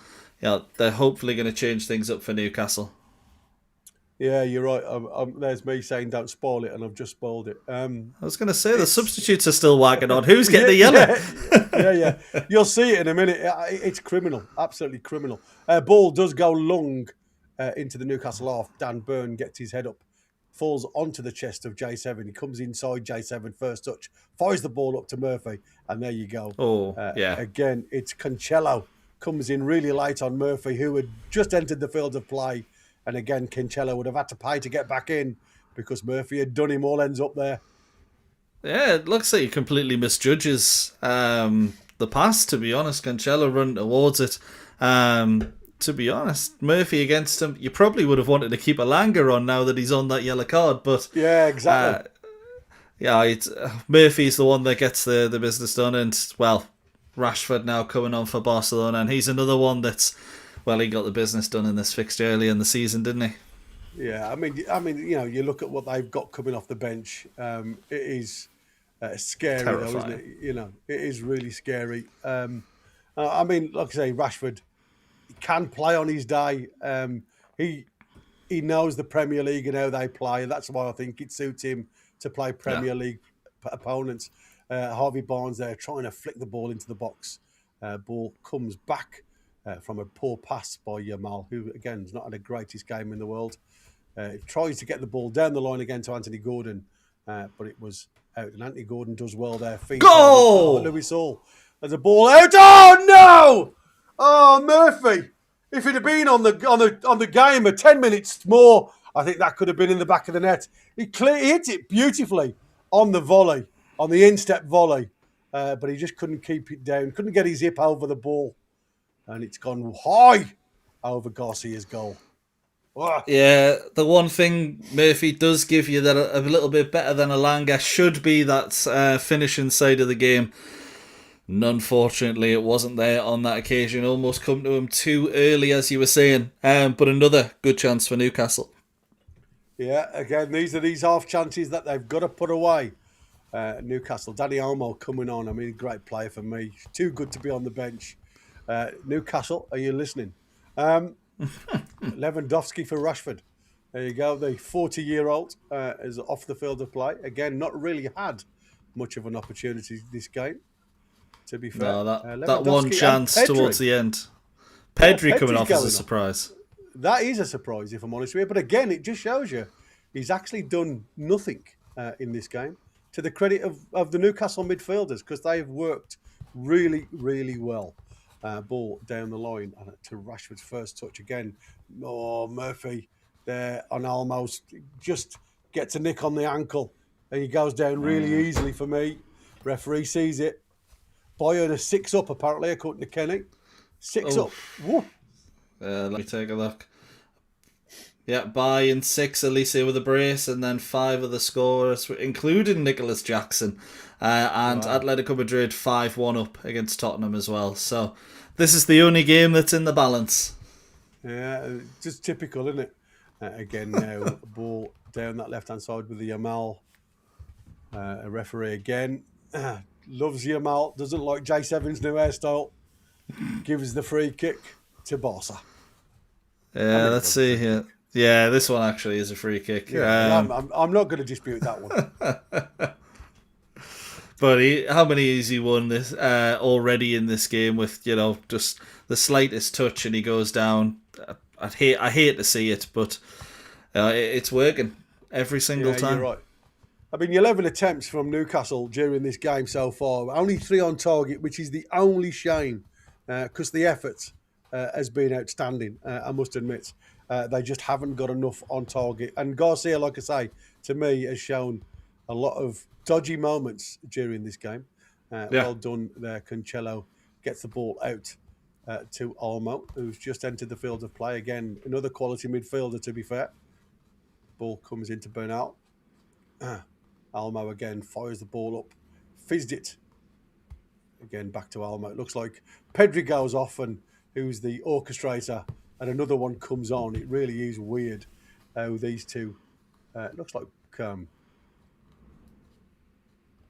got somebody down injured here. I don't know what's gone on. One of the Barca players. That's Bernal. Yeah, Bernal just seems to have pulled up really sharply there. I don't know what's happened. Hamstring, perhaps? Well, whatever it is, he'll stay down for about 5 minutes and there'll be one added on. Well, exactly. It's when he passed that ball, as soon as he passed the ball, he hit the ground. And I don't know what happened. That's really weird. Yeah, almost the worst injuries, really, aren't they? When then there's no real contact there. It's just as you've made the movement, they're the ones that often keep you out for the longest amount of time. Yeah, Casado is on for. It looks like Casado's getting changed there for Bernal, so it looks like he's taking no more part of it. Again, you can see him there. He just stretches and then just stops. So it looks very much to me like a tweaked hamstring or calf. Barcelona have been we've had some criticism over the years for overplaying these young players, and that's why they're getting the injuries. Gavi, who quite famously now said that I think it was Slaley Hall or Maffin Hall, I can't remember which one it was, looked like Hogwarts. He's just come back from an injury. Pedri's picked up a couple. Bernal, now the latest victim of that, and there's something to be said about overplaying youth. Maybe Newcastle don't. Well, you can argue Newcastle don't play youth enough. Barcelona maybe rely on it too much. Yeah, absolutely. Ball now with Dan Burn comes back to Ramsdale. Ramsdale fizzed it into Malik Chow there, to be fair. Tino now picks the ball up inside to Ramsey, who gets a tug from Olmo, but he gets playing on. Oh, well done. Again, Tino sees the danger. Tonali now picks the ball up. Ramsey comes inside, plays the ball into Murphy, Tonali, Tino. Can you get the ball down the line to Gordon? Gordon now got a clearance in goal. Fizzes it square. Murphy picks the ball up in the D, plays it out to Harvey Barnes. Harvey Barnes shoots off the post. Oh, yes! Get in! Is he offside? No way! He's offside. No way! That is criminal. You saw he was standing about 10 yards offside. Oh my days! What are you doing to me? That's to be. He's not offside. No, not in this position. It's Joe Linton when Barnes takes the shot. Watch him here. He's standing there. What?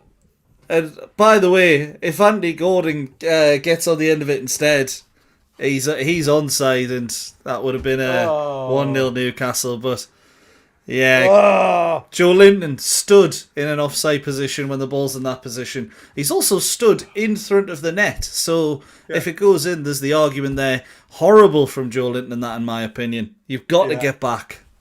Yeah, he was very static, wasn't he? Very lazy, if I'm honest with you. But again, some lovely play from Newcastle. Breaking those high lines of Barca. And they're there. They're there on show for everybody to exploit if you've got runners, and it just proves you've just got to run beyond them lines. Time it well. Tino here getting a little bit of a tap on the back, and it's given to Barca, that one, strangely enough. Of course it is. There you go. When a player puts his feet between your legs and kicks it out of the play, you might as well have it back. Olmo there, not having any chances from Ramsey, he's still on fire, the lad, in the middle of the park. Played really well, hasn't he? Oh, he's been one of my standouts this game, if I'm honest with you, Ramsey. I think he's done excellent. And here we go then, just inside the Barca half. Olmo picks the ball up from Cancelo, goes all the way back. We are in the 76th minute. It's still Newcastle 0, Barca 0. Garcia goes long, headed forward. And again, Yamal trying to pick up that loose ball, but Lewis Hall gets his body in front of player and ball. Does well on the half turn there. Lewis Hall plays the ball out to Harvey Barnes. Again, on his run, gets taken down. The referee has played an advantage, plays it back to J7. J7 trying to run through a wall of orange shirts. He'd come back to Dan Burn, who Tonali's trying to get the ball out of his feet. He does in the end, get it back to Chow. Fizzes it to Ramsey. Ramsey now to Tino. Tino. I'm sure they've swapped shirts, Barcelona and Newcastle. This isn't the team I've been watching over the last few weeks, few months, few seasons. Playing well at St James's Park. Yeah, I think Newcastle know that a draw isn't enough for them right now, and they've got 13 minutes with plus added time to take a win to Spain. And you fancy Barcelona on their own turf, but you fancy Newcastle to get a goal in these last, let's say 15 minutes. Yeah, I mean, you know what? Even if it sits as a draw, right? I'm going to say this now on air, live. To me, it's a win. It's a win. And it's a win because of the performance, mate. You know what I mean? It has been a good performance, but yeah, we need a goal. We do need a goal. I'm not, for me, it's been a win because of the performance. It's been an enjoyable viewing pleasure. I haven't been at a funeral like I was with Manchester City. That's fair. So that's how I look at it. It's been a great game of football. It would be the cherry on top of the cake if Newcastle can go and snatch one in these dying 13 or so minutes. Chow now picks the ball up in the defensive third of Newcastle. Again, Barca not really pressing like they were. It's a case of trying to fill the void. Chow, hesitant, plays the ball forward to Murphy. Gordon trying to feed in Tino down this right-hand side, but deflected straight back to an orange shirt. But again, a poor pass forward. Chow trying to give it to Tino. He does. Back to Chow. Now back to Ramsdale, who hits it first time onto that left-hand side. And it's J7 picking the ball up, being that extra body. Hall, what a great ball that is. Anthony Gordon. Anthony Gordon, give it to it's inside. Give it inside. Was it Anthony Gordon? No, it's Barnes. It's Barnes. Barnes had the opportunity to play Anthony Gordon on the inside. He was open. Hall again on the inside. Oh, God. And again, it's a massive clearance over the bar for Barca. Under a lot of panic and stress. They go over the bar. But I'll tell you something now. It's all Newcastle at the minute. Yeah, Newcastle look at the better side, and it looks like if any team are going to score, it's Newcastle. But we're sitting here, and again, we're really, really knocking on the door. But Garcia hasn't really had a save to make. No, that's the only thing that's negative. When you look at the attempts at goal, a ball into the box, there's a push or a pull on Anthony Gordon, but again, it's come out to J7. Tonali now with the opportunity, pushes himself into the box, across the 6-yard box, and Ramsey with a delicate little chip, but unfortunately, it goes over the bar. Another opportunity goes begging. Yeah, another set piece, and there's a clear push there on the back post, by the way. It's not going to be given, but Tonali does really well to leave his man on the floor as well, fire one across, but again, it's fired at the near post when everyone is at the back, and it's another corner for Newcastle now. Yeah, slight deflection from that little tap over the bar. A ball comes in from Luis Hall. Garcia does get his fist to it, comes out to Tino, who allows the ball to run past him, and he plays it back to Ramsdale, gets it out of his feet, and again launches the ball forward.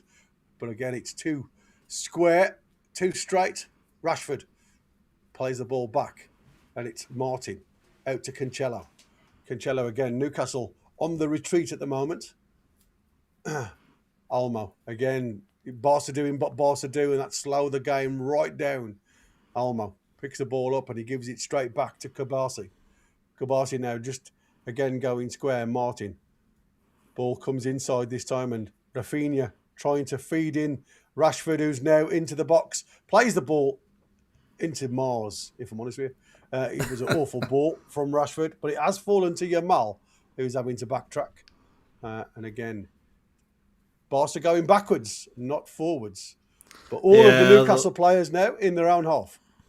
Yeah, Barca having a bit more of the ball, a little bit of sustained possession, and I don't want to say it, but it feels like I've seen this game before. Newcastle being the better team for 85, 90 minutes, and usually that seems to end with an opposition goal. But you're seeing the stats there on the screen. Distance covered. Barcelona have had to cover more ground than Newcastle. And it's very even in regards to the stats, in all honesty. Newcastle, it is. The eye test, we've been the better team, but you do just feel there's a bit of quality in there that's yet to come from Barca.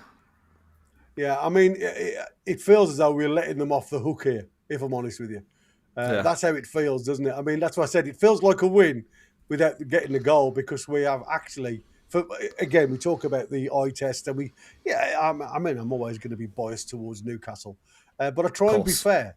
I must admit, if the opportunities that we've had today had fallen to an orange shirt, I don't see them missing as many clear chances as we have, or at least hitting the target more. Christina in the chat, I'm Michael out now. Like, you're not the only one, I'll tell you that. And then do I reckon Barca are going to nick one? I hope they don't, but I've seen this show multiple times before, and it usually ends in heartbreak. But there's always one exception to that, and hopefully this is it. Yeah, ball is out for a throw-in. I just want to just come in there. Yeah, cheers Ian for the Ian. super chat, and thank you very much for the compliment on the commentary. Says great commentary, guys. Thank you very much. We've got the regulars in here that we always enjoy doing this for. Ian, Becca, I could mention about 500 people. V for Vendetta, Queen of Hearts, everyone that's in there at the minute.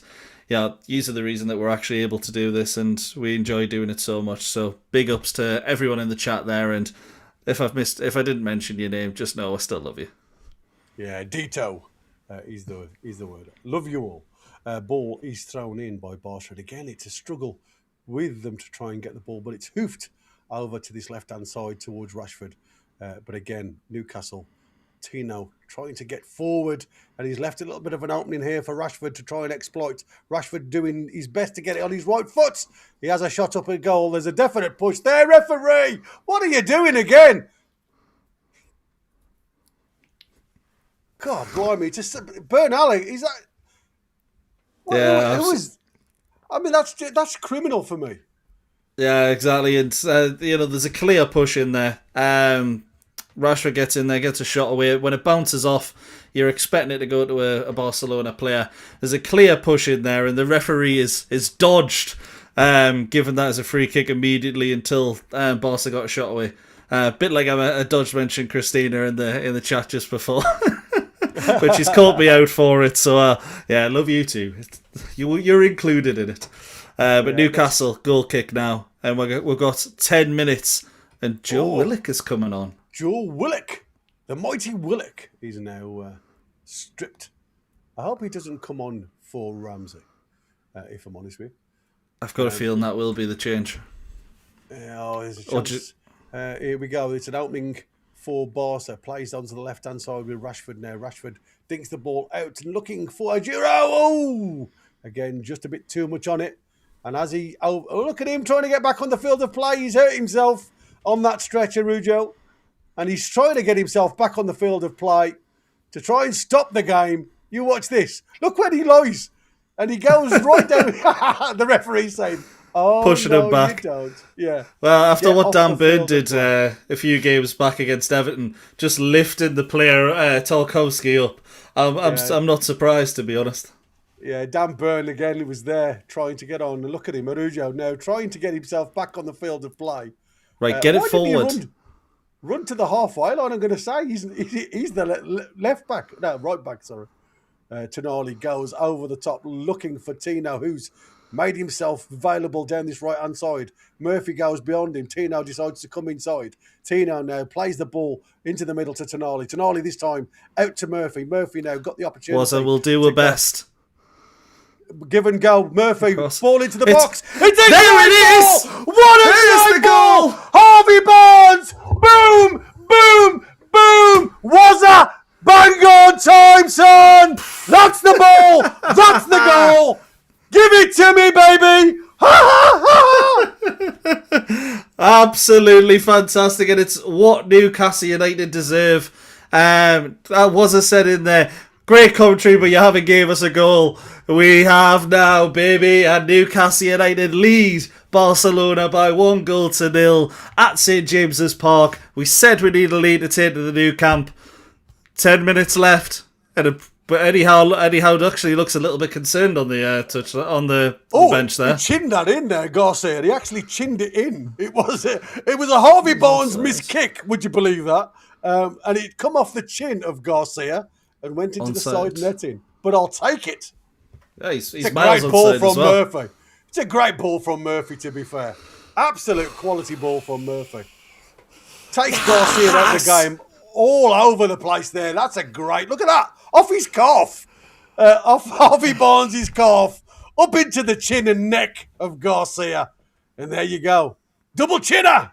Boom. Yeah, it's not a good finish at all from Harvey Barnes, but it doesn't matter how they go in, just that they do. And that is massive for Newcastle United.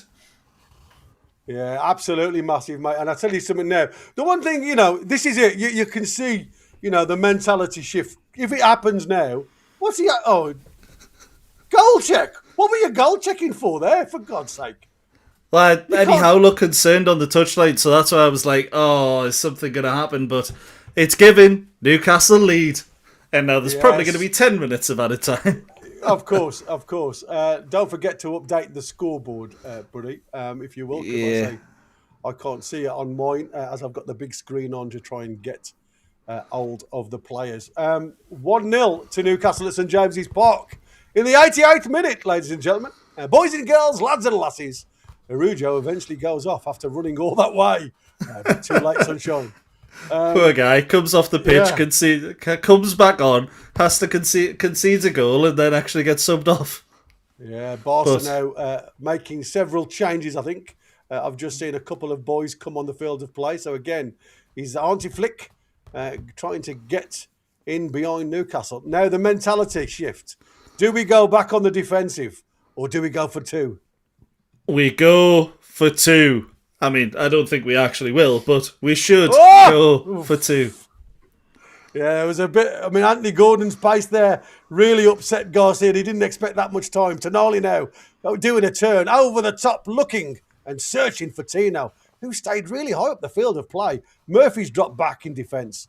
Dan Burn plays the ball back to Ramsdale, who again dummies the ball really, tends to play one way, takes it the other with his feet, up towards that right back scenario. And again, it's cleared and it's Chow looking for... It's tennis at the minute. My head's going one way, then the other. It's back with Garcia. And it's now with Martin in centre-back again, just running forward, trying to drive the ball up towards Rafinha. He does well, to be fair, but there's a slip from the Barca player. And can we get it back? We can. Ramsey, J7 gets a tumble, and it's a free kick on J7 to Newcastle. Come on. We'll say Bobby Barnes has played bad, but he's always there. He can always give you something, can't he? Yeah, exactly. And let's be honest, it wasn't a great finish. He hasn't had a great game, but he's got the goal that could win Newcastle United the first leg of this tie and give them an advantage going back to Spain. And if that is what happens, Harvey Barnes will etch his name into history here for Newcastle United. Because... No, I think that's, the first person to score for us in a last 16 tie, technically. I know we played group stage games in the last round of 16 in 2002-2003, but he's, again, etched his name in history for Newcastle, and him and Gordon have had a great campaign in reality, haven't they? Yeah, it's been excellent. And Harvey Barnes just now taking the applause. Being serenaded by the crowd. Yeah, Barnes will tear you apart again. Yeah. Willock comes on the field of play. Harvey Barnes leaves to a round of applause. Fantastic. Well done. Goosebumps. And Willock. Yeah, exactly. I mean, it is a fantastic feeling. I'd love to have been at St James's Park tonight. I must admit. Ball goes long from incredible. Ramsdale again. Up towards the big boy. It's fallen to Anthony Gordon, who's on the turn, on the penalty spot. He backheels it. Can it come to Burn? No, it's Chow that swings the ball. It's come to Willock. It's played into Ramsey now. Ramsey turns, trying to find the ball out. Hall gets the ball out of his feet, plays it into the box. It's headed clear. Cantonali, it's Tino with a slash from 40 yards. It's deflected out to Rashford, though, and he can't do anything. Anthony Gordon gets a tug on the shirt, and the referee again... He's not going to penalise an orange shirt. You know that. Come on. That's shocking. Trippier's waving to his ex-missus. I'm sorry. He's waving at the Jasmine bartenders. Get 3 on the go. I'm on the way. I'm on the last tonight. Yeah, exactly. He hasn't got away in the morning. No, exactly. Tonali now waving J7 away. Mad Dog. And Eddie Howe, he's all saying, come on, lads, get yourself into the box. We need 2 to go to the new cup. Come on. That's what you think, isn't it? And he did say, I think it was Trippier saying, leave 3 back if we can. Yeah. But I'd love to see us go for it in these latter stages still. Yeah. Cleared, but again, it's a nudge in the back of J7 that went unpunished.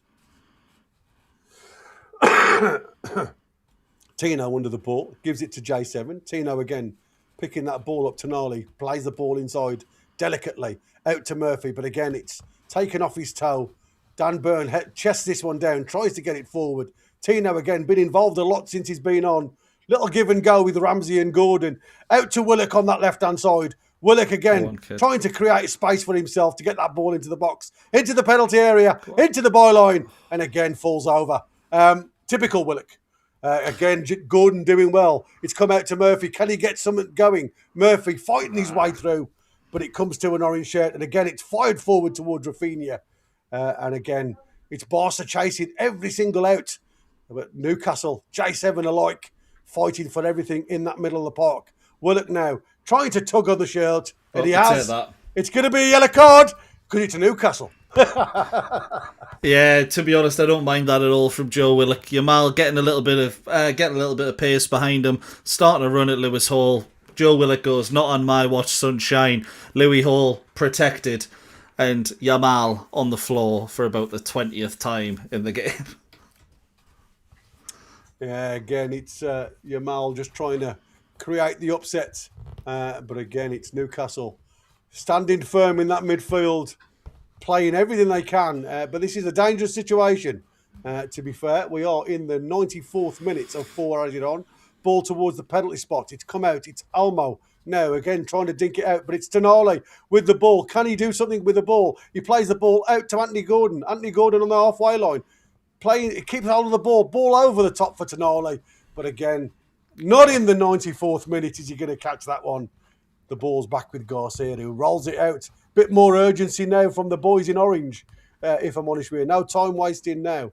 Ball now up to the halfway line. Again, Barca just trying to keep hold of the ball, trying to keep some openings and some minutes ticking down. Martin picks the ball up just inside the Newcastle half. Out to Cancelo, down to this left-hand side. Puts 2 on the bums. Passes through 3. One is just take him out. Yeah, square now. Is there going to be a shot? Olmo on the edge of the box. Comes inside. There's a penalty. There is no way he's gave that. Can you? Oh, my days. Can you believe this? It's just sitting off them again. Right, I haven't seen the replay, but I'm almost certain that's a dive. I mean, you can just see this is just us all over again, isn't it? Olmo goes one way. There is a touch. There's a touch. He goes over. Yeah. He was always going to go over, wasn't he? He flies, mind, and there isn't a lot of contact, but there is contact. It's a pen.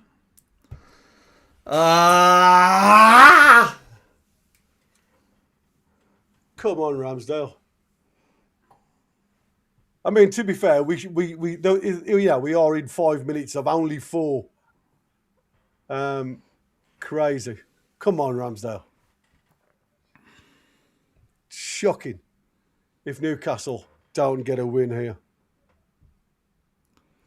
Don't deserve this, Barca. But they don't stop ever trying, do they? No. Yamal's going to take it. He places the ball. It's going to be the last kick of the game no matter what, I think. Yeah, it is absolutely going to be the last kick of the game. Oh, here we go. On the run up. Oh, it's easy. Sends Ramsdale the wrong way. Completely the wrong way. Oh, my days. He's given her the big in with the celebration as well, and he's been absolutely dog all game. That's horrible. That's a kick in the teeth. And the referee blows the whistle now. That's shocking, isn't it? Yeah. Isn't it Newcastle way? You wouldn't be, a Newcastle fan if this just didn't happen to you on a regular basis. You would miss so many opportunities, mate, to put this game to bed. It just never seemed as though it was going to be an easy out. And maybe, at the end of the day, we said when they were dropping off, Barca would slowing the game down. Should we not have just gone and pressed it? The lads just giving that last 10, 15 seconds of just going and pressing back. But obviously, it's a bit of skill from Olmo. He sends Chow the wrong way. Chow dangles a foot But I mean, you know what? I'm proud of the boys tonight. Yeah, it was a good performance, which honestly makes it even worse. But I think we've seen enough in this first leg to say that we can go to Barcelona and cause them some problems. I'm not saying we're going to get the better of them, because we've had the better of them for 90 minutes today and still only come out with a draw. But yeah, it's a kick in the teeth for Newcastle, isn't it? You hate to see it. It is. It's gutting because, like I say, the lads deserve the win. And like I said, it's a morale booster. But what that does show me, though, is the fact that they shouldn't be scared going to Nou Camp. They've got to play like they've played tonight. The trouble is, does that goal in the last kick of the game affect them for the weekend now? Yeah, I think it affects us probably for a while longer. And unfortunately, I think we go into Chelsea. They'll probably hurt a little bit. And we're certainly going to go at the Nou Camp. Well, not licking our wounds, but we might be a little bit more defensive than we would have been. And that's a sad one, unfortunately. I know Willock picked up a yellow card, but I can't think of too many more moments in the game. Well, moments in that second half where we were time wasting towards the end, and I'm sure the ball wasn't in play for a full 4 minutes. It never is really in added time. No. But for him to give the penalty at 4 plus 23, I think it is. It's a tough one for Newcastle to take. Yeah, it is. And that's why I said it just blows the wind at your sails a little bit, because, like I say, it's been an absolutely joy and pleasure to commentate on a game like that, because that's what we want to see. That's what we want to, we want to be involved with as a channel. A team that wants to progress, that wants to go forward. And like I said, to me, this season, more than any other season we've been in the Champions League, it looks very much as though Eddie Howe and the team want to go as far as they can against the opponents in the Champions League. It's where the money is, we know that, and financially Newcastle do need it. But they also need to be aware of where we are in the league. This can't be just an excuse, a get out of jail card. And it proves, against all odds, that there's a team out there, if they play together, they can actually take on anybody on the day with a type of performance like that and get the results. It's just a shame we didn't get the win. But, for me, it is a win because the lads have turned up. We're still in the tie going into the second leg. I think it's going to have to be PSG levels the last two times we've played at the Parc des Princes. We're going to have to put in that kind of performance, a real dogged performance to get anything out of it. And we've seen it as we can do it. It actually might suit us a little bit more. Go in there and we still have to go out and get a goal very likely because they're going to score. At the Nou Camp, I think they always do in the Champions League. But for Newcastle, going there and needing to score to win the tie is actually maybe going to do us some favours because we won't just sit back. No, and I think that is, for me, it is the big thing. Can you go and win at the Barca, at the Nou Camp? Well, yes, you can, but you've got to have the mental approach. And like I said, you've not got to allow them an inch of space.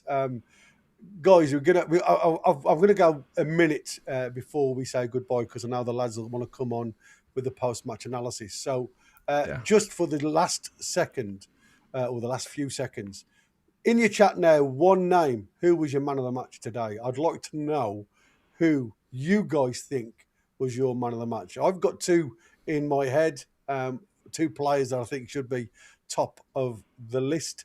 Michael, I'm going to come to you first. Who would you go with? I'm going to say you've got to. You're going to have to watch the player ratings to get my final ones. But I will say there's a few players that did stand out. I think Ramsey was excellent. I thought Dan Burn was very good in defence as well. Lewis Hall, fantastic. So for me, there's a few names there that'll be getting high marks, particularly from me. Hall in there, Big Joe in there as well. Ramsey, exactly. Similar feeling. I was going to say I couldn't have gone or disagreed with any of them. Hall, for me, like I said, if he was wearing a Barca shirt, he would be worth 150 million. I ain't being funny. That kid is some player. And again, you know, when you're giving him the opportunity, and that's what Barca do, they allow you to play, and you can see the type of players you've got when teams allow you to play. That's not the Premier League, and that's what I said. That's how difficult the Premier League is at times for me. You know, European football, they do allow you time on the ball. They don't push you like Premier sides do. They're quality, don't get me wrong, but you have got more time on the ball to utilise it. And like I say, you can hurt them. I think if we had somebody up top today, and I'm not knocking Asula because I thought his commitment to the cause was fabulous. I thought, you know, 1 to 11, there was one player, unfortunately, that got the goal at the end that didn't really play the best football, but he proved the value of him being part of the team when he gets the goal. So, you know what? Yeah. Sometimes when you're having a bad game, and you say this, don't you, all the time, you know, when you're having a bad game, you've still got to be involved. And for me, right pot, right time, great ball from Murphy with his inclusive. And like I say, he could have got a goal himself if it had been probably on the pitch a little bit longer. And it's warmed up a little bit more. But it was a great game of football. And, you know, I agree with all of your nominations for Player of the Match, because I think there's several, if I'm honest with you. But if you remember, you'll get the pleasure of Michael and Ian doing their player ratings. But if you're not, why not? Get involved. Here we go. Match reaction is starting right after us. Thank you so much to everybody that is thrown in the super chat and given us Queenie, Ian Fleming and Wazza. Thank you so much, you guys. And again, thank you so much to everybody that's joined us tonight for this 1-1 at St James's Park, Newcastle versus Barca. First leg, second one to come. See you on the next one. Take care for now.